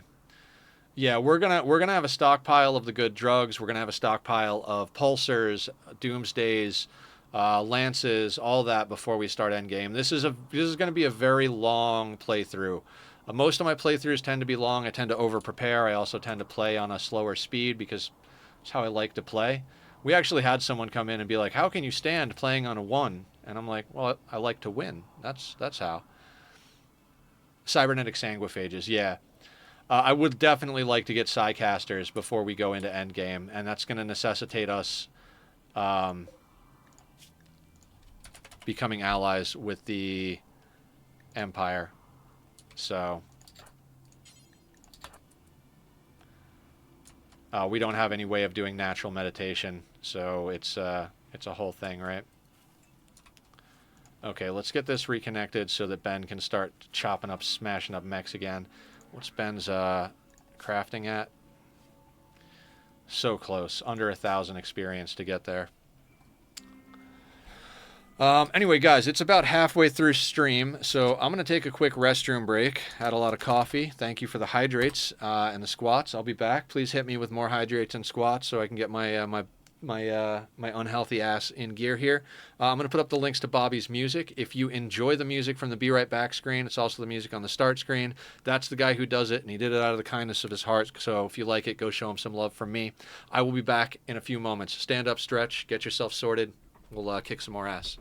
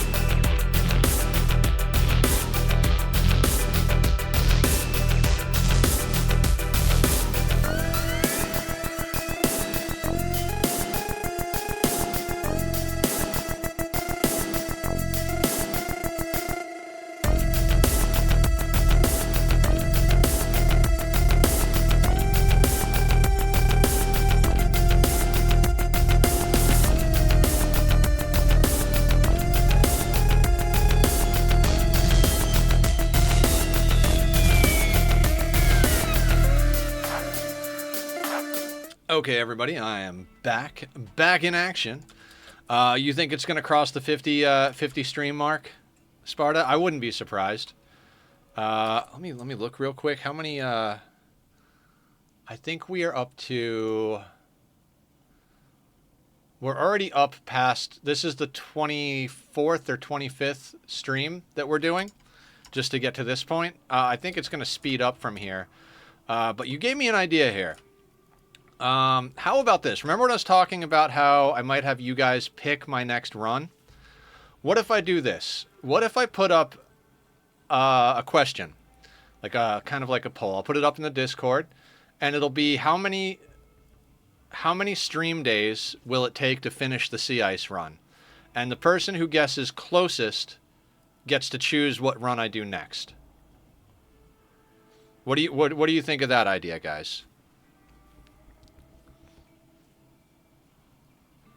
Because I've got ideas. I can come up with stuff all day long. Like everybody mentioned, like Extreme Desert, and it's like, okay, Extreme Desert is cool. I honestly think Extreme Desert would be easier than Sea Ice, quite frankly. But I think anything is going to be easy compared to Sea Ice at this point. Sparta says they're down. Is anybody else down for that? We'll talk about it over the. Yes, man. Run where you have to take all quests. Okay, so I think Aya's down for this plan. So we'll try that. I'll post that up maybe later today. I'll double check, make sure I know exactly how many we've done so far. I'll post how many we've done so far. Do a quick breakdown of my intentions as far as what we want to get done before we hit endgame. And then you guys can guess how many streams total it's going to take to do. I think, like I said, I think we're on 24 or 25. I'd be down. Okay. And I'll open it up. I will say whatever kind of run you guys want, including mods. We've had a lot of people ask about mods. I prefer to play without mods, but legitimately, whoever wins gets to choose the details. Now, granted, I might have some like pushback if you guys try to give me one that's impossible straight up. Like, I don't know what impossible would be. I don't know where it would become a conversation and a dialogue at that point. But I think you guys would pick some interesting stuff. So maybe just for a different perspective, we'll do that. The Yes Man one is going to be an absolute clusterfuck. Like some very, very hard runs. Yeah, and I mean, if they prove to be difficult to the point of making streams boring, we'll pivot.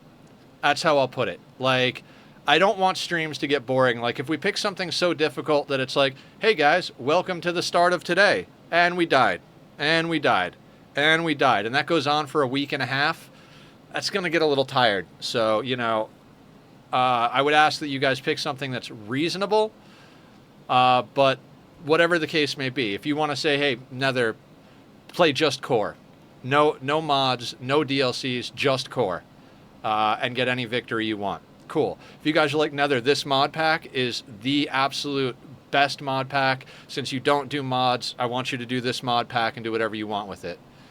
Imagine a full 500% no pause run. That one is hard. I'm down for the accept all quest run. That one is fun. A fun run. Okay. So later on tonight, I'll post up a poll, and we'll keep track of that. And whenever we get new people in, I'll mention that we have that as part of our. I think I'll pin it in the Rimworld channel probably. But we'll see. I've never done no pause, so if you guys pick no pause, that could turn out to be quite interesting.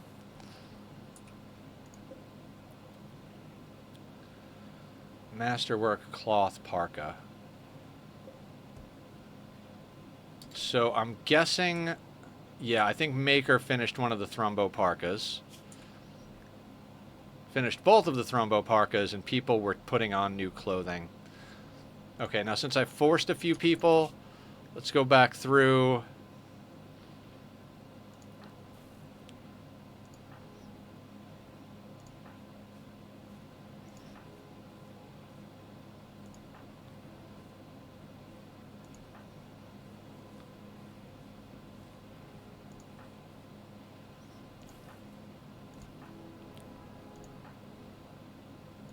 Give me 1 second. I'll catch up on chat. Let me just see who we can put into something better here.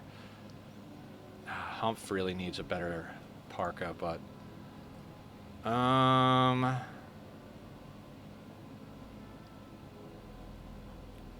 Cabo, let's get you into that. You've got the thrombo before I put it on you. Good, good. Let's go to excellent. I think there should be an exception for no pause. You should be able to pause during breaks. For my money, like 2 to 4 vanilla expanded mods would be reasonable. I will probably pause during breaks. I know a lot of no pause players will just let the game run, but what we'll do is I'll run the no pause mod, but we will save and quit to menu when we take bathroom breaks. I'm not that much of a masochist. Like, in all honesty, guys, I would prefer not to play no pause, but I am going to leave it open to whatever the winner of the lottery, not lottery, whoever wins the prediction can pick what they want. Even if I absolutely hate the idea of the run, I will make a legitimate attempt at it and see what we can do. Like, not the entire thing, because that's being a smidge ridiculous. Yeah, I mean, like I said, I'll let you guys choose the run. And I think this is a good way. We were just talking about burnout and stuff like that. I think this is one of those things you can do as a content creator to engage with the community as well as do things to stave off burnout. You know what I mean? What I was going to get into earlier, but I didn't quite get to, was I have definitely hit points where I'm like, man, I'm going to get up and play Rimworld today because I've been into another game. Like, for a while, I was hard into Nightingale and hard into Satisfactory. Now I'm hard into Dyson Sphere Program. And there's a part of me that gets up and is like, I would rather play Dyson today than Rimworld. But every time I actually get on Rimworld and put myself into chat doing it, I wind up having a good time. So sometimes burnout, you just need to start the game and start playing to avoid it. Mumbo Jumbo did a video on that when he was talking about Minecraft. They're like, what keeps you motivated at Minecraft? Like, how do you keep coming back, keep doing more and more? And he's like, sometimes I don't want to play at all, and I will just tell myself to turn the game on. I turn it on, I start doing something basic, like sorting my inventory away, or like, doing some sort of cleanup project on like scaffolding, and then before I know it, I'm into a project, and 5, 6, 10 hours have gone by, and I'm feeling it again. So trust me, you don't have options due to sheer amount of stuff vanilla expanded ads. You have options. I like that. I get option paralysis a lot. I think that might be another reason I don't get into mods. I think if I decided I wanted to do mods, I'd hit a spot where I was like overwhelmed, because I'd be like, oh, I want this, but how does this play together with that? And how does that play together with this? So I could see myself getting overwhelmed, which is why I think opening it up for you guys to make the decisions and take that out of my hands might be a good way to do it. All right, we're going to start adding the slag into area 1. We don't need to grab anything from here.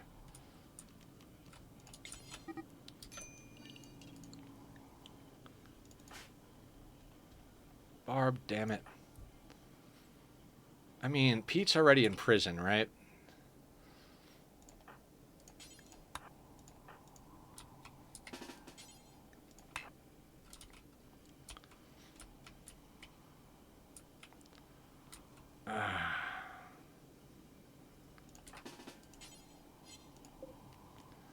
I hate to do this, but yeah, that's fine.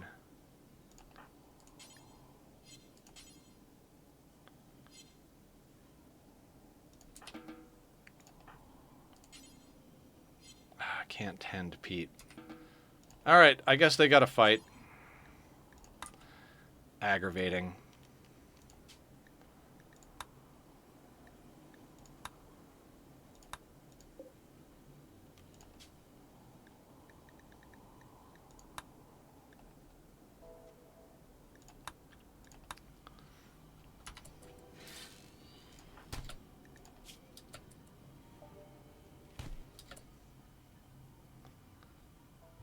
Is there any chance?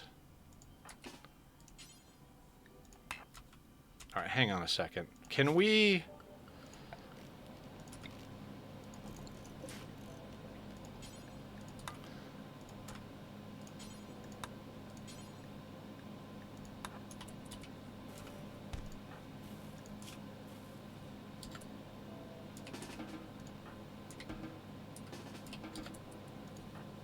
See, Pete's already a prisoner, so we don't have to worry too much about that, but...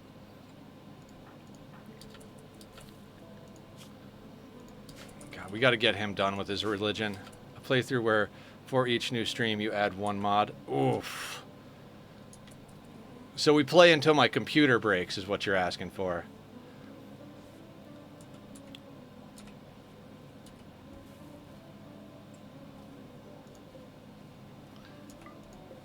Alright, let's see if we can knock out a little bit more research. Let me try to condense just what I personally have in mods. I have more weapons from Neolithic to Ultratech. I have more drugs, I got more armor types, more sources of power and fuel. I have the nutrient-based network. Now vanilla androids with its options. Yeah, I can kind of picture what you have. There is a really cool time-lapse. I forget what it's called. Something Glitter Colony or something like that. And they definitely have mods, and they do this time-lapse. It's an absolutely beautiful time-lapse of the colony they built. I don't know if it's on peaceful or aggressive or whatever it is. Also, I do have a time-lapse of my peaceful run. I didn't do the peaceful run on stream. Peaceful run was kind of my off-camera jam between Satisfactory and Dyson Sphere program being my off-camera games. The condensed version. Gotcha. Yeah. I mean, Sparta, if you feel like it, you could always post a mod list over in the Rimworld section. I think it would be interesting to do a playthrough where all the regulars can add a singular mod along with any dependencies. Okay. Shit, I don't want Pete in this room. Damn it. Oh my god.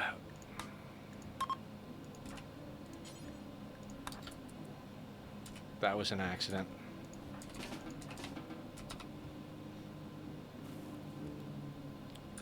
This technique of having prisoners in your main barracks works really well as long as you don't accidentally forget and leave another prisoner bed open, because then they wind up in some like horrible prison room and mood break, and then you got to beat them down or whatever the case may be. But we're gonna get this back sorted.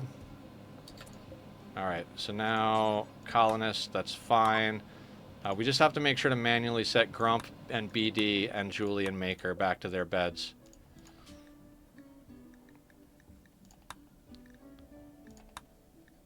Anybody else can claim whatever beds they want.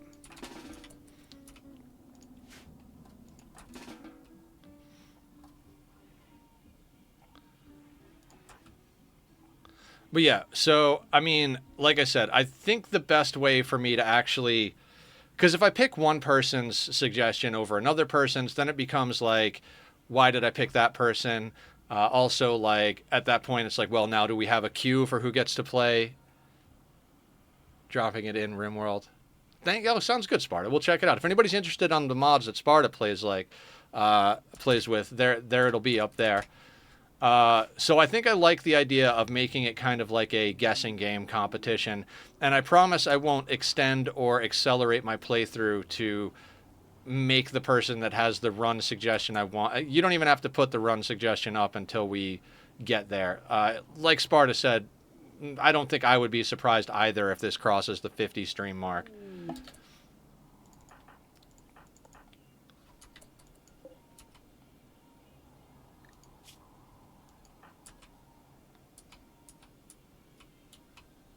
So, I'll put it up. Could I repeat that? What did I do? Your internet, Fritz. I just told everybody if they're interested to see what you play with to go there and check it out. If anybody, we have game sections on the Discord. So if you guys want to share any strategies, mod lists, screen caps, ideas, all that stuff, please feel free to do that over in the for Rimworld in the Rimworld section, Minecraft section. Also, don't be afraid to post stuff in general chat. General chat doesn't have to be specifically anything. For a while, we didn't have any categories because I wanted general chat to stay busy. So we just talked about everything there. It's totally okay to post about stuff in there. If it's super specific to the game, it might be better to post it in that channel. General gaming chat. Well, what I'm saying is general chat is for anything. If there's a game that doesn't have a category, post about it in general. If there's something you guys want to talk about that's related to Rimworld but doesn't make sense to be in the Rimworld category, I don't know what that would be, put it in general. Basically, I will expand the Discord as it stays busy. If I have 5 game channels and each of them are getting a post once a month, I'm going to delete them and just have everybody talking generally. Because if you spread it out too much, it creates the illusion of the channel being dead. And I don't think any of our regulars would suspect it of being dead, but I want our newcomers to feel welcome and be engaged without having to jump through too much hoops. Like a month or two ago, I actually did go down and pare down the categories. I was like, we don't use this a lot, and I didn't delete them. What I did is I added an archive section that can only be seen by myself and admins. And so if there's ever a channel that we aren't using, I will probably drop it in archives so it's not clogging up the channel. But if it becomes relevant to add back, we could always add it back. You know what's funny? Is this the first playthrough I've played with the guns showing underneath the portraits? I think, Blue, you were the one that was like, can you put the guns under the portraits? I think I'm always going to do this now. I like that.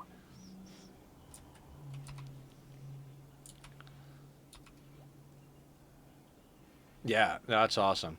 I've learned a lot from everybody playing this game, playing on stream.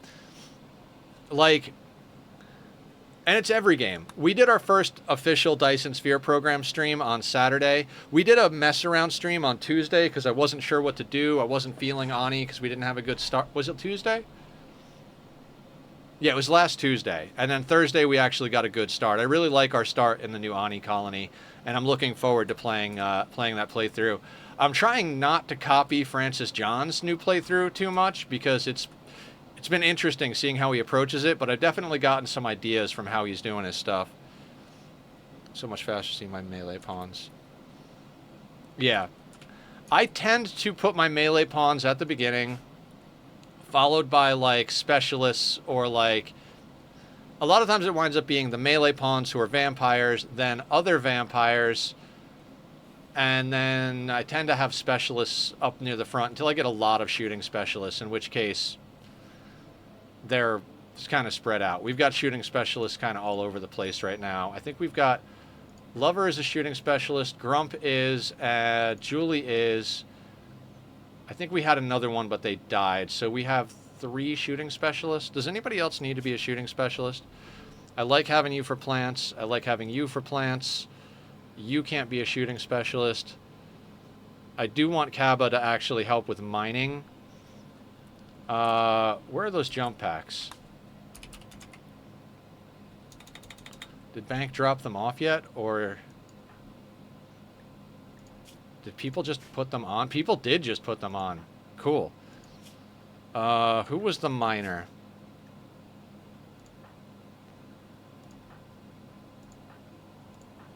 Kaba. Kaba and Harriet. Can you come over here real quick?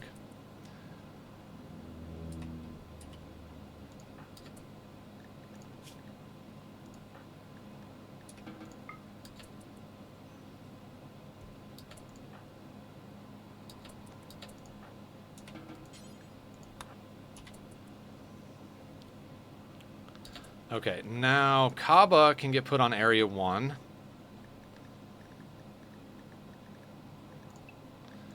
And then the other jump pack, who can this go on? Is anybody else a miner besides Hydrocate?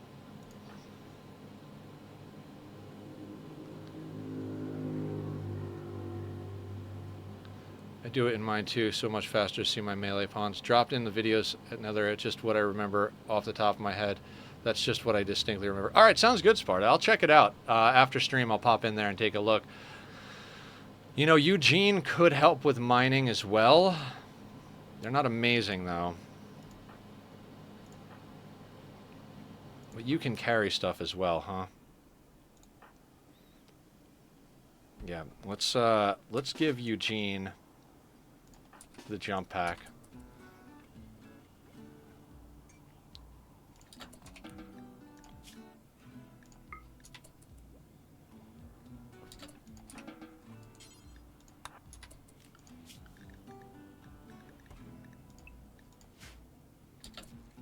And then what is that? A shock lance. Who doesn't have an offhand? Julie's got the low shield. I'm good with that. Barb's got an insanity lance. Shock lance. Ben has got a shock lance. BD, insanity. Insanity. Grump. So it's Grump, Shoe, Harriet, Lover. All right, Grump, I think, has earned the right to pick up the shock lance. They've been around a long time.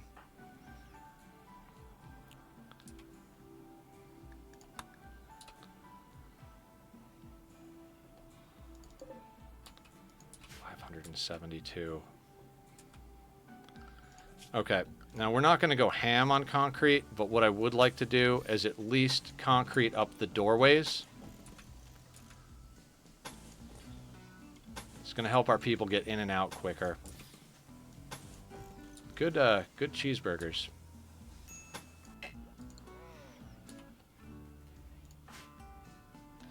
Look like it's a shitload, but it's way more than what you'd normally start modding with. Yeah, we've talked to people that have mod packs that are upwards of like 300-400 mods. So, I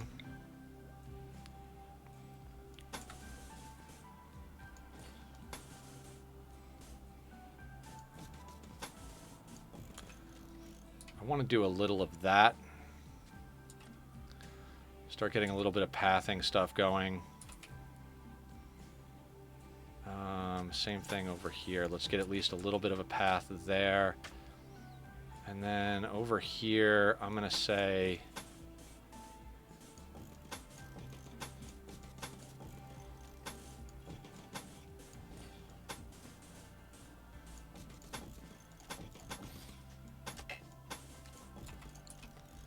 get a little something like that going, just so we have the ability to move a little bit quicker to some of our locations.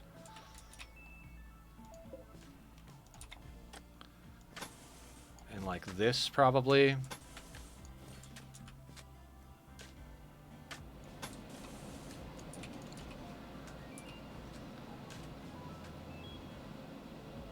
"100 mods, in my opinion, is fucking with the stability of the game engine itself. Methinks, but if the PC can run it, you do you, bro." Yeah, and so some of the mods that I did used to run, that I would consider running again if need arised, was performance enhancement mods like Rocket Man and there were two other ones, and for the life of Dub's Performance Enhancer or Analyzer.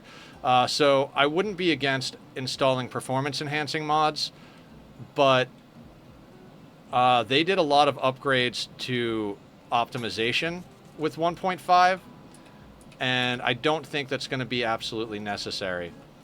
I mean, we had, like I said, something like 35, 36 pawns and 5 ghouls with a massive base on the anomaly playthrough, and we didn't have any problems with lag optimization issues. So I'm pretty good on that front. What are we making over here? Nothing. Let's get rid of that. I would like to get this online for a hot second, just so we can start smelting a few other things down. We got a lot of slag that we can smelt down. Performance fish works really well. Which mod is that one that gives you like a shitload of data when you click on the pawn? Rimworld, I think. It puts all the data down here. You could literally go through like every info line in the back end and add it to Rimworld, basically. I used to play with that one. Like I said, I started to feel like, yeah, that's Rimworld. That all goes down here.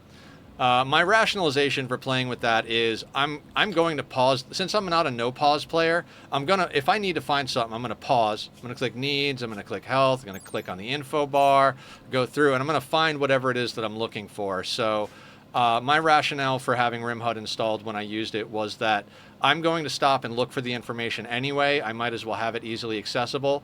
But I never customized it to get rid of the stuff that you're not supposed to see. I think Rimworld is something that, if done right, could do really well being baked into the vanilla game.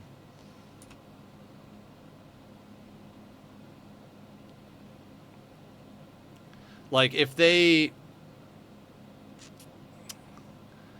it's a little option heavy, but I do think there's some stuff on there.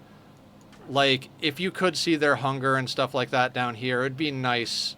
Like maybe if they added like a standard and an advanced tooltip option. So if you put on advanced, more of the stuff in this menu is down here, but kind of like hard coded it to have specific things. Because Rimhud basically allows you to put anything you want in there, and I feel like that could get a little cheaty. One of the ones I mentioned earlier was the fact that if you're clicking on an enemy, it'll say enemy is attacking steel door. And so you can kind of look at their path and see what they're attacking. Yeah, that's what I was getting at, Sparta. Unless you intentionally limit yourself with Rimhud, you can definitely put too much information and make it feel kind of cheaty. So,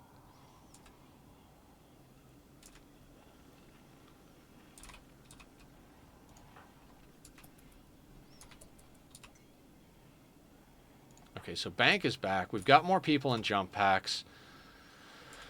I don't think we have anything we can send him out the door with. But I do think it's time to chop up the Muffalo so we can make some better clothing. We have 4 of them, right? I'm trying to do things this way because I don't want anything on forever. Because things like Giggles over here, I would like to resurrect them if given the chance. We're nowhere near being able to get resurrection. We do have to get some entities to study. But they count as a humanoid corpse. If I accidentally unforbid them and leave humanoids on Butcher forever, 2 problems. They might butcher Giggles, and secondly, they might over butcher, and then we've got absolutely boatloads of freaking wealth on map from Leather, and I don't want either of those things to happen. The reason I want to butcher up the Muffalo right now is if we can get a little bit more blue fur, we could fill in the gaps in the clothing that our people have, and the blue fur should be pretty decent insulation. So we're going to butcher them down, get Ben to do some tailoring, and I'm hoping that that gets them over the hump to the level 8, because they only need 627 more XP to get to level 8, and then we can have them start making bionics.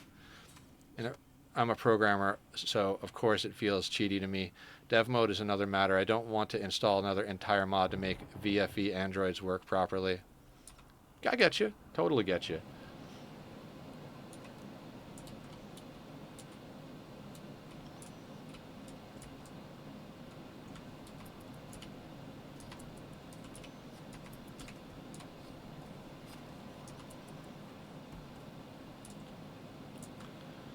Now, I know we've spent our entire playthrough more or less just looking at clothing. You have a chest piece. I'd love to start getting people into flak, but until we can... Okay, so 1 corset, formal vest,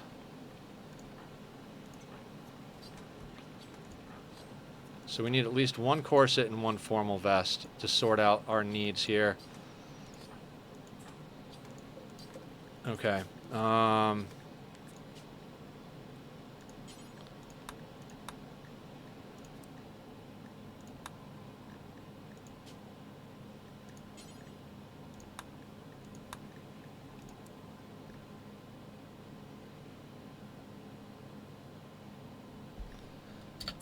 Let's actually put that on blue fur specifically, because I think blue fur is more insulation than cloth.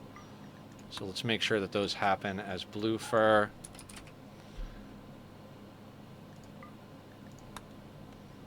And then just in case... Okay, Ben's sleeping, so they're not going to be doing any of that. Yeah. So yeah, talking about like dev mode and all that other stuff. As I mentioned earlier, I did a peaceful playthrough off camera because I wanted to have some fun with like building and organizing stuff, you know, building little houses and raising animals, which is something I usually don't do when I play on hard difficulties. I only keep maybe like an animal for traveling in caravans, and in this playthrough it's been almost impossible to do something like that anyway, so I often don't wind up using animals a lot, so I wanted to ranch animals, even some of the ones that aren't super useful but are just fun to have around. I wanted to focus on skills and personal relation. Pet Thrumbo is good though. Yeah, Pet Thrumbo is good. As long as you can feed them. I don't know if you know this, but Thrumbos will straight up eat trees. Like, if you put them in a spot that's got a lot of trees, they'll eat the trees. Marriage is on. Excellent. Yeah.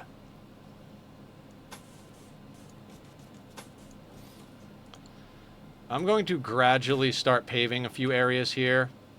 Like, as you guys have noticed, we've got small paths. The paths will grow a little bit at a time.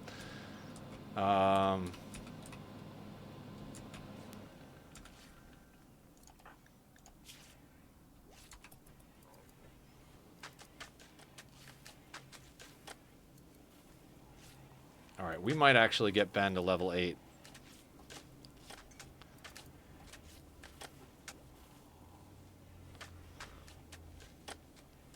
Oh, I have him set to construct first. Okay.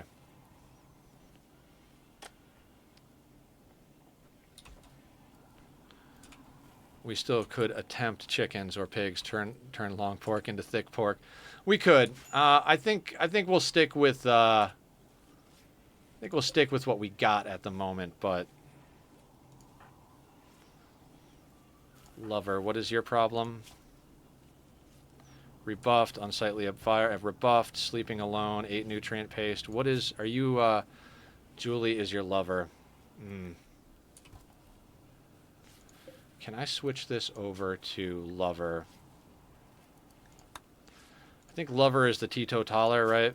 No, just the pretty one. Okay. You'll be fine. Just grab yourself a tea and a joint.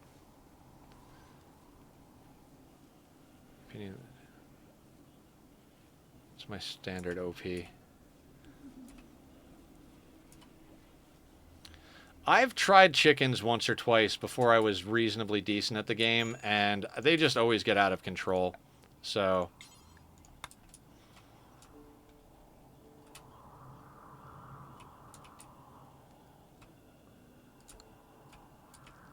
Lover, what is your problem? The Lover's problem is they're not getting any lovin'.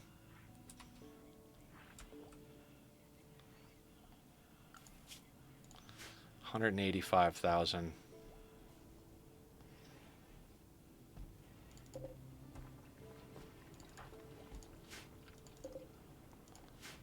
$179 blue fur. How's Banks gear doing? They've been out on the road a lot. They're doing good.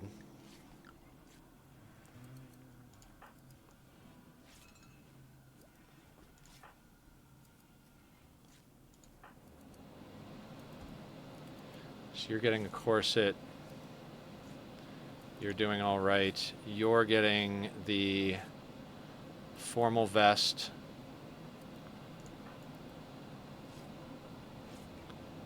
All right, I got to look at deteriorating clothes now that we're going to fill all the empty slots. What else do we need to keep on deck?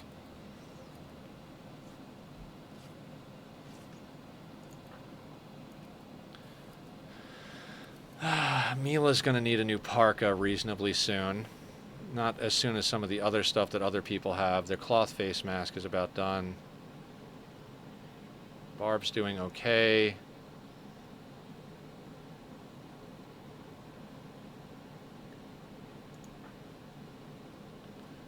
So we gotta come up with a couple of more parkas, as it were. And Humph over here needs a pair of pants. Okay, so let's get a pair of pants on the list.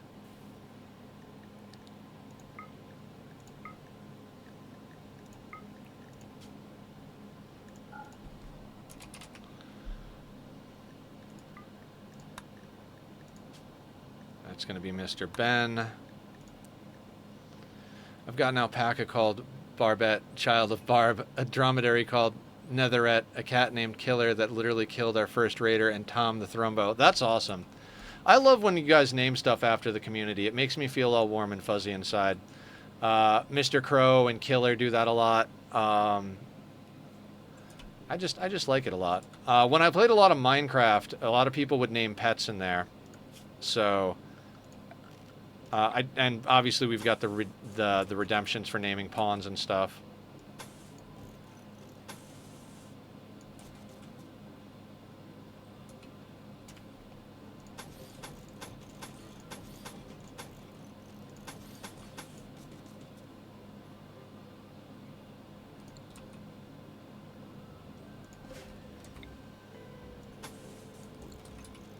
Actually, I'm going to take Ben.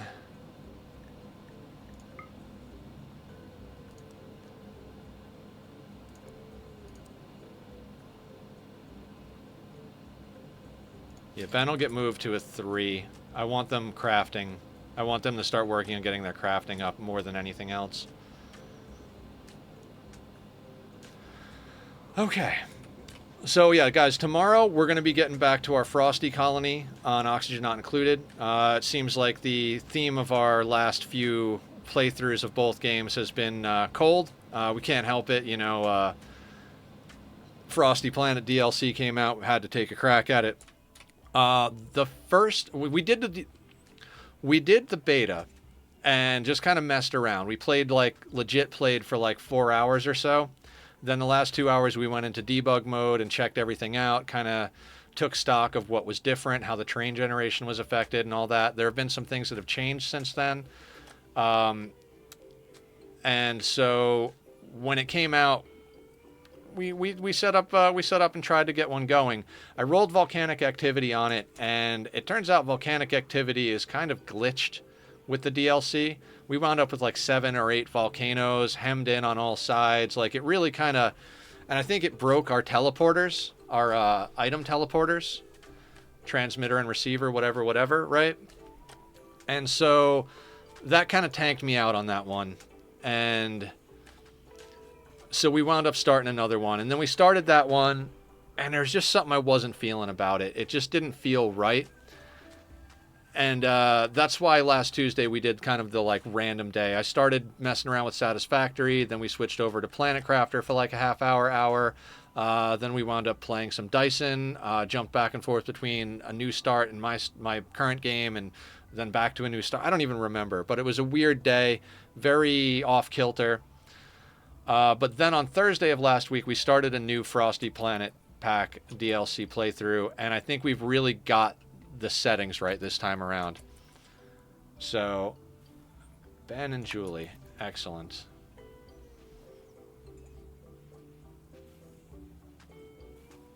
So, I like the settings we're using. We disabled the spaced out DLC. Hey, Squiddy's coming in. How you doing, Squiddy? Frosty's auto shouting out people, so Squiddy's stream is a wild ride from deep sea scares and Roblox to casting spells as a something ADHD. Okay, chat's going too fast. Guys, go check out Squiddy. Wonderful human being. How you doing today, dude? You have turned pink. We are rimming this world in here or what? Oh, hell yeah. Yeah, we got a big colonist boom on Monday. I think we picked up 4 or 5 new colonists on Monday. So I think Friday we got Eugene. And then on Monday we got these 5. We got a lot of joint events. So we have been on the planet in-game for 528 days. A year is 60 days. Real world time, 3 days, 8 hours. So 44 hours of gameplay. Fig versus Prunes 2 will commence at 10 p.m. on October 3rd. Mark your calendars. Yeah, it took forever for us to get to any level of stability. We were on 1 pawn forever, then 2 pawns, then I think we got up to 4, dropped back down to 2. Like, there has been a lot. 2 days is 48 hours. It's 3 days, so that's 36, plus 8 is 44, right? Squiddy, did you check out that link I sent you? I know you're not a big Magic head or anything like that, but that dude really knows how to tell stories. And I was like, I know you were talking about doing a video essay on a game, and I think you'd really like the way he does his style. Good energy and stuff. 3 days is 72 hours?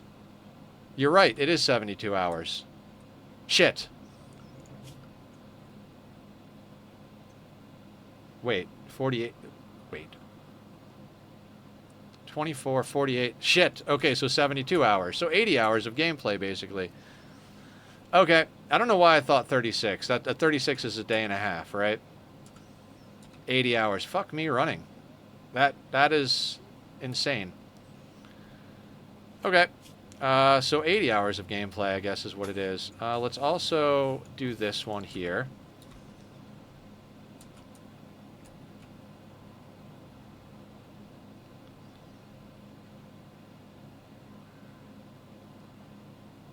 Thank you, Squiddy. Yeah, it's coming along. I would like some more robust outer walls. Like I'd like to get like a nice, more of a shell on the northern side and the right on the eastern side. Ideally, before we hit endgame, I'd like to get walls that go considerably further out. But for the time being, we're doing okay. We're at 186,000 wealth, and raid cap on these settings is around 250,000, give or take, you know, a few thousand. So we're getting to the point where we're going to start ignoring wealth soon and just getting as much badassery going as humanly possible. Most are we We're always dangerous.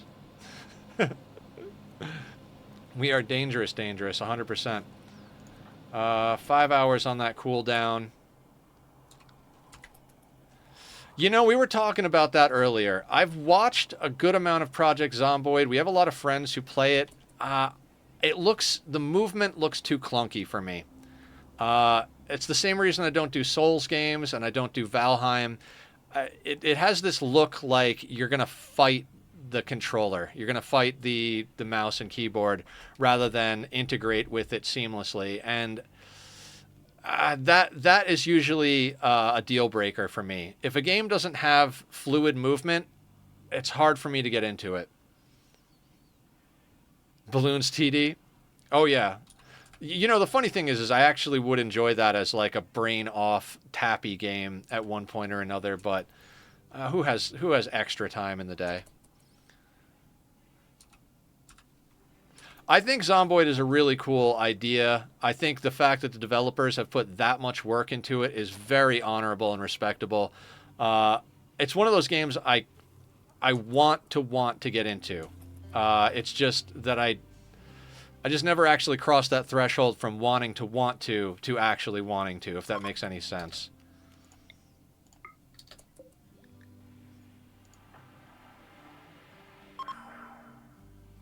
.9%. So our prisoner is almost converted. Steep learning curve with PZ. You have to be okay with dying a lot. I mean, considering I play 500% Rimworld, I think it's pretty safe to say I'm okay with dying a lot. We lost an attempt the first hour we tried Sea Ice. If you guys go back to, well, I guess those deep VODs are off Twitch and aren't up on YouTube yet, but the first VOD of this playthrough, we lost the first attempt in like an hour and a half, something like that. I was surprised that the second attempt went this far. This is only the second attempt at it, so I don't know if we got good RNG or I've just gotten my skills up enough to deal with what comes at us. Probably a combination of both, plus throwing in a little bit of luck. But I'm no stranger to dying. I don't mind a little rough around the edges type of playthrough. We're getting marine armor.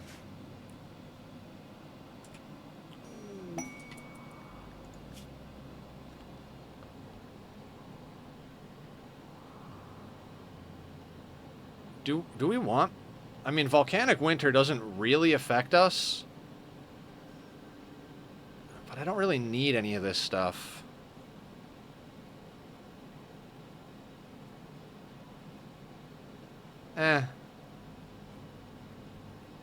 I'm good. Too many of our people are going to be good through spring, summer, fall. When we get to winter again, we do have to have some clothing that's a little warmer for a handful of them. That's why I've been micromanaging getting our people clothed up. Deaths in PZ are when you have level 7 carpentry and you have made a house. Yeah. I do like that about it, the commitment mode thing. I like how it starts out, this is the story of how you died. The game makes the assumption that you will die at one point, and that's the story you're living. In that regard, I like it because it's got that very story-driven element that it shares in common with games like Rimworld, right? Where it's not about beating the game. It's not about hitting a credit screen. Losing is fun. Exactly, Squiddy. Like, it's really is about the story that you get to experience along the way, and I think that's really cool.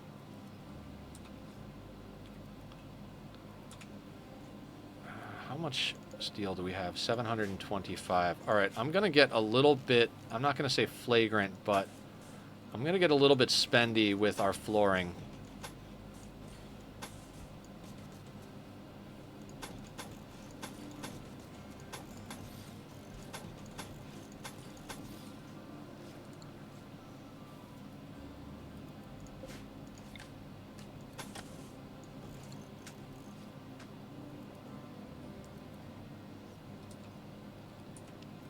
Everyone survives, everyone escapes the apocalypse. Not a very good story. Exactly. I never understood Rimworld too much, honestly. Um, when you dive into it, I did a whole peaceful run so that I could dive into the story.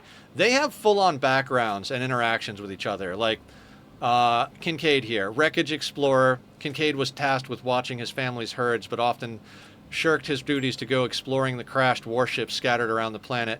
He grew up to be a quarry worker, worked in a quarry helping the extract valuable stone from the hillside. He learned to sense opportunities and dangers in the stone by sight, touch, and intuition.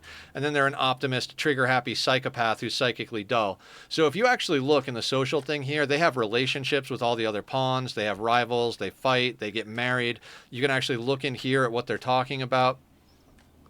I would say mechanically, it is, yes, definitely a lot to unpack mechanically. Definitely a good idea to start at the beginning. This was a really good playthrough for showing people the early game. Not a story guy. I mean, you can play it without story. We're playing very aggressive. I'm not paying a lot of attention to the story at all, honestly. I'm just literally going through... challenge mode. We're playing, so for those non-Rimworlders, the highest difficulty you can set in vanilla Rimworld is losing is fun. It changes the growth rate of crops, the amount of threat that scale based on your wealth, all that stuff. It changes a lot of things, trade prices, all that stuff. When you click on custom scenarios, you can set it to be a default and then adjust from there. So when we start our playthroughs, we hit custom and we set it to losing is fun. So all of the sliders across the board go to the losing is fun setups. And then the threat scaling on losing is fun is 220%. We take that slider all the way up to 500%. So it's not an exact way to describe it, but a good way to understand it is for every one raider that a person on normal difficulty would experience, I will experience 5. Now, there's a whole raid point thing, and your storyteller affects what kind of events spawn, and etc., but that is kind of the general gist of how it works. So we're playing on an extreme difficulty. I like it for certain stuff. I'll give the standard Rimworld answer of it depends. I'm generally not a modding person in general, but we were just talking about how I think I'm going to put up a poll and see who can guess how many streams it's going to take for us to finish this run. And when we finish this run, whoever is closest is going to get to choose the next run, including the possibility of mods if they want me to do a modded playthrough, because a lot of people have asked me about doing mods. Oh yeah, I watch a lot of Adam. I watch almost everything Adam puts out. Sometimes I'll wait a little while. Like when he was doing his Anomaly playthrough, I was doing mine and I didn't want spoilers. So I took a long time to actually watch his. I watched Francis John's as he was doing it for the most part because he started a little after I did. But when he started to catch up to the content I was doing, I kind of like slowed down watching his as well. But I watch pretty much everything that Adam and Francis do. 16 streams. I don't know, dude. We're on stream 25 or something, and we've barely started to scratch the surface of upgrading our people. Yeah, I'm hopeful. We're at the point of we've got reasonably overwhelming firepower. We got an off-map sunblocker event, which sounds like a terrible thing, but with our ideology, we switched into darkness, so we get a combat boost. 16. I'm doubling down. Everything in between. Well, I'm gonna put up a poll in Discord, Squiddy. If you want to chime in with 16 more officially, then if it's only 16 more, then you'll get to pick what I do, which will be funny because I know you don't play Rimworld very much, so it'd be interesting to see what you pick. What's my problem with people like Francis and Adam's content? They're too good at it. Yeah, I could see that. I like learning from the best. You don't play Rimworld. Yeah, not everybody plays Rimworld. I play a lot of different games, but Rimworld has kind of become one of the mains on the channel. We've gotten a lot of people joining because of Rimworld. I've done some really cool challenges that I'm proud of, and I like the game a lot, so...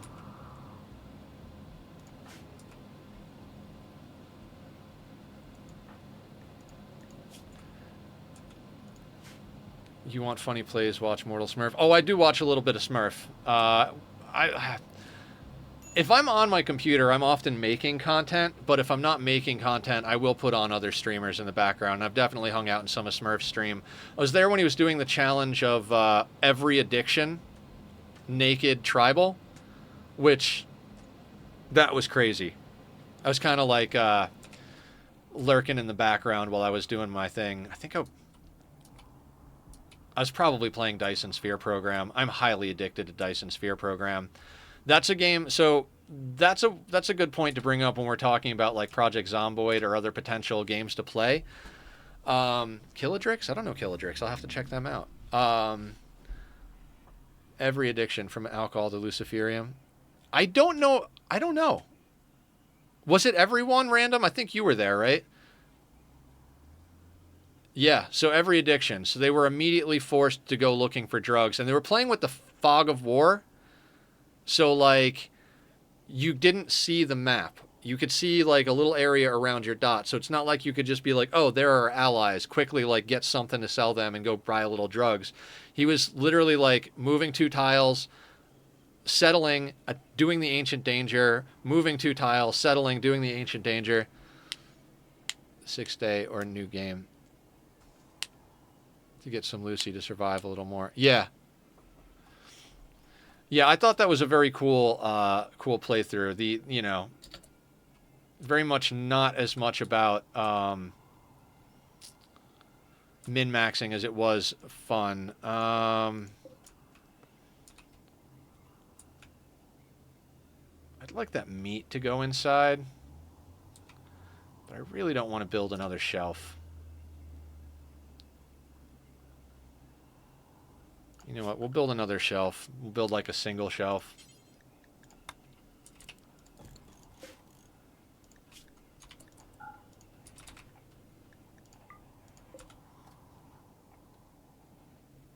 Pawns before he got a good start. Yeah, I didn't actually stay long enough to see him get the actual good start. I saw him lose quite a few along the way. But it was fun. What was I saying about... I was saying something, and then I got distracted, as I always do. If you could pick the next theme feature for a Rimworld DLC, what would you want? The next theme or feature for a Rimworld DLC?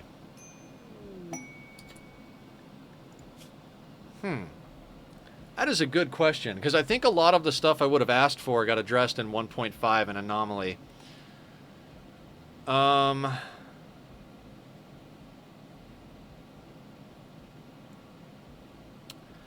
As someone who loves building in all games, I'd like to see some sort of building DLC, where the focus is less on combat and events and more on fleshing out the ability to build things. Maybe we add oil wells to the game, more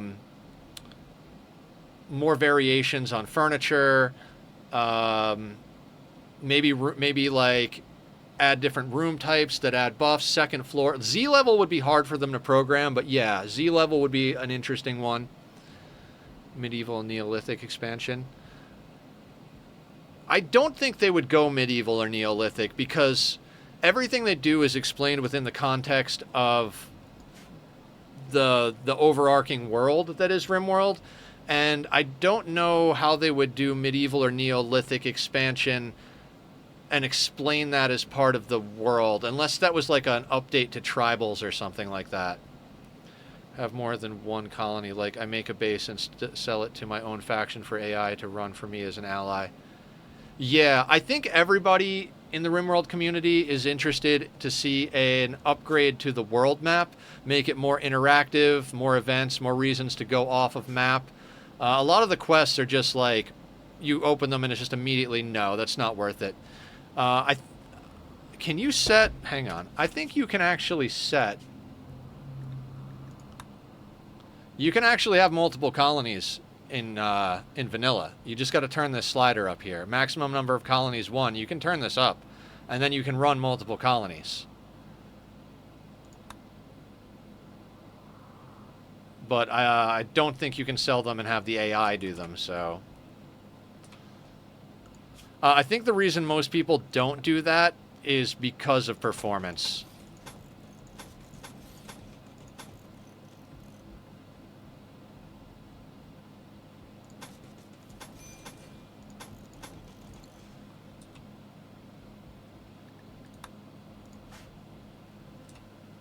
Come on, Pete. Stop holding out. Stop being a their ideology is just so cringe. Male supremacy, loyalist, collectivist who wants children to do child labor. Forces females into specific... No. Also, the armor system wouldn't hurt from an overhaul. Yeah, I would like to see, like, actual gear slots over here. I know there's a mod for that. I think it would be cool if they had actual gear slots, like an RPG. And maybe even, like, stats on the gear screen, so you didn't have to go in here to look at stuff. That'd be nice. I think most of the stuff that I would want in the game comes down to like quality of life upgrades. They did really good stuff with the wall lights and optimizations. I mean, I think the thing is though, their focus as developers is to add stuff that expands the storytelling aspects. So threats and new stuff like that. New lore, all that type of stuff. And I think at this point, people really expect a new ending with every DLC. One of the DLCs, I think Biotech didn't add a new ending. It added a lot of mechs and cool stuff, like the children and the mechs and genetics and all that stuff got added, but it didn't add a new ending, and I think there were some people that were a little disappointed about that.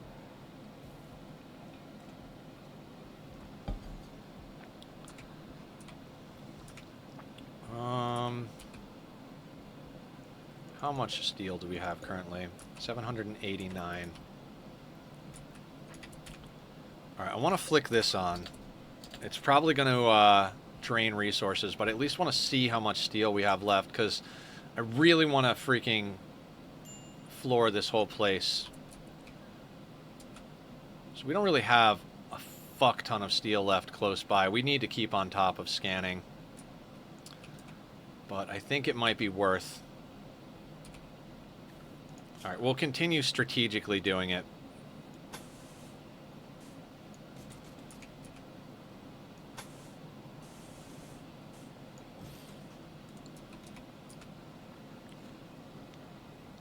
Yeah, I think a lot of people really loved the children mod, and I think it was the right call on the devs side of things to add that to the game. It is definitely something that adds a whole degree of craziness. I generally, on a challenge run, do not like raising natural children. Between the work that it takes away with the mother and the mood hits you get if the kid dies, which is so likely in most playthroughs that you're doing challenges on, I tend to lean into the VATS and stuff like that a lot when I do children. I do terrible, terrible things. What I'll do is I'll extract ovum from prisoners, and then when I get a pawn that I don't like from like an ideology ritual that's male, I'll enslave them, have them fertilize all of the ovum, then make them a prisoner and organ harvest them and all that stuff. And then I'll raise, the kids will be grown in a vat until 3 years old, then allowed to free roam around until 13 years old, so that we get the best learning and make them god pawns. If I can afford the population after that, I'll dump them back into the vats until they're 18. It's the least war crimey thing we do on the daily, right? I get what you're saying, though. And I thought I was a monster. Yeah. No, I do that because the mood hit to my son died, my daughter died, is absolutely atrocious.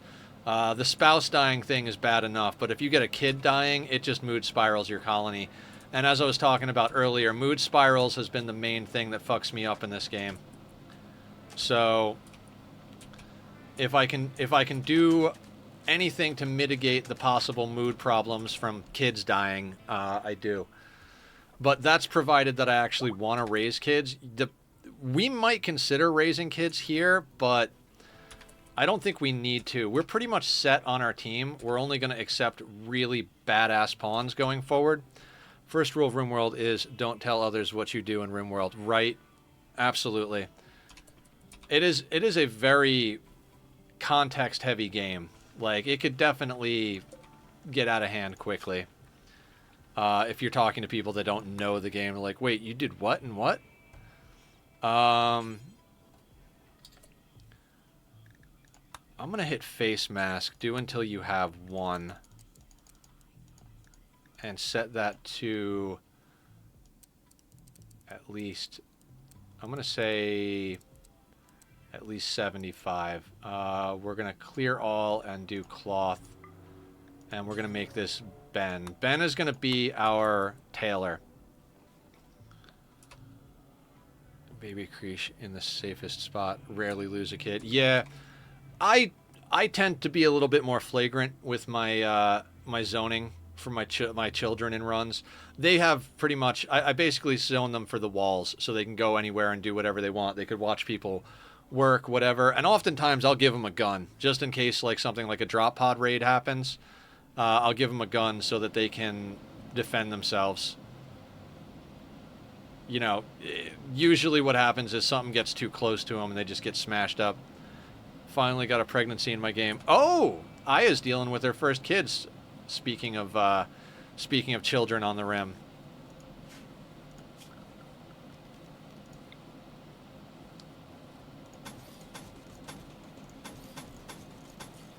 All right, our power is getting a little out of hand, so let's turn that off. Always equip your 3-year-old with a gun. Hey kid, you're 3 years old. Here's an SMG.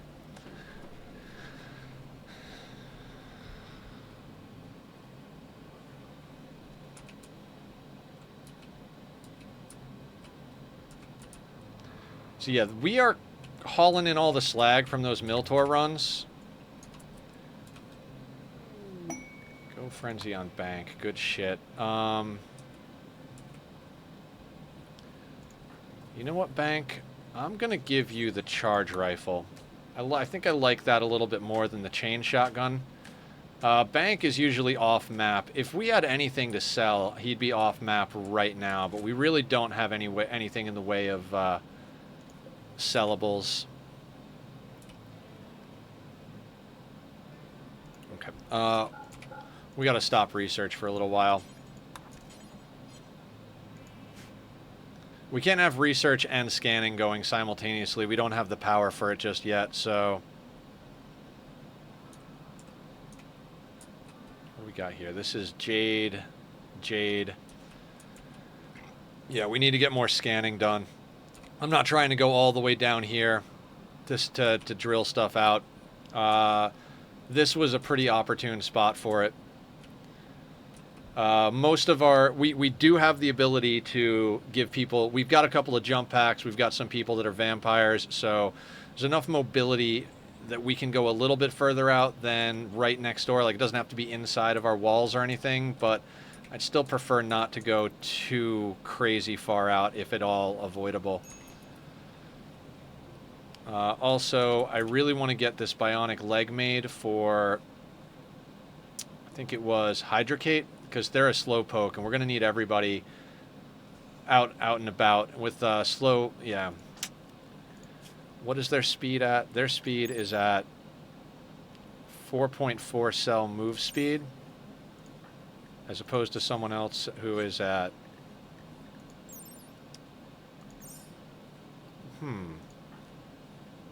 Hold on, I thought slow runner. Move speed minus 0.2. Okay, who is not a vampire and not with 4.6?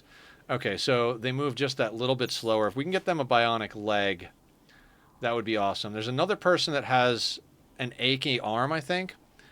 Pigskin colonies, they have lots of babies. They also seem easier to keep happy. Yeah, especially since you can eat raw food. Barb did an all-cannibal pigskin start on one of her playthroughs.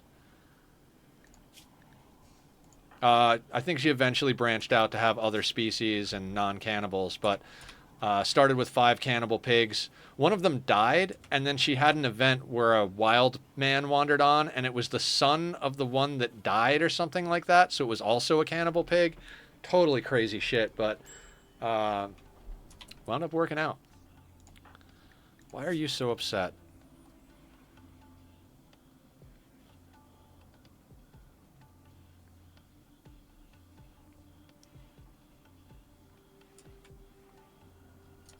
Yeah.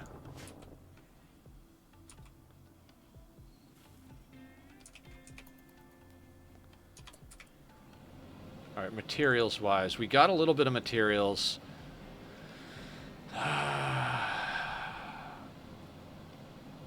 said we needed another pair of pants.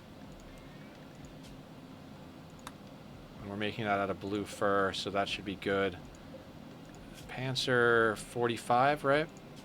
40. So, yeah, let's make 2 more pairs of pants. Then we'll have them make -1/+1 pawn events. I love those. Yeah. It's almost like the storyteller is, like, legitimately on your side for making a good story happen.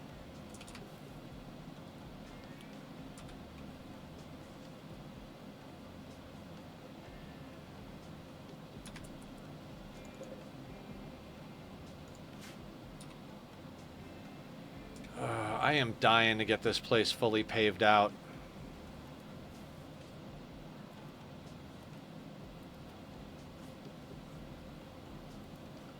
Yeah, we'll just keep going little at a time, I suppose.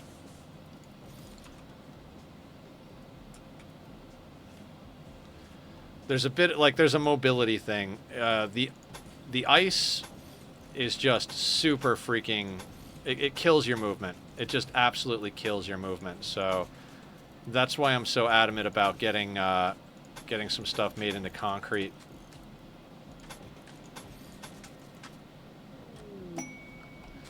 Underground gold. Don't care about that much.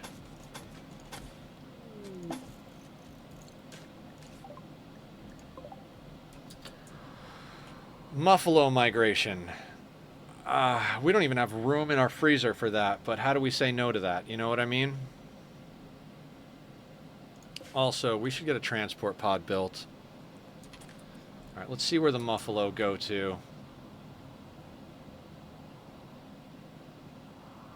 Like your recent creep shine. I'm glad that metal horror didn't get into our base. It would have been nice to have that pawn, and if we had to deal with a metal horror to get to them, that would have been fine, but I'm glad we didn't have to deal with another metal horror. We dealt with one in this playthrough already, and that was like the 3rd or 4th spawn event, but we've only had one that actually made its way into the colony that we had to deal with inside. Other than that, we've been pretty good about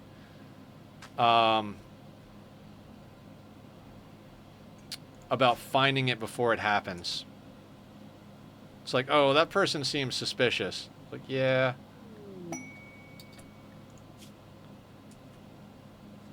$34 recurve bows. Can't do it. We do not have the wood for that. We'd literally have to go buy the wood from them. We'd have to bring half of our people just to carry back enough wood. Nope. Unfortunately. Unfortunate.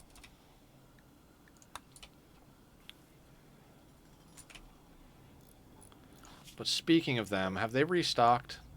Yes. Okay, good. Because we had bought everything out. Where are those Muffalos at? Okay,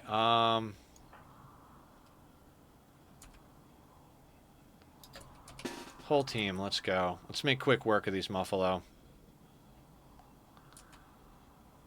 I can't not hunt the Muffalo. It's more about having the blue fur to make stuff than the food at this point. It used to be about the food, but...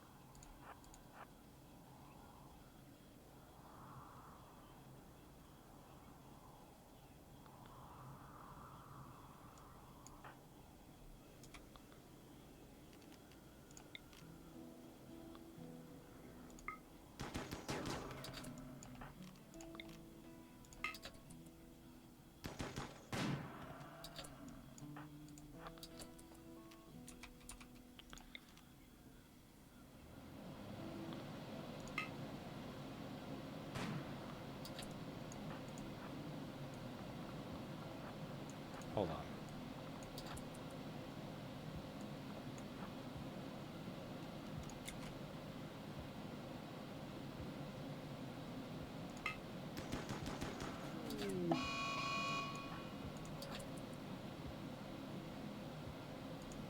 Now they're moving from top to bottom of the map, so we're going to hit this guy, and this guy should, the one above him should just...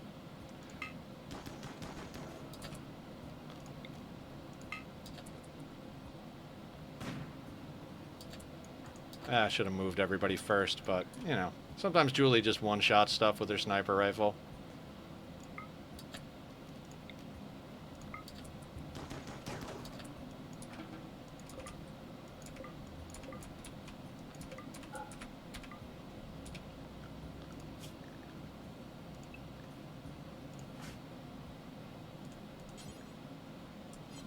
No empty accessible spot. All right, so let's add corpses here.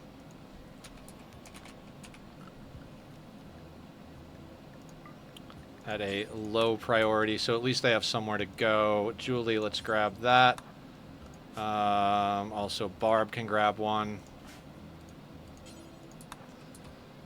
And then... God, I don't even know what I'm doing. Oh, Area 1 people. So Eugene and Hydrocate.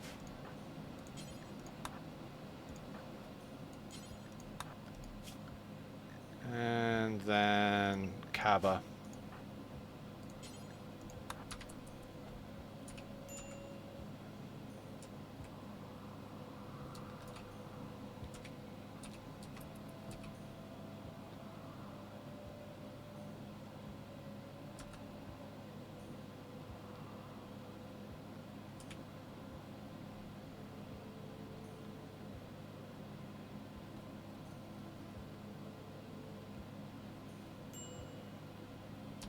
And it is technically freezing outside, so we're just going to leave them outside until they get close to deteriorating.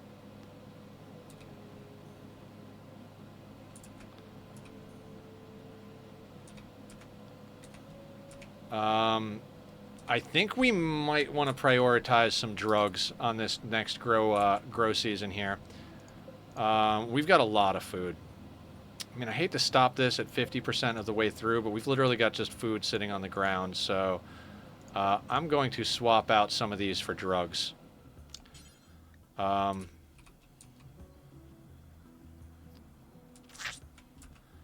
would say hops, but I don't think we need it. We've got two. Okay. All right, let's do a round of cotton in those.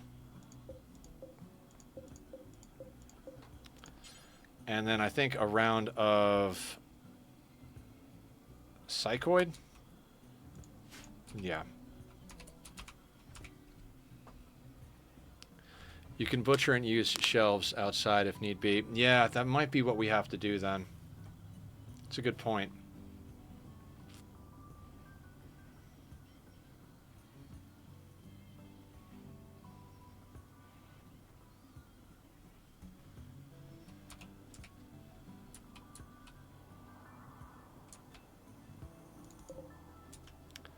$963. All right, I'm going for it.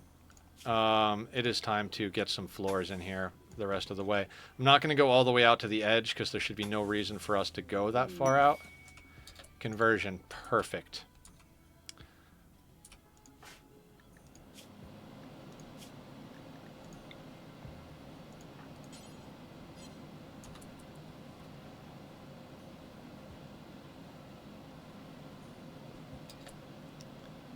All right, welcome back, Pete.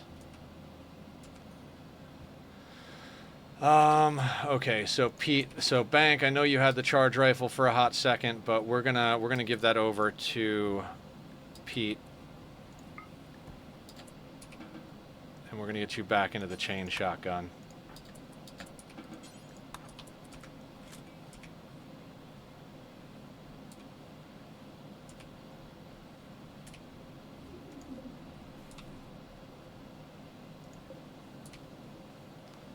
Now, Pete, what do you got on for gear? So you need a formal vest and a button-down shirt is what you need.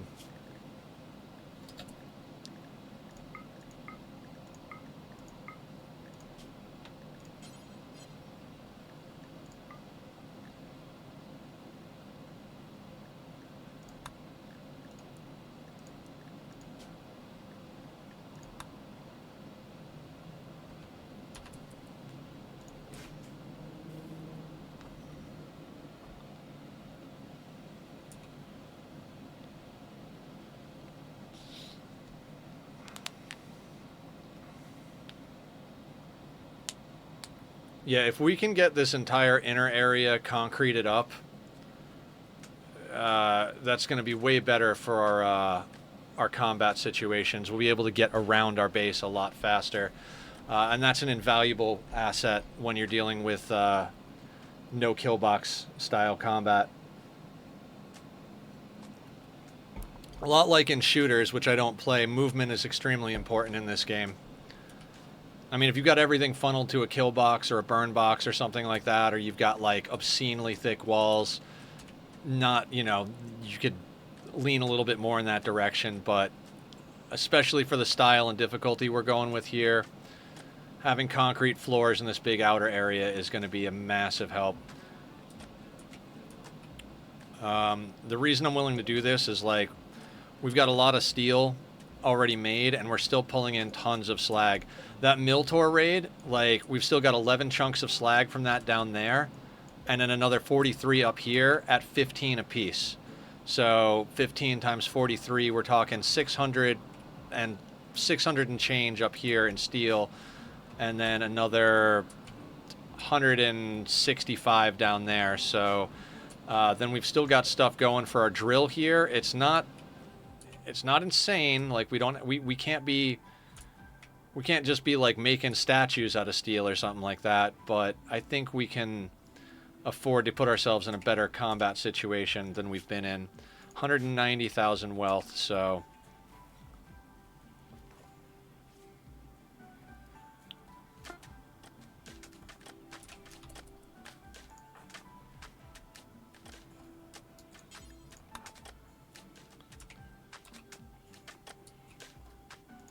how did Bank not wind up? Oh, okay.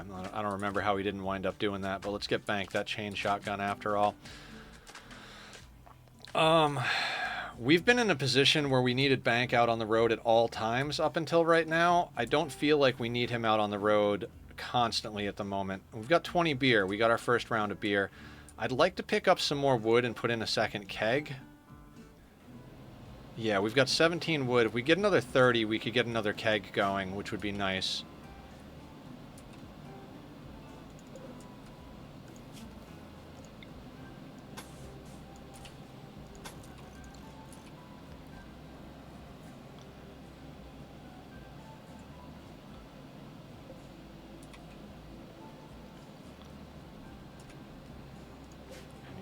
Like, let's concrete that area because I want them to be able to get over to the mortars pretty quickly. This should also help with beauty. We're very impressive in our main barracks area over here, and we're somewhat impressive in here. I think if we can get down the rest of the concrete, maybe throw a few more things in here, we could get this up to very impressive. And if we do, we could start... I don't even know. I kind of like the idea that everybody's in here, but once we need to, we could theoretically move out here with the barracks. When we get to the point where we can make actual beds for everybody, we're going to need the space, because then we're going to need dressers and all that stuff too, which we're not too far off from there. I think flooring is more important than getting beds up, because we're going to have to make our beds out of steel.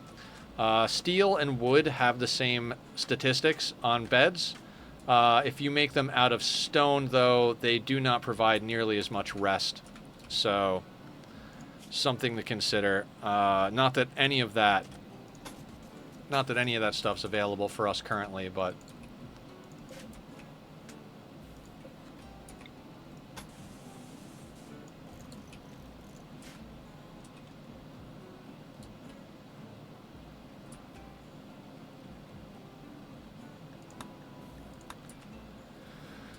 Okay, so our team is up to 17 people, one of which has body mastery, so don't need to feed them, 4 of which are vampires. One of the vampires was made by converting a dirt mole, so their hunger is a little bit more than it should be. I really would love to get nuclear stomachs in the vampires, because we're getting to the point where EMPs aren't going to be as necessary. We're not quite there yet. We're not over that hump yet, but I think we can afford to put nuclear stomachs in our sanguiphages. It's just a matter of getting the tech or finding them on sale somewhere.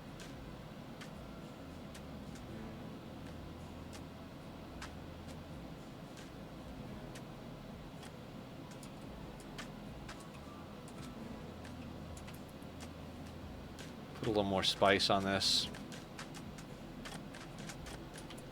Julie needs death rest. She does at that.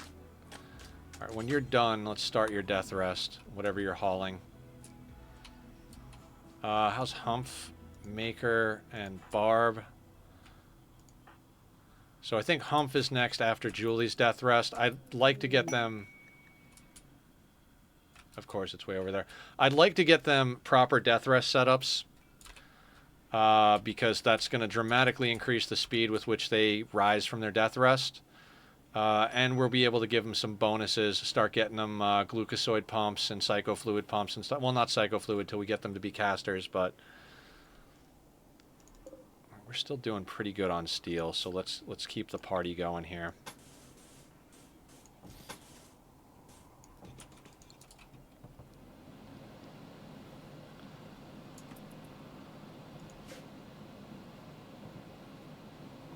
Yeah, they're unroofed, so the Muffalo corpses are deteriorating at 1 point a day of durability. So we've got 100 days before those Muffalos deteriorate.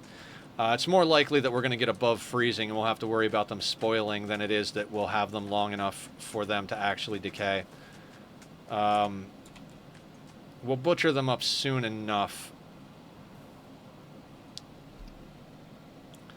It really just comes down to gear.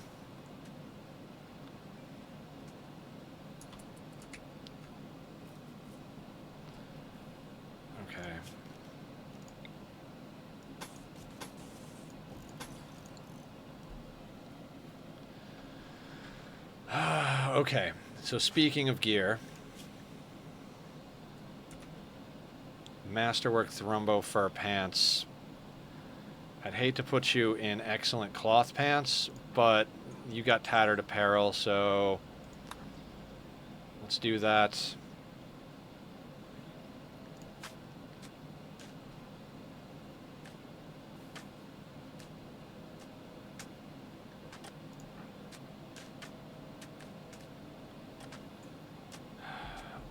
Okay, so Maker is going to need new pants, which we've got a pair of Masterwork pants.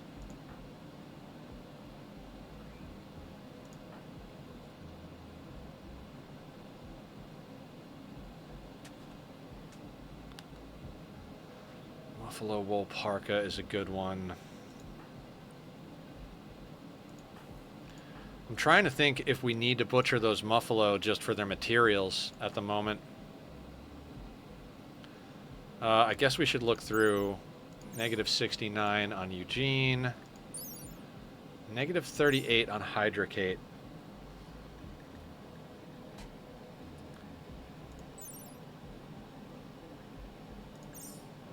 Masterwork human leather gives us 64. Good cloth gives us 71.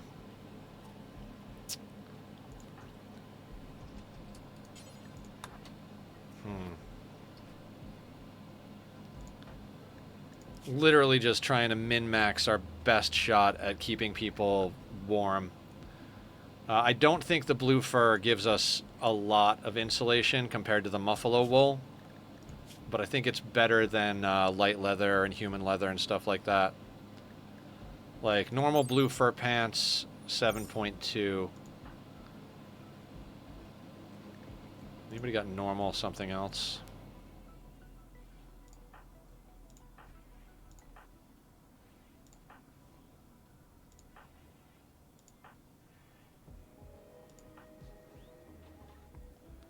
Normal cloth is 6.5. I already forgot what the blue fur.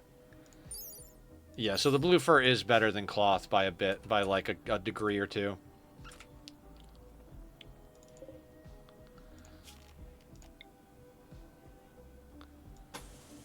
And let's get that.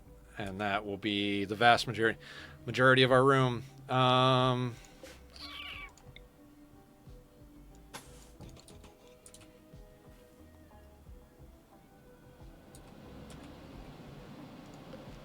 Let's reconnect this bad boy, try and get them to smelt a few more things down. Why not just use dev mode? It's in the game for a reason. You know, why not? How you doing, Honk? Welcome on in. Appreciate your sense of humor right off the bat. This has been quite a long playthrough, but we're starting to get to that point where we can do well. We were actually really in a jam up until last stream on Monday. We got like 5 or 6 new people on Monday. Previous to that, on Friday, we lost A 3 wise people. choice. Thank you for the follow. Much appreciated. I'm Nethercloud. I stream noon to 6 Monday through Saturday Pacific Standard Time. For reference, it's about 4:30 in the evening, afternoon, whatever, right now. Monday, Wednesday, Friday is Rimworld. Tuesday, Thursday, Oxygen not included. And then on Saturday, we do a little bit of a wild card day. Right now, I'm messing around with Dyson Sphere program a lot off camera, so we're doing like a very basic playthrough on Saturdays because a few other community members are interested in it. I was just trolling, but I'm new to the game and I hope to learn a thing or two. Yeah, feel free to ask questions. This has been an extremely difficult challenge. We were doing the math, and I was doing the math wrong. I thought we had like 40-something hours in this. Apparently, we have 80 hours of gameplay to get here. I don't know if you know much about Sea Ice as a start, but you start with only what you come in with, basically. So we started with a little shack. You can still see some of the silver walls over here. We started with a tiny little shack right here, and we had to fight for every piece of steel, every piece of plasteel, wood. We wound up making walls out of uranium because we had a few meteorites crash. We had one pawn went up to like 2 or 3, then dropped back down to 2. Like it was a whole thing. It's just been fighting and fighting and fighting just for basic necessities forever now. We finally are starting to clear the hump where we've got enough hydroponics going, and we've had enough animals lately that we've been able to keep our freezer full. We've been stretching everything by using nutrient paste. We were lucky enough to get an off-map sun blocker. So with ideology, we switched into darkness and add combat in darkness, which 25% boost to accuracy with combat in the dark. So that's been helpful. We've got supremacy, so we don't care about corpses. We can eat human meat. We've got shooting specialists, which I think we've got 3. 1, 2. Yeah, we've got 3 shooting specialists. We've got 2 crafting specialists. And we've just kind of been going along. We're at the point where we're trying. Thank you, Honk. I appreciate that. I've learned a lot from watching Adam versus Everything and Francis John. There's a few other people I've watched. And then a lot of the community has helped me learn a lot. Yeah, this is a very, like, if you want intense resource management, this is the type of playthrough. Actually watching someone do a Sea Ice playthrough is what finally tipped me over and got me to buy the game. Because there's a lot of focus on just like that first single pawn, micromanaging everything they do, everything they eat. All the combat is like 1 versus however many come at you. Very difficult to overcome. I'm sure you've seen geothermals and stuff like that where you can get power from on other maps. There's no geothermals on this map. There's no trees. There's no anima tree. There's it is never a good season for growing. You basically have to start out being a cannibal, eating the raiders that come into your map, and then eventually you can get into doing hydroponics after a long enough time. But you really got to like fight for every little bit of resources. Sea Ice is the weed out class of Rimworld School. Yeah, it is definitely something that you got to have really, really good knowledge and a little bit of luck on your side as well. Also, we're playing against Randy. It's a little easier to fight against Cassandra on Sea Ice because at least you get a regular guarantee of meat delivery from people. But Randy, we've had a few times. Hey, kitty cat. We're also cat lovers here. This is my little boy coming to say hi. Hey, buddy. How you doing? Hi. Hi. How are you? Does my face smell good? You want shoulder time? Come here for shoulder time. We have gotten colonists a lot of different ways. If you have ideology, you can set your ideology rituals up to have a 50% chance of getting a new recruit if they go well. And that's been the main way that we've gotten colonists. Yeah, he's a good boy. But we did just recently bring on a prisoner. We've also had a couple of anomaly creep join events, which is how we got Bank over here. I don't think we have anybody else that stayed permanently from creep joins, did we? Now I'm having a hard time remembering. No, we almost took on the most recent one, but they keep forgetting we have an Itakine.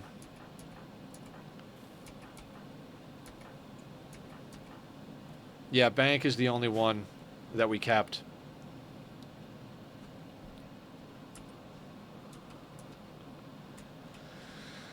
Okay.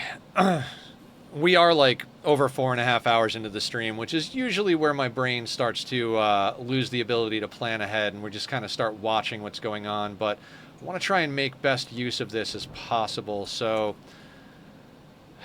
what can we push to get done? We've been really micromanaging clothing to try and make sure the new pawns have warm enough clothing when we get to the next winter season.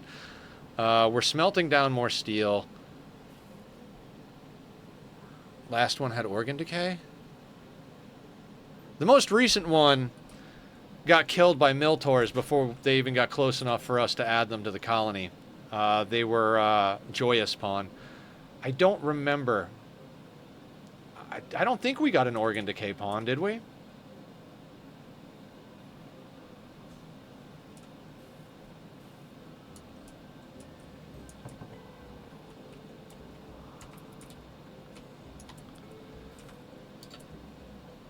Okay, so I think we're going to turn off the smelter and turn on the fabricator.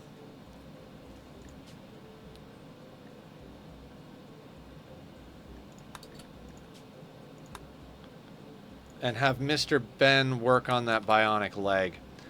I'd like to get Hydrocate a bionic leg so they can move at speed. Yeah, it might have been another stream. We've done a lot of this. This is like the 24th or 25th stream of this. It's starting to actually feel like a normal Rimworld colony, but usually by this stage of the game on any other map, I'd have way bigger outer walls. That is my biggest concern right now. And I don't really want to push too hard to make steel outer walls. We did steel for the inner wall on the double wall here, but all the outer walls are either uranium and plasteel because we need that extra durability. That has saved our ass quite a few times. We really don't have enough space to spread too much people out. Like, we get a massive tribal raid right now. It's going to be difficult. Because there's not a lot of space to let them spread out, and it's not like we have multiple sections of walls that are sectioned off or whatever, so... The plan is more or less at this point to just upgrade people.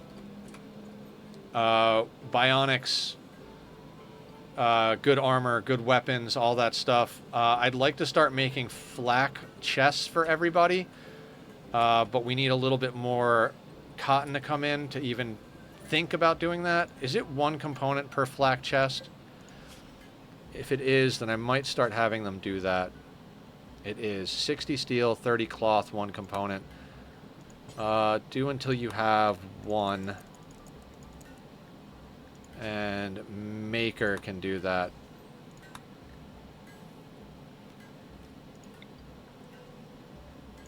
Yeah, let's start getting people flak chests. I know I just micromanage getting everybody corsets and formal vests to fill that slot just for warmth, but we're getting into that time period here where it's like combat is going to have to be something that we've got our people good enough as far as warmth, I think. Negative 120 because you got the Thrumbo Fur. Negative 78. Negative 138. Negative 66 is right on the line with Harriet over there. That's good. Negative 44 on Hydrocate. You need better clothing.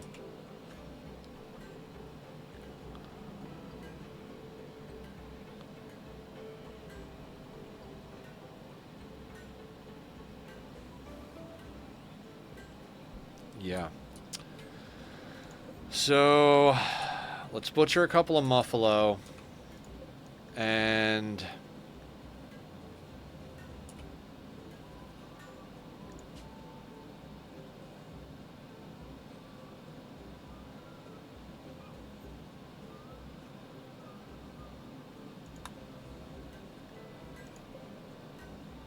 why does that register as having everything in stock here? Hang on a second. Let me double check something.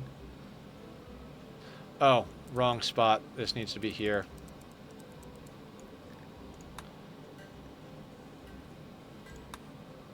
but let's do that. Okay, what was I just saying?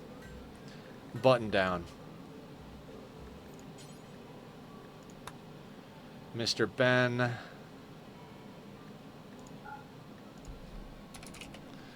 Blue fur.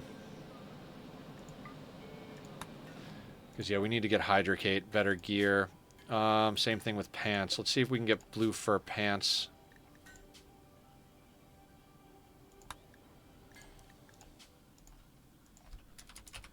Okay, that's already set proper.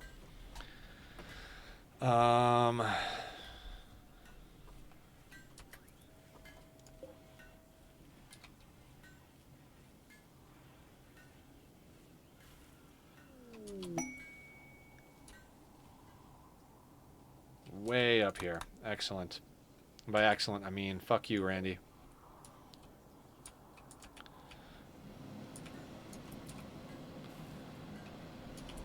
Hey, kitty.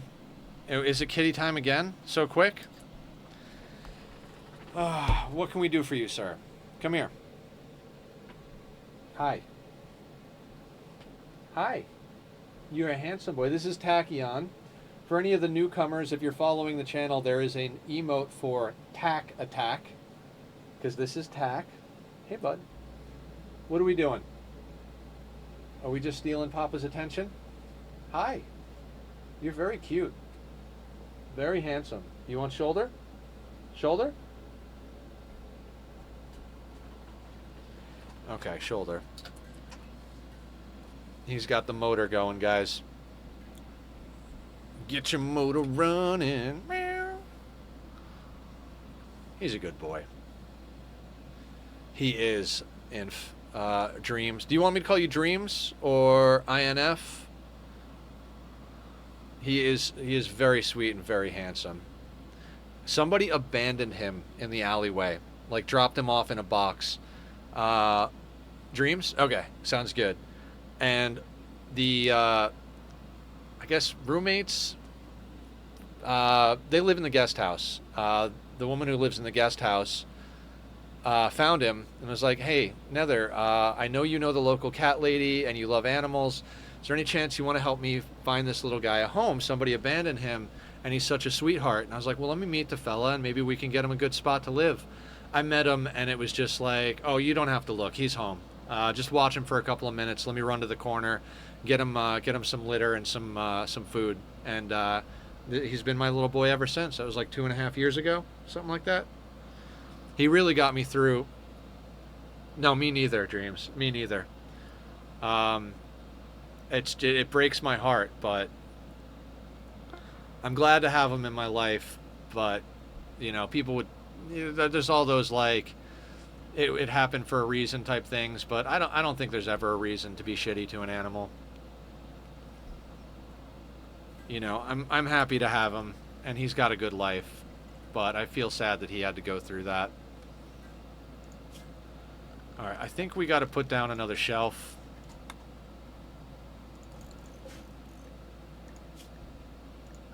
Sorry, we're going to be a little bit slow on the uptake because left hand is dedicated. He's a two-handed kitty, so it's hard for me to keep him happy. Yeah, thank you, Dreams.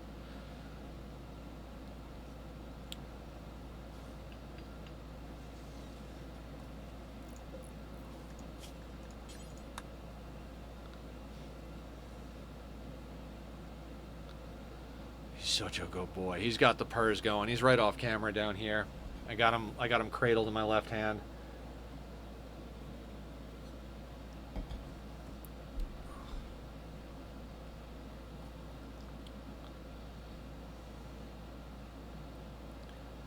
You know, speaking of pawns, it's only 3 days till we can do our ideology rituals again. Not that we need more pawns, but it would be good to get some organ donors. Multitasking, yeah. He knows he's an important part of my life. He's a good boy.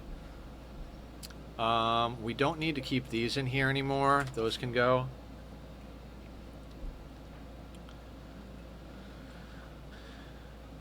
Can you Rimworld with cat? I mean, I'm trying. I'm trying very hard here. I am also thirsty, so I'm gonna grab a little bit of my lemonade.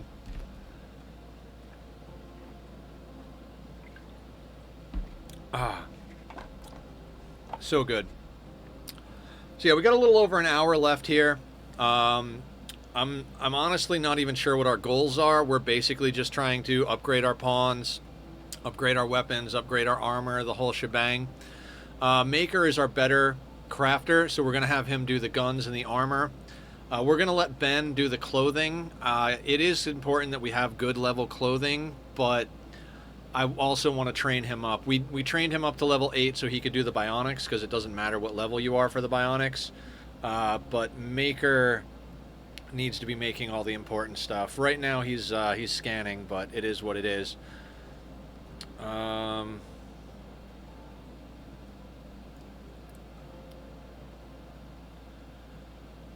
Yeah, I'm kind of at the point, like, when I came in, I had a lot of ideas on what we can do. You know, like, there was a lot of like, let's do this, let's do that. These are our goals. This is what we're trying to accomplish. At this stage in the game, I will just be happy to make incremental progress and see what happens. So, I guess conversation-wise, we've touched on a lot of topics. Some of you guys might notice we have the mental health awareness and chronic illness awareness tags. I went through a lot of surgeries over the last 5 years. The last 6 months or so, a little bit more than that now, has been me healing up from the one that I got in December, which set me right again. Call any of the unnamed colonists Tachyon. Aw. Did I miss a redeem?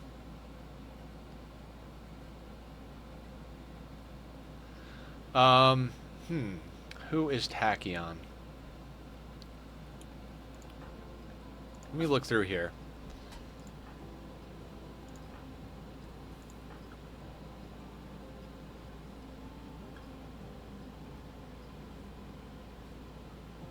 Not a redeem.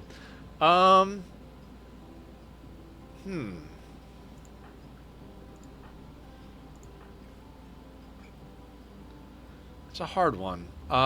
Let's make Lover Tachyon, because I like that idea.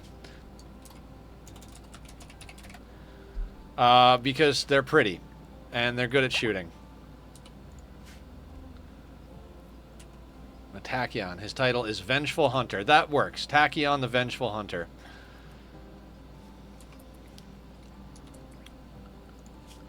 Now, one thing we could try to do...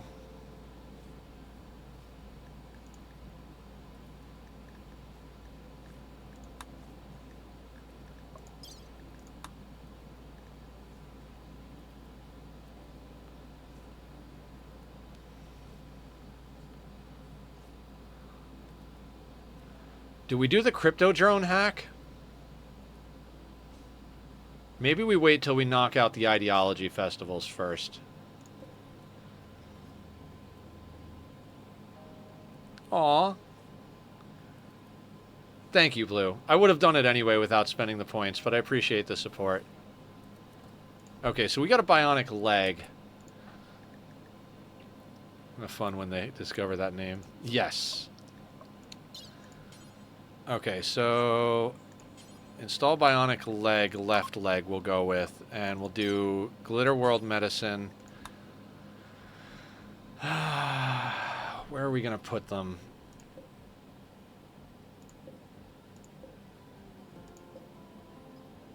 It is... You're in a good bedroll.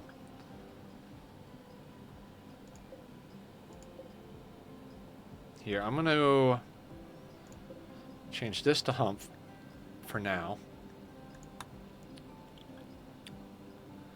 Then this is going to be medical. And hydrocate. When you're done, rest until healed.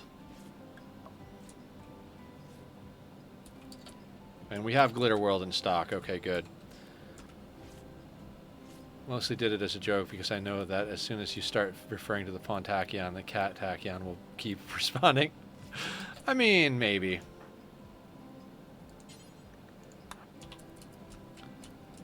Oh, she's all the way the fuck up here. Oof. Should have been paying attention.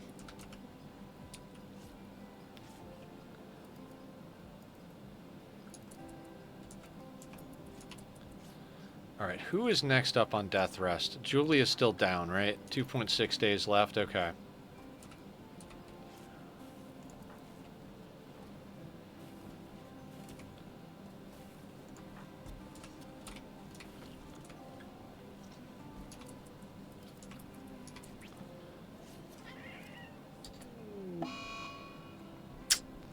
Of course, it failed. Alright, that is a waste of components right there.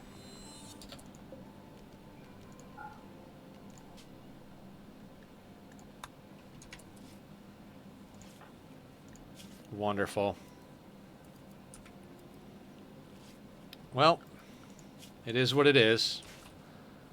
There's a lot of wealth taken off of our map at that point.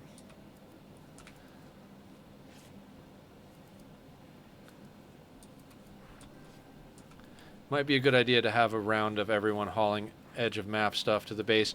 I have all of the pawns that have mobility doing those projects. If they're set to Area 1, it means they're either a vampire or they have a jump pack, and they're hauling and mining. But they are gradually pulling the stuff in. Like, all of this has now been hauled.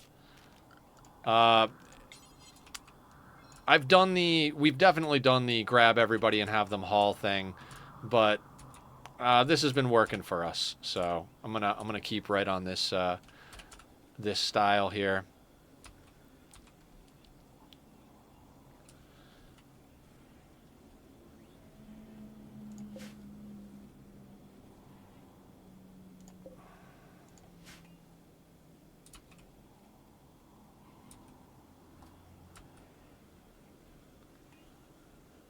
Okay. That was frustrating. Barb has not failed surgeries in a long time, so to have her fail and lose a bionic leg feels pretty shitty. But it is what it is. Is there anything we can sell? I mean, we could sell some of the, like, old clothing, but that's, like, literally, like, pennies on the dollar status. I mean, we could sell some of the gold in theory, but is that even worth it? Like, we legitimately just don't have anything worthwhile to sell.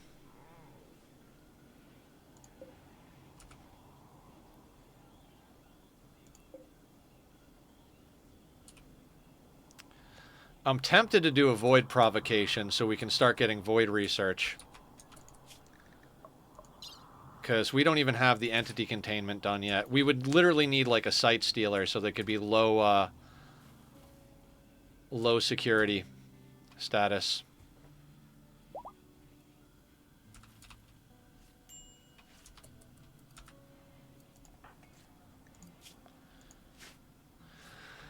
Okay, so here's a question. Is there anybody who's, like, just amazing with mood? Because Barb being the leader, we need a leader that's a vampire, but she has not got any... Oh, wait, we have Plasteel scanned in base. Check that the fuck out. That's good. Talk about a lucky scan. I mean, if we get an infestation on it, we might end up smashing up some of our stuff, but that's pretty good to have Plasteel right there. Who's the handsome kitty? He's just draped over my speaker right now.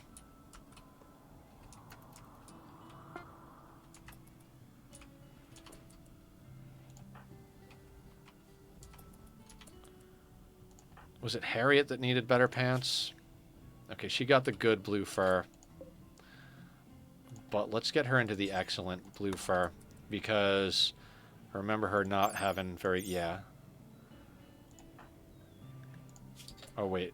No. Hydrocate needed the better pants. Yeah, let's get you into that. Crazy name, Hydrocate. But hey. Hey, I know we accidentally cut you pretty bad and almost ripped your leg off, but here's a fresh pair of pants to make it all better. Oh, little knuckle cracking.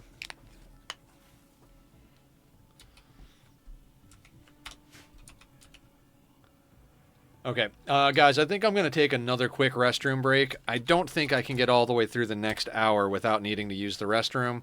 So I'd rather take one now, come back, and, do the last hour with y'all straight through rather than taking a restroom break 5 minutes before we end stream. That just seems ridiculous. So I'm going to put up the Be Right Back screen. If you guys enjoy the music up there, please go over, show Bobby some love. Links are up in chat, and if you're watching back on the VOD, they'll be down in the description. See y'all in a couple of minutes. We'll finish out the day.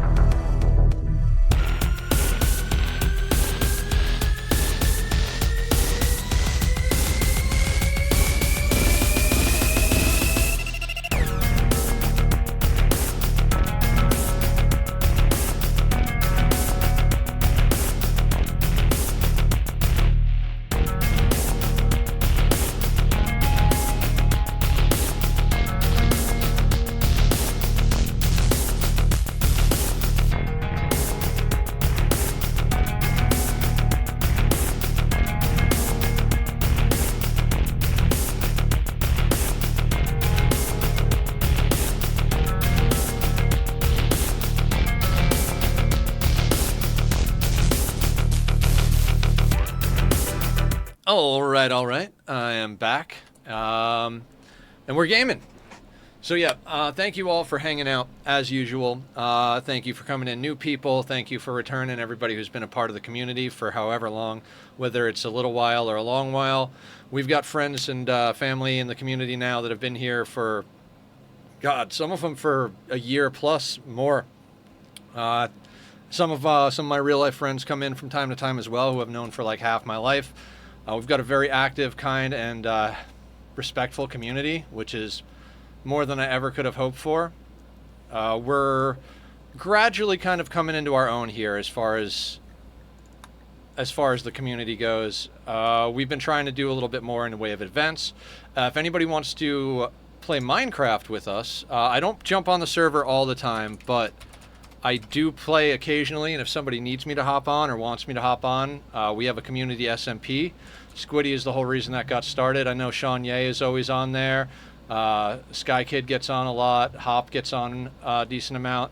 I will get on a lot of times when we're doing events, or if we have some something cool going on, or if I get like a crazy good build idea or whatever. But I try to just kind of keep going both on what people want to see and what I feel like playing. I got really into the colony builders. I did exclusively Minecraft for a long time. I put the Discord up in chat, by the way. And again, anybody watching back the VOD, everything is down in the links section in the description. I'll also put up a link to my Nether Hub build from my Minecraft solo world. It was a 2-year-long project, condensed down to a 4.5-minute time lapse.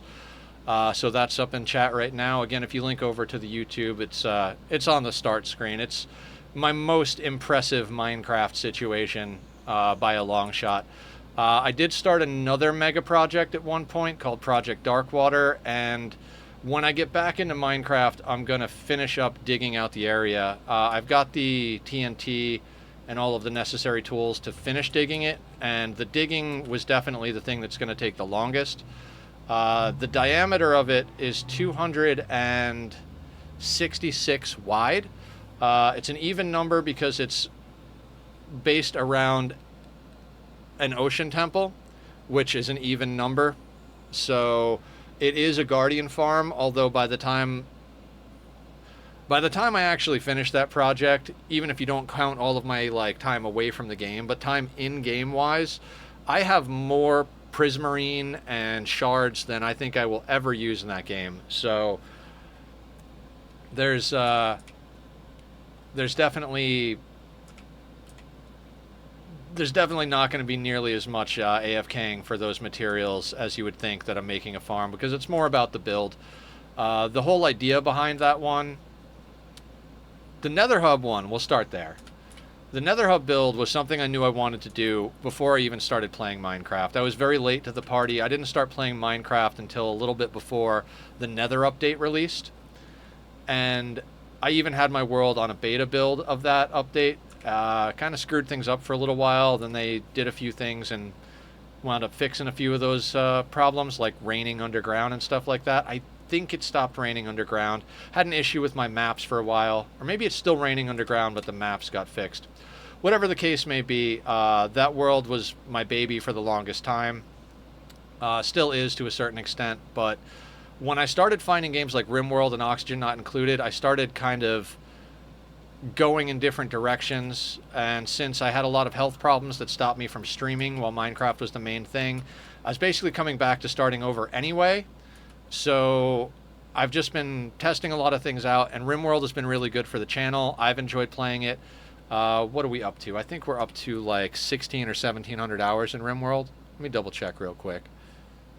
1,928 hours so far put into this game. So we're going to cross the 2,000 hour mark of playtime for me on this game really soon. I love it. There's always something new to do in this game. And I started playing Oxygen Not Included because I went to Francis John's channel for some of his tutorials on Rimworld. And after I'd gone through all of his Rimworld content, I was looking for something to just have on in the background while I was gaming. And I was like, well, fuck it. I don't like the look of this Ani game, but I'll give it a look. I'll give it a listen. You know, it's something to put on in the background. And eventually the game went on sale. I had talked about it a bunch. My friends were like, hey, we're going to pick it up. And I was like, well, shit, if the sale ends tomorrow, my friends are going to pick it up and play it. I should at least buy it. Maybe I won't play it, and it'll just be a game that sits. Because my thought process was, I'm just going to do what Francis does anyway. So why copy the person? You know, you might as well just watch them.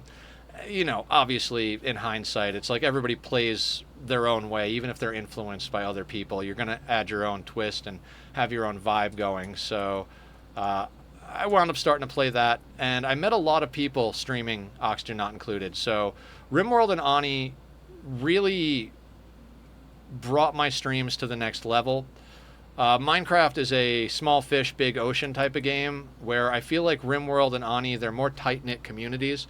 Like everybody who plays Rimworld knows each other, and everybody who plays Ani knows each other. They're smaller communities, but they're like everybody supports everybody because of that. It's a really nice, cozy vibe to both games. Even though Rimworld, you wind up like more or less committing war crimes and doing absolutely terrible things, it's still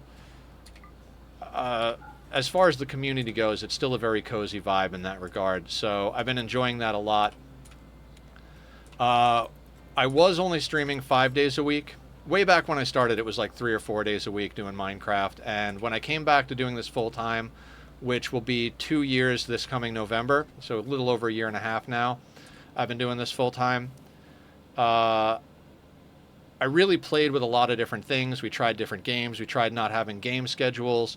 I did 5 days a week. Then I started doing 7 days a week, and 6 days a week wound up being the sweet spot. I don't like to have too much time off from streaming because I start to get out of the flow of it after 2 days. I would love to stream 7 days a week. It's just my body physically can't do it.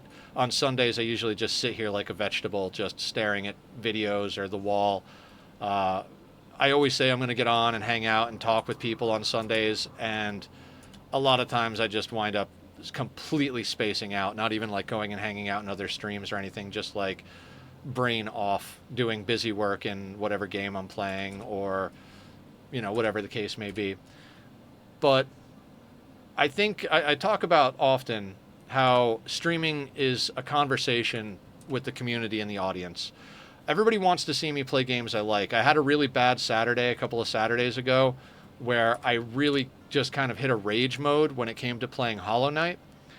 We'd got most of the content done, and we're going to call that playthrough done because we got the regular ending. We found the vast majority of the biomes, like little spots. We got a lot of upgrades and everything. It was a matter of, completionism, which is not really my thing, and also getting like the special hidden ending. And the level for the special hidden ending tanked me out. Hours of just me dying over and over again trying to jump through saw blades. So we called that gravy. But we were also doing stuff like Satisfactory a little bit. It didn't play too good on the weekly stuff because everybody wanted to see Rimworld and Ani because that's what we got going. And so Saturday has become the day where we do like Minecraft events or check out new games or play like one-offs or story games and stuff like that. So we did Hollow Knight for a while. We also did games like Alice Madness Returned. We had a bit where we were doing the Myst series. I got close to the end of 4 and I was like, you know what? I'm good. I don't... The first 3 Mysts were really good. The 4th one started to really fall off the rails for me, and the Myst heads of the community said that that's a pretty commonplace thing. So right now what we're doing is doing some Dyson Sphere program on Saturdays. I've got a save that I work on off camera. It's my off camera game, and that's got like over 150 hours or something in it. I can double check that as well real quick. I'm up to 237 hours on the game, and I think only about 10 to 12 of that was this past Saturday's stream and the stuff I did when I first got the game years ago. So yeah, over 200 hours in a playthrough. Definitely not clean because I'd never played it before. I did watch a lot of I Am Kibitz. I binge watched his 2 full playthroughs he's got on his YouTube channel before I started playing. So I had a good idea of like the general vibe and what I needed to get done, but had to learn all the specifics. Still learning a lot of the stuff. There's a lot of stuff I just kind of ignored as I went through. I was like, well, I don't know what proliferator stuff does, so I'm not even going to worry about it. And last night I built a proliferator factory to get all the way up to tier 3. If you don't know what I'm talking about, Dyson is a factory game. And factory games like colony builder games are something that I got into more recently. Apparently we can't put in those floors, so I'm just going to do that. So Satisfactory sucked me in pretty hard. The first main playthrough I did with that, I did as a multiplayer with Basilisk and Dark, and it was a good experience to learn the game, but then I went back. I was going to do a single player, but wound up having Squiddy and Dark, and I think even Mr. Crow joined for a little while. That one fizzled out really quick because I got into doing other stuff. And then I started a single-player playthrough where I was doing mostly on stream, but doing the busy work off stream. And that one was going good, but it just, like I said, it just didn't quite fit the weekly schedule. So we kind of settled on a schedule of Monday, Wednesday, Friday, Rimworld, Tuesday, Thursday, Oxygen not included. And it's been good for the channel, been good for the community. I may change out games eventually, but for now that feels right. And the Dyson playthrough we're doing on Saturdays, we started at the beginning because there were a few people that expressed interest in it. Devo got the game recently too and started playing his first factory game. So if you guys see me chilling in Discord with Dyson open, feel free to come say hi. I finally got to the end game of building the Dyson Sphere over the last couple of days. It's a very intimidating thing, the end game of that game, because you start to get to a point where it's very power hungry. But I was a little like, man, why the hell do they do it this way? Like, how would anybody know how to make the sphere? And then as I started figuring it out, I was like, oh, this makes it kind of artsy. I like it. So I've been designing my sphere. I'm doing like a cool, like contained star in the smallest radius sphere, and then the outer radius spheres are all going to be bands that's like move around it almost like a gyroscope. And I'm having a good time with it. So we're going to be doing that on Saturdays for a little while. Not the main playthrough I'm doing, but the one we started on stream, so people could ask questions and help me learn how to start better. The start to this one is substantially better than the start to the one I've got all the time invested in.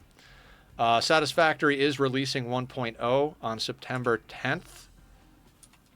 So about a month from now, and Zed, who's a wonderful community member, friend, and also a streamer who does variety, we met playing Oxygen Not Included.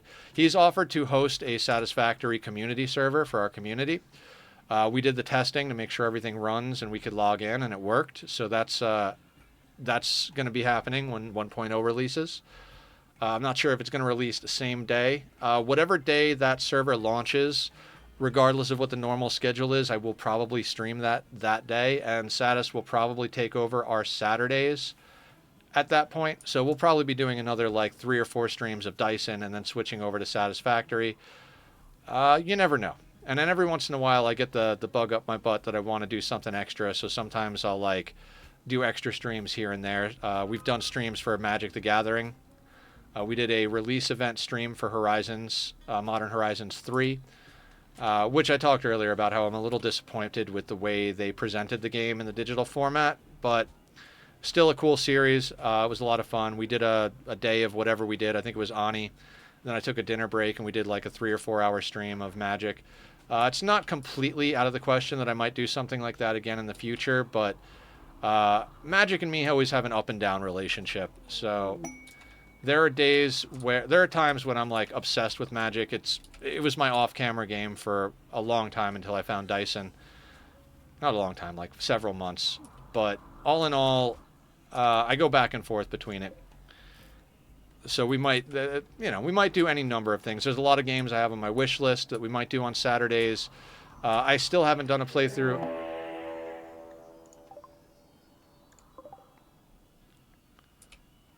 Site Stealer revealed. Okay.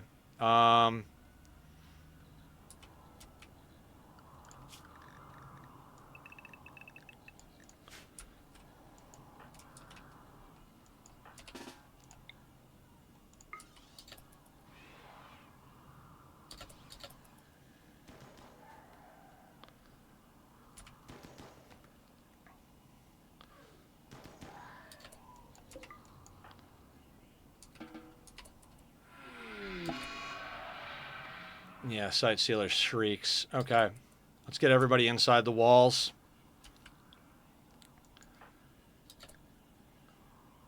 Distance, it's hard to tell where they are or how many they might arrive immediately or days from now.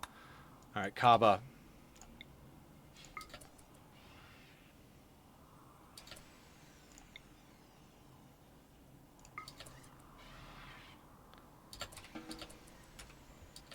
Stop by to say hello and won't be able to stay long. Hey, Killer! I'm glad you stopped by. Let's do a shout out for Killer Jam 25 over here. Killer, I freaking love you, bro. I know you've been tied up with a lot of real life stuff, and I've been missing you a little bit. Hopefully we get to hang out again soon. But thanks for stopping in. Guys, go check out Killer. Some of you mentioned Zomboid earlier. Killer's been doing some Zomboid. He also plays some Satisfactory. I think you've been on a break from Rimworld for a little while, right? So, great person. So go check him out if you guys have got the opportunity to do so. All right, everybody is inside. Oh, Barb is outside.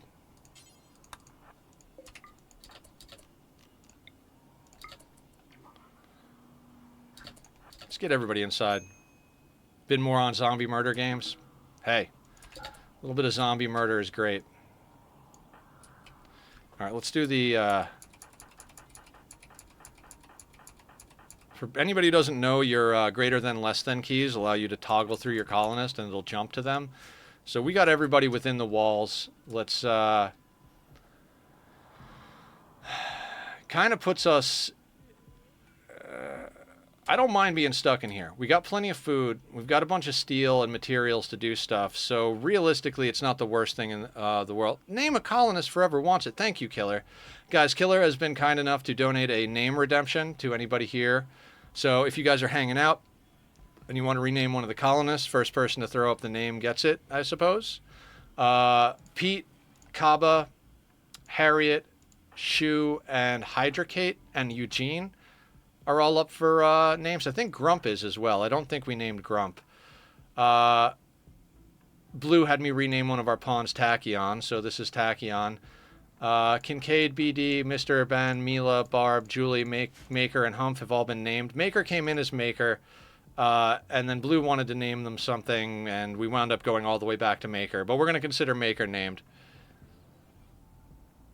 Who's currently here as basically a turret. That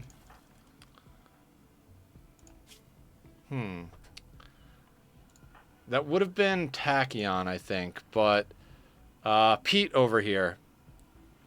Psychopath, beautiful, great memory, 11 shooting, construction and crafting.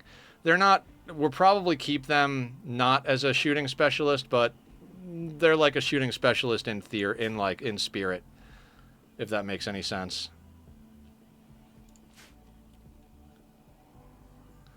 And then who else? We've got a trigger happy Harriet. No passion in shooting. Good at plants. Shu is bloodlust, 5 with a single passion. Yay, a high psychic drone. I'm glad we have some beer. Hydrocate, Misandrist, great memory, dirt mole. Obviously our miner, good at plants, crafting. A few other things. Eugene, jealous teetotaler. They're kind of the odd fit. We grabbed them because we were short on people to shoot, so they are literally like, I would not have taken this pawn. If we had this roster, minus Eugene, and Eugene came along now, I wouldn't take them. But at the time, we needed anybody who could hold a gun, because we were down on colonists. Grump is kind, shooting specialist, 15 shooting, 7 melee, 8 social. Everything else is pretty much non-existent because they're a shooting specialist. So I'd say Grump is they are a shooting specialist for real. Pete is a shooting specialist in spirit. Kincaid, God, we should probably just make Kincaid a shooting specialist. I've moved my schedule to later times, so I have been more focused on that. Hell yeah, dude, I'm proud of you, dude. Like, you've been working your butt off, and guys, Killer deserves all the support in the world. When we first met Killer was streaming on YouTube, and we would all try to go watch him on YouTube and stuff, but eventually decided to come over to Twitch because we were all over on Twitch, and that way we could directly raid each other and stuff like that. Myself, Zed, and a few other people, we all just, basically our whole community pushes to help each other. And if anybody else is on the grind to get to affiliate, let us know. We'll do our best to promote and get everybody over there. But Killer has been supportive of everybody and just an amazing person forever. Killer, if you ever need anything, man, you do let me know. And if you want to hang out in game, I do miss hanging out in games. We could definitely get some more Civ 6 action going one of these nights. We had that good playthrough going that got corrupted, and that was sad because I really liked that playthrough. I'd like to do another one of these evenings. And whatever else. If not, no big deal, but I miss you, bud. I know ever since the move, you've like you said, you moved your time schedule, you've got all the house stuff going on, so I'm glad you're doing stuff.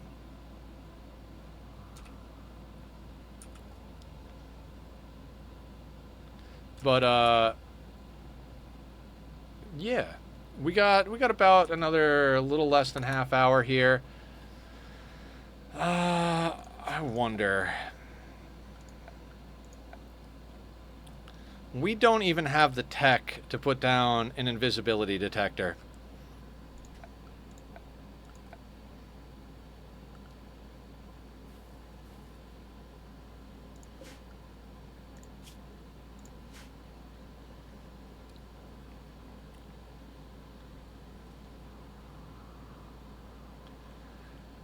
I mean, honestly, as far as events go, I mean, we don't have to get out of base for anything at the moment. We've got plenty of food, we've got materials, our people have guns and everything. This is, I don't want to say a blessing in disguise, because there's definitely events that can combo with this badly. I think the worst situation we have right now is the toxic waste packs. So we'll keep an eye on those. I might have to stick those in the transport pod and launch them somewhere. Not an optimal situation. What can we get going in the fabricator? We don't have advanced components. We do we have advanced fabrication? We do. And we have gold. And we have components. Okay, so... I would love to come by, but sometimes I don't end stream till 6 or 7 my time, and right after I tend to eat and play Once Human or 7 Days to Die. You know, I downloaded Once Human, and I haven't actually gotten on there. I was watching Smoke play it that day we went into their stream, and it's not my normal type of game, but I might give that a stab. Is that multiplayer?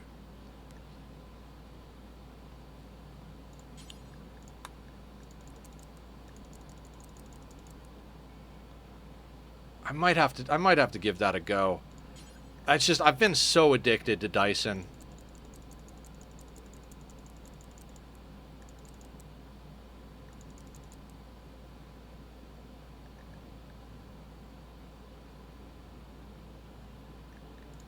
You require 20 steel, 10 plasteel, 3 gold, and 1 component.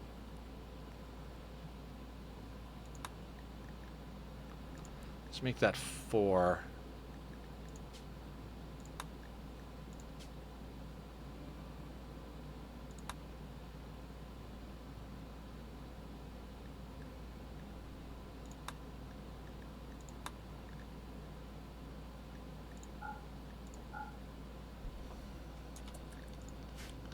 I'll give our people something to do.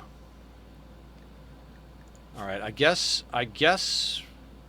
man, I should have been doing that already this stream. Fantastic. Okay, so we can actually start making our own. That was, I'm not going to say sloppy of me. I feel like that's the wrong word, but that was ADHD of me. I didn't realize we could happily join for 7 Days to Die. If you like horror survival games, then Once Human would fit you. I like a little of both of those things. Like I said, I watched Smoke play a little bit, and it's right on that border because it has shooting elements, but you don't have to be in first person, and I do prefer third person. Do I have it installed?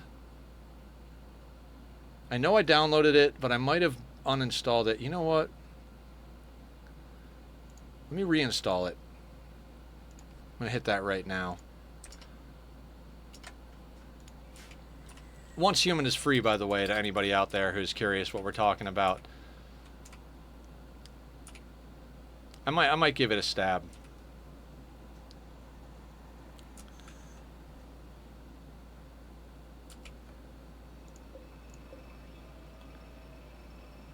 Play it tomorrow? Okay. What time do you stream now, Killer?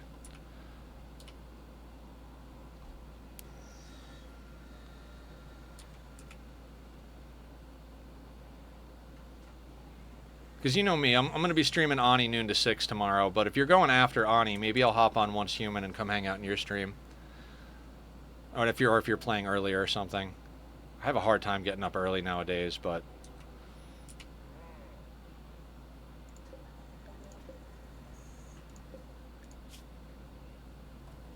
p.m. to 4 p.m., but with that game I will go a little bit longer.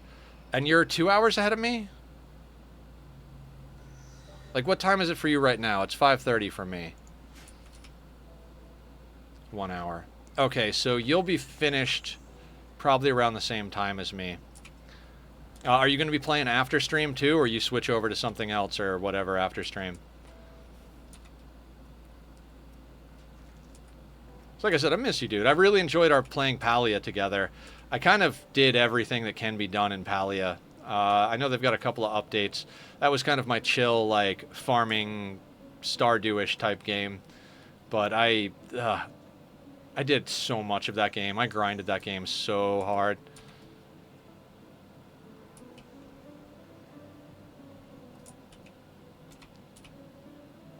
Okay, sounds good. Let me actually write a reminder. Because... my brain's not going to go all the way to tomorrow. Once Human with Killer. And you can go right here. Cool.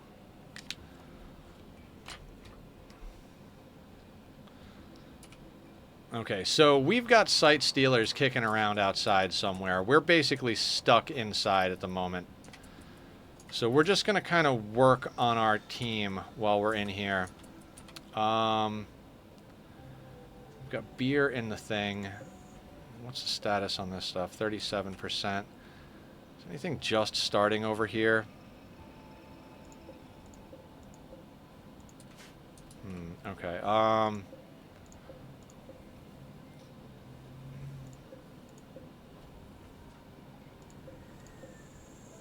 You know what? I want to,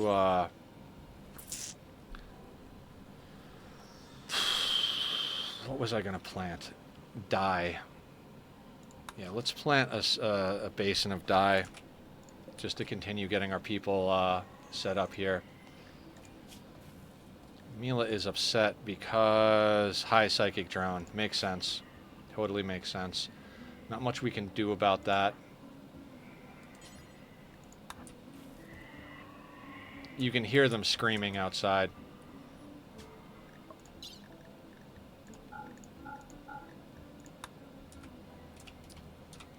Play 7 Days to Die with me. I'm always looking for people to play with. Oh, that's awesome. I love when our community comes together and plays stuff.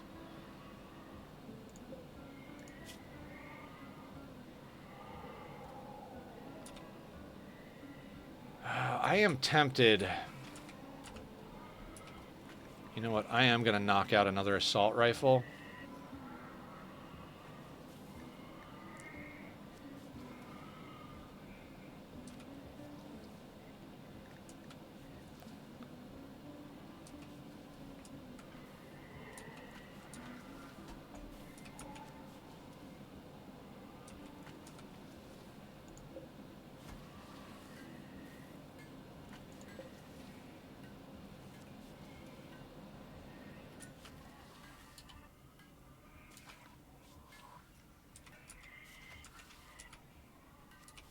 Yeah, because I would prefer to have assault rifles to charge rifle and chain shotgun.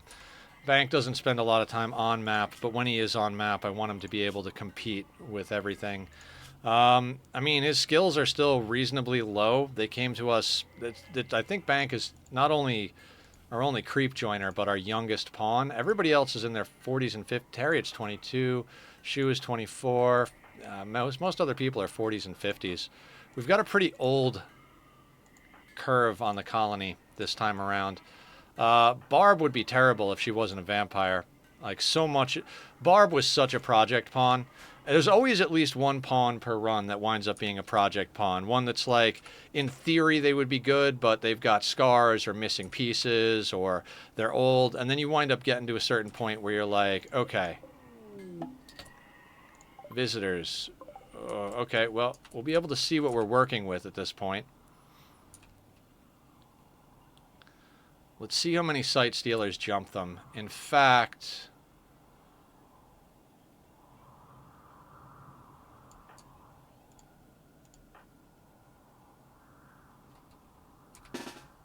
let's get everybody over here, because I might pop out this door and try to do some work depending on how many get revealed on these visitors.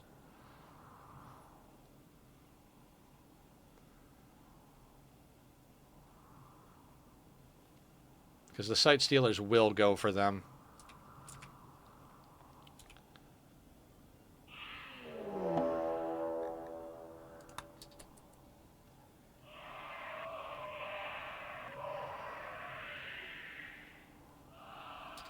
It's not that many, to be honest with you. 16. Thing is, they're going to dip back into the shadows. Alright. Never mind, everybody. We're not going to go out and deal with that right this second.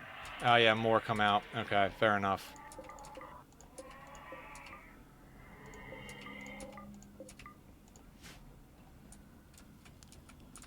Now, if we had a ghoul, I would probably just straight up melee block this whole situation with them. I don't want to melee block with Humph or Maker, though. I mean, they're not in a horrible situation as far as armor and weapons and stuff, but Sight Stealers do a lot of scratchy, and it's just not... I don't know. For unfortunate souls, yeah, 100%.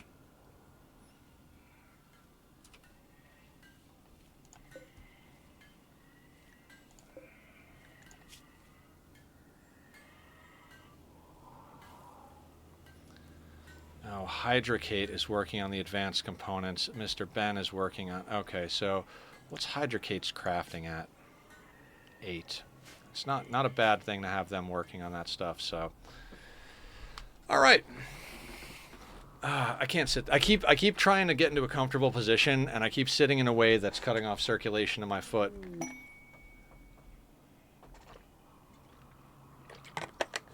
Okay.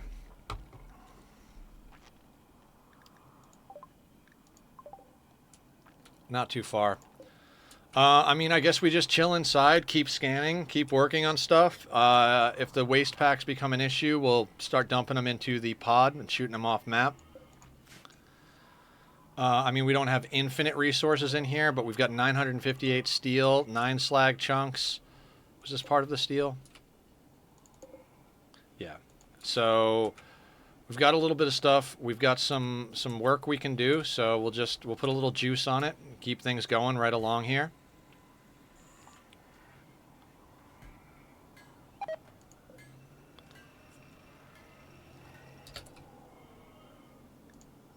Okay, that's up there. That's fine.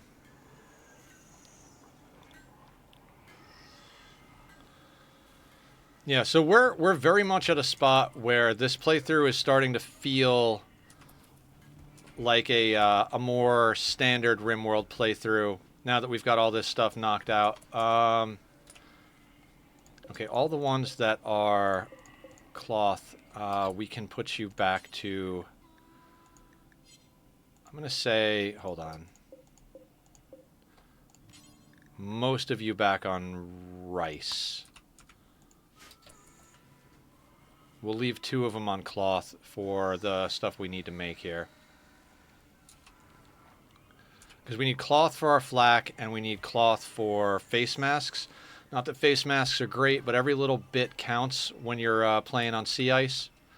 So they add just the tiniest little bit of extra sharp protection and the tiniest little bit of cold protection. And it's something that Mr. Ben can stay on top of as far as keeping his crafting up when the best time works for you.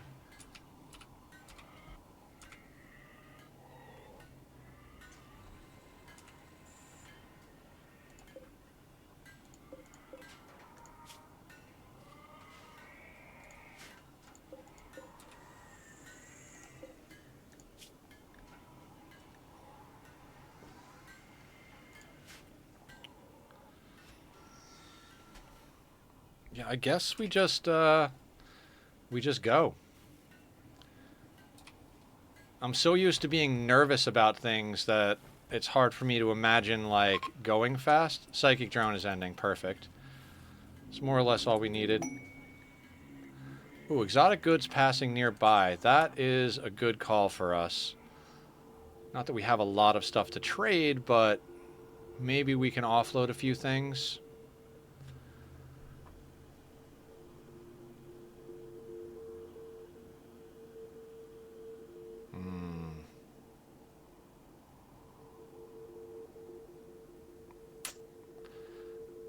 Basically all day, but for you guys that might be earlier than normal.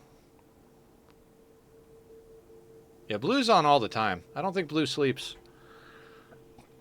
Alright, there's some things I would like in here, but nothing that's, like, worth offloading good stuff for.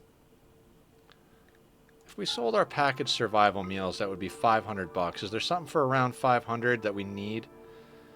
I want the other Soothe Pulsar, but that's almost 800, so that doesn't do it.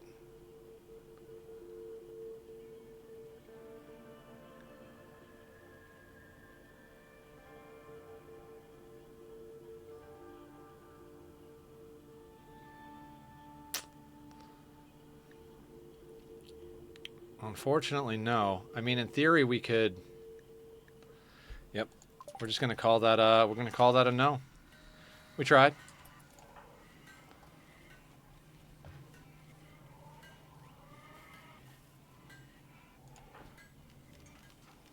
Knock out that production command, get everybody else working harder.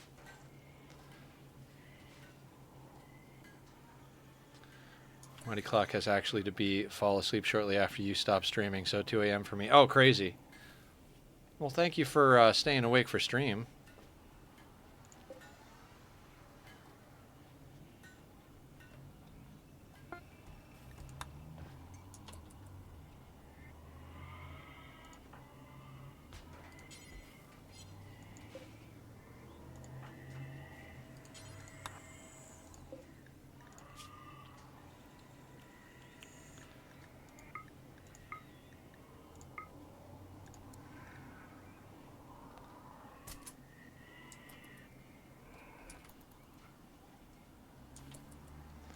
Now, the funny thing is one of the things we could have done today is the ideology rituals, but with Sight Stealers out there, there's no point.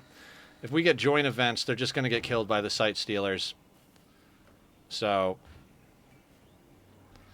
not worth fucking with. So we'll scan and we'll do upgrades. I mean, this is our entire life.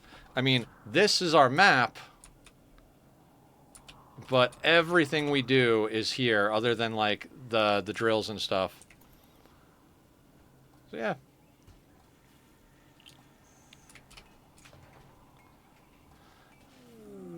Uranium ore. We do like uranium. Up there. Okay. That's something we'll dig out eventually as well.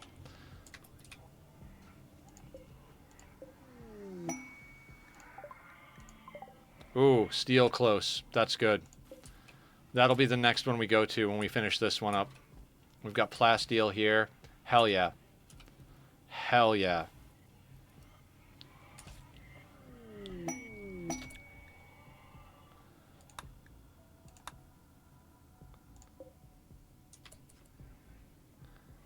Yeah, that is very cool.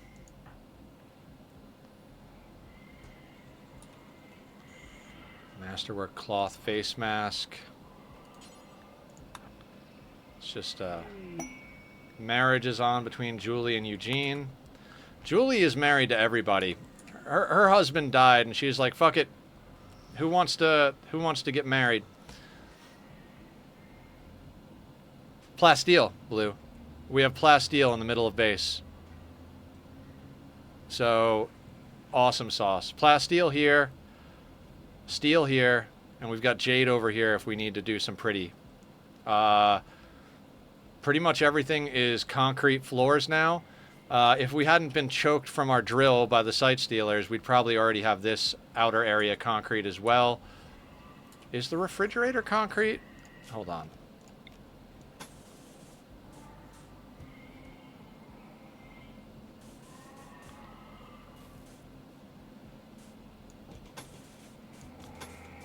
I will do that. Nice. We went from a drone to a soothe. She and Barb run this colony. They can do whatever they want. Exactly. Barb and Julie all day long.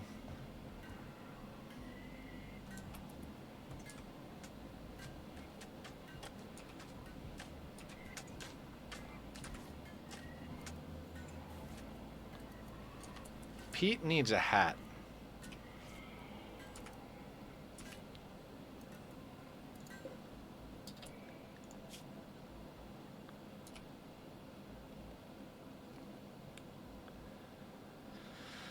What's Pete's temperature rating like?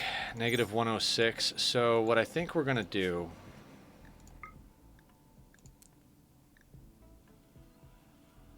is make him a simple helmet.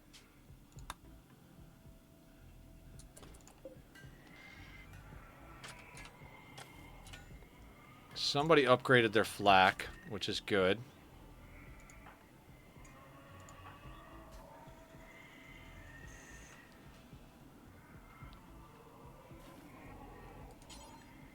I'd like to get Julie into a flak chest because she's got a lot of thrumbo fur gear.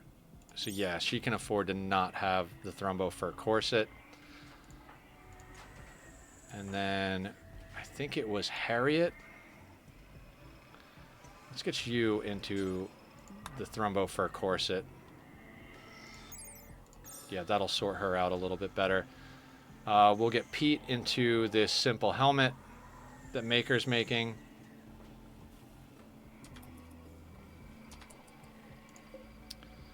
Blue fur corset, good. All right, is there anybody else we can just kind of gear swap with? Bearskin sash, no, let's get you into that. Make simple helmet, Pete.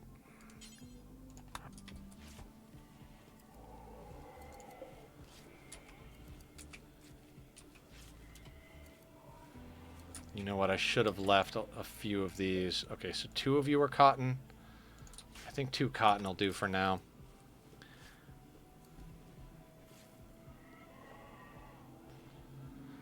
So yeah, like I said, we're kind of at that, like, this is the colony status. Let's get that assault rifle done first. And what I mean by that is we're at the stage where I think our food is pretty well sustained. We're handling our power needs. Everybody has got the clothing to protect them from the elements. We're getting to the point where one more gun, which is in the works, puts us at everyone except Julie having an assault rifle because we gave Julie the sniper. We could get another assault rifle and just have the sniper available for when she needs it. I might also try to make a better quality sniper rifle. I've never used sniper rifles before this run. I mean, I have, but not to any like reasonable degree of success. Having her as a sniper has been awesome. She had her bolt action forever and did so much work with that. The great memory trait has just been amazing. I think it's her and Barb both have great memory. So Barb has just been learning to do everything. She's been with us for fucking ever. And Julie has been a shooting specialist for the whole time. Little vroom vroom action outside. Got an emote for that. And she's been at 18 for a while. I don't think we're going to be able to sustain her at 19 or 20 given our situation. But 18, she's damn near hitting every headshot. So, you guys attending a weapon or a wedding? No.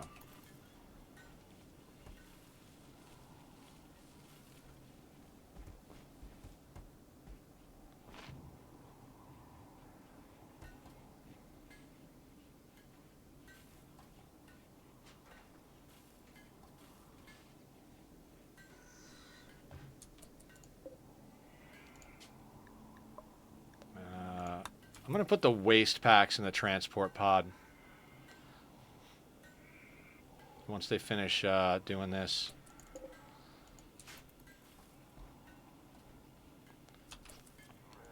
Not planning on launching them, but I don't want them going bad in our base.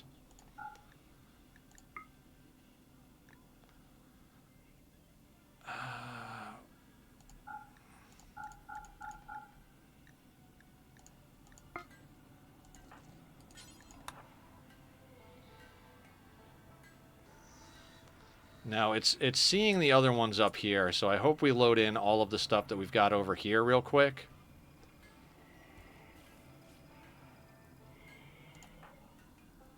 And then we'll cancel anything that's not inside. They won't spoil or crack or whatever it is when they're in here.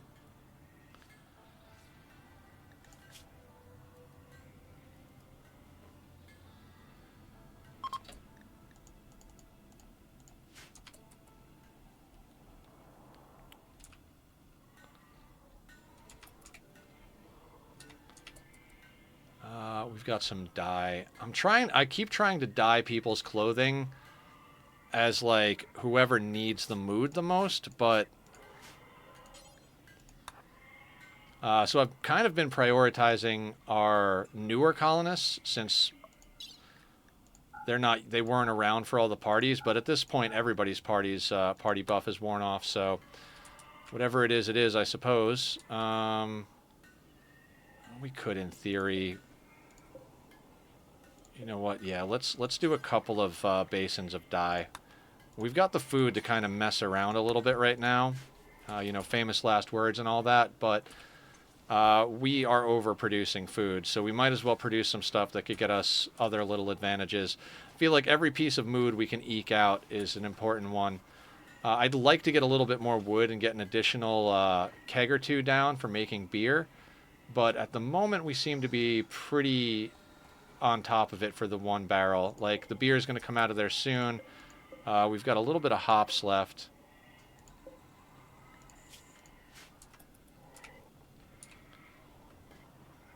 I'm just surprised how, like, our freezer is that stocked. I was really worried. When we took on all those pawns at the end of the stream the other day, I was like, man, we are going to be scrambling for food. And then we got 2 Muffalo migrations. We chopped up the thrumbos to make clothing and send off the horns, and we've just got a freaking stockpile of meat now, and it's pretty insane. All right, we've got 4 advanced components, which means we can knock out a piece of bionics. I do want to try and get a leg on, what's their face again? So let's have Ben do that.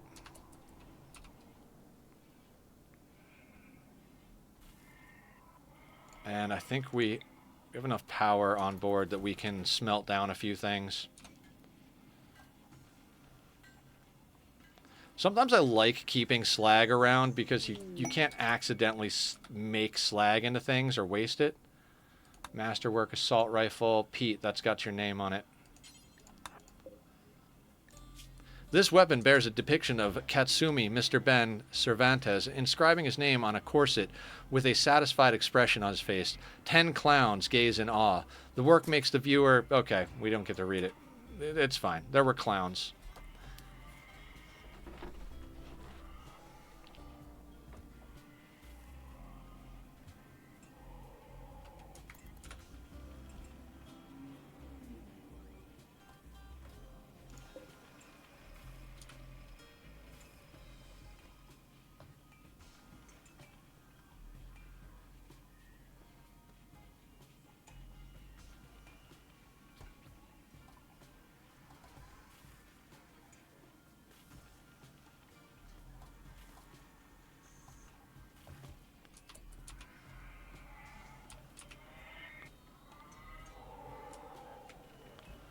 How many soothe pulsers do we have? I think we have 3 soothe pulsers. That's good to know. I thought we had 2. I was a little concerned we might only have 1, and I might have been misremembering that, but I guess I misremembered in the opposite direction. Talk about good problems to have. All right, that can go off.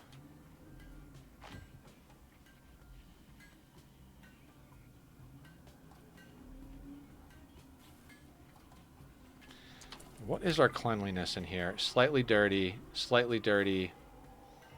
clean. Mediocre. You know what I want to do? I want to put a light in here. And I'd like to get power over to that. And we could use that as... I don't want to say a hospital, but I don't want to say not a hospital either. We can use it as, like...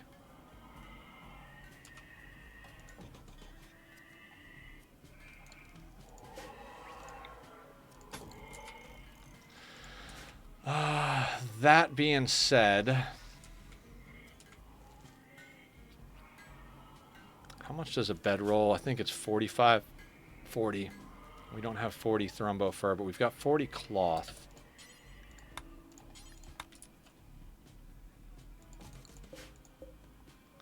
Where's Ben at?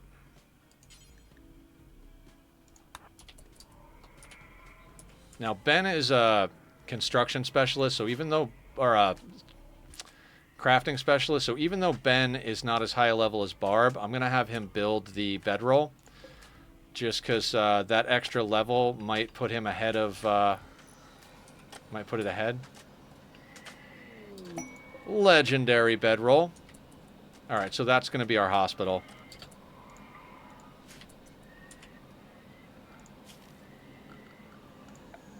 Or temporary hospital.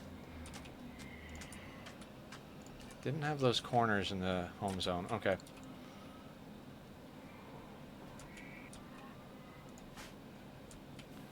Cleaning dirt. Because I tried to do the surgery in the barracks, but the problem is any degree of dirtiness in the barracks is going to cause problems with the surgery. We've been able to do it before plenty of times. If you've got a high enough quality bed and room and all that stuff, it's not something to worry about, but I think we'd be better off doing it this way. Although this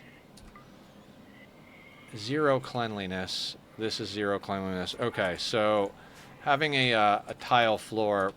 I mean, I think theoretically we could get the cleanliness higher up on that, but I think we'll be good at a 0 for now.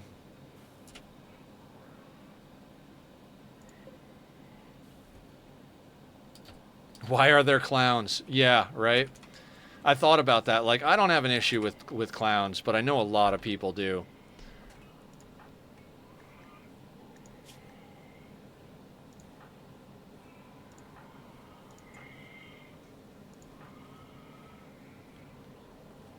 Hmm.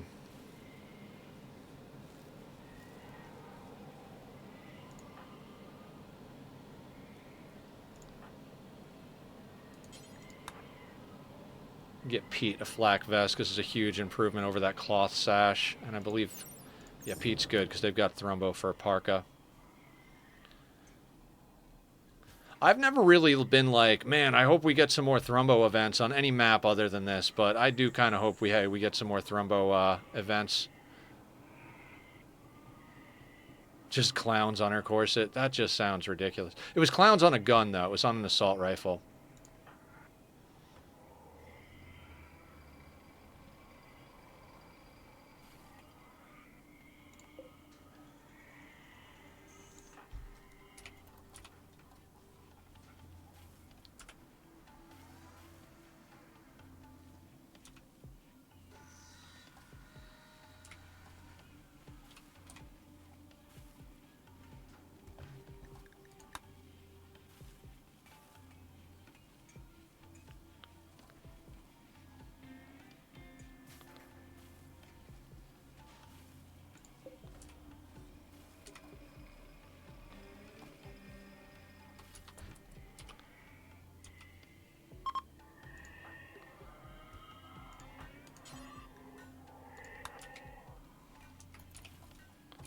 Those sight stealers, man.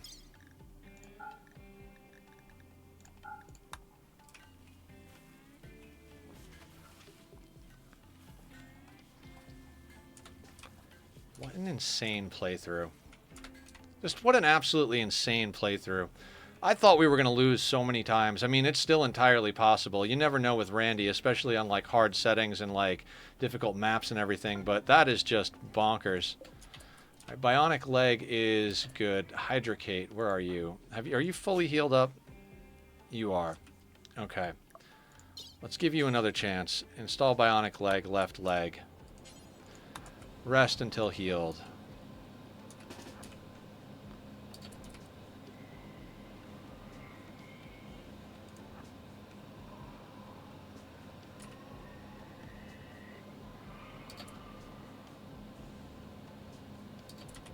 That's better?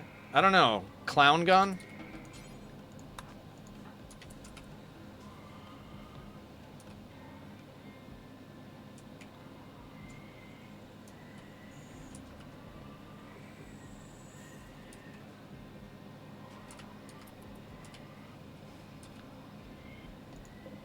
Clown gun versus clown boobs. I think I'd rather the clown gun as well. I'll agree with you.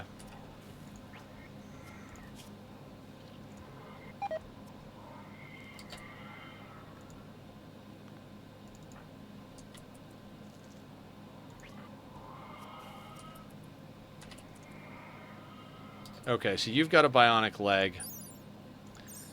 That should get them walking, running at a more normal speed. It's only a 0.2 loss, but when you're kiting with the whole group in the field, that 0.2 is huge.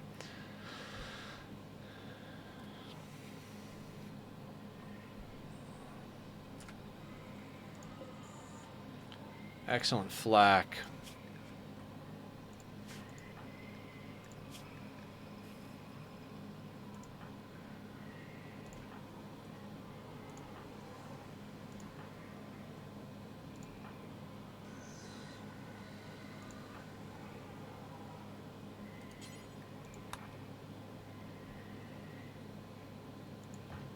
I do got to keep an eye on everybody's cold resistance.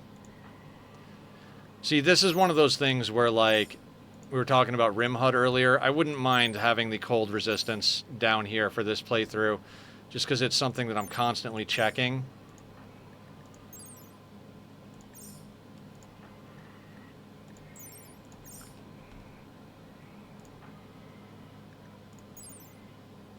Like, Hydrocate here needs better everything.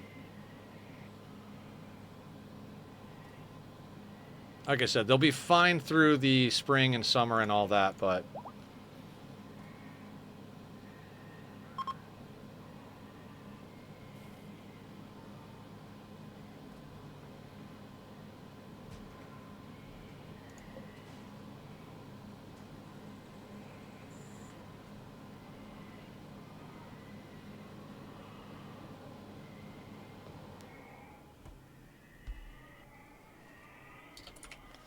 You know what? I think until we can go outside, I think I'm going to suspend up these production things. I don't want to spend through all of our resources while we're hemmed in. You know what I mean?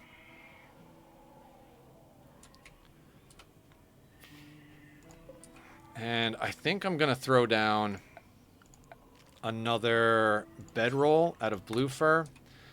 Because, you know, we hope to get another pawn soon. Well, maybe not hope to get another pawn soon. We've got a lot of people. I'd rather focus on upgrading our people, but if we do get the opportunity to get a pawn or to rescue someone or whatever, be good to have a spare bedroll around. So we're actually going to have Ben do that. Ben's going to wake up in a second here after you're...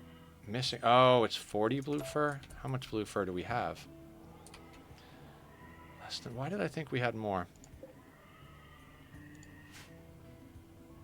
Oh, there it is. Oh, because they were bringing it over.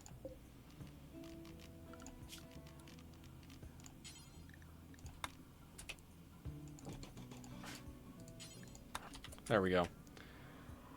How do you quickly train medical skill?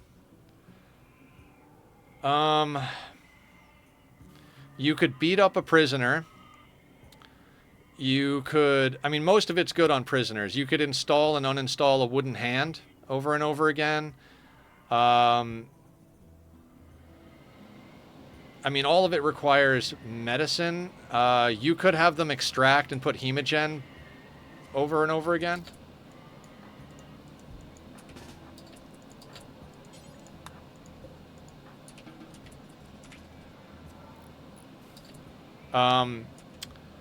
So one thing, okay, not to bring up Francis John every time anybody asks me about mechanics, medical goes up as you're working on them. And so the longer it takes them to do the medical operation, the more experience the doctor gets. So actually putting someone in the dark with a blindfold and, like... putting them on drugs slows them down enough that they actually get a lot more experience. So basically, you want to slow your person down as much as possible with their when they're doing the surgery or whatever it is. You know, you got to find something you can do over and over again. Like, we look in here. Yeah, I would say extract hemogen fac and surgical inspection. I think any level of pawn can do a surgical inspection, so that's a pretty good one. But again, it costs medicine. There's always the chance that the surgery can go wrong. If you've got a ghoul, training your medical on a ghoul is a good idea because ghouls can just heal themselves from whatever botched surgery you do on them. So that's a good one. Ghouls, too, the best way to up the DPS of a ghoul is to put on a power claw and a wooden hand. Because I don't know what it is. It has something to do with, like, the amount of times they, like, go for their normal hand versus the power claw. So if you're gonna put a power claw and a wooden hand on a ghoul, you might as well just put on and take off the wooden hand over and over and over again in the dark with a blindfold while they're on drugs, and train up the stuff. So that would be my suggestion, just from watching Francis. We were struggling with training medical earlier in this playthrough too. But we are at that time, ladies and gentlemen. So let's do this. Let's save and quit to menu so I don't accidentally press play while we're looking for someone to raid out to. And let's see who's online and who we can go raid out to. It's been an amazing day, guys. Thank you so much for hanging out. For the ghoul's other arm, is they even better than... Well, the thing is you want them to not use the hand. You want them to only use the hand that's the strongest. So if you put a power claw on one hand and a wooden hand on the other hand, it's something like 95% of the time they'll attack with the power claw. They don't use the flesh tentacle? Then if that's possible, then that would probably be good. I don't know if it's possible to have a flesh tentacle on a ghoul. Would they auto heal that? That's something I don't know. That's a question right there. All right, who we got online?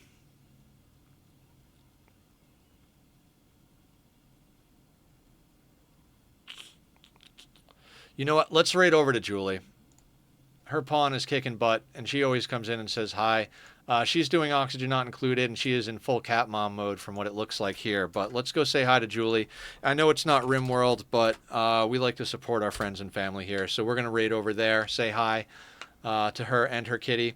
I'm going to grab some food out of my refrigerator, hop in Discord chat, hang out. I promised Mr. Crow I'd be on right after stream so he could show me some stuff.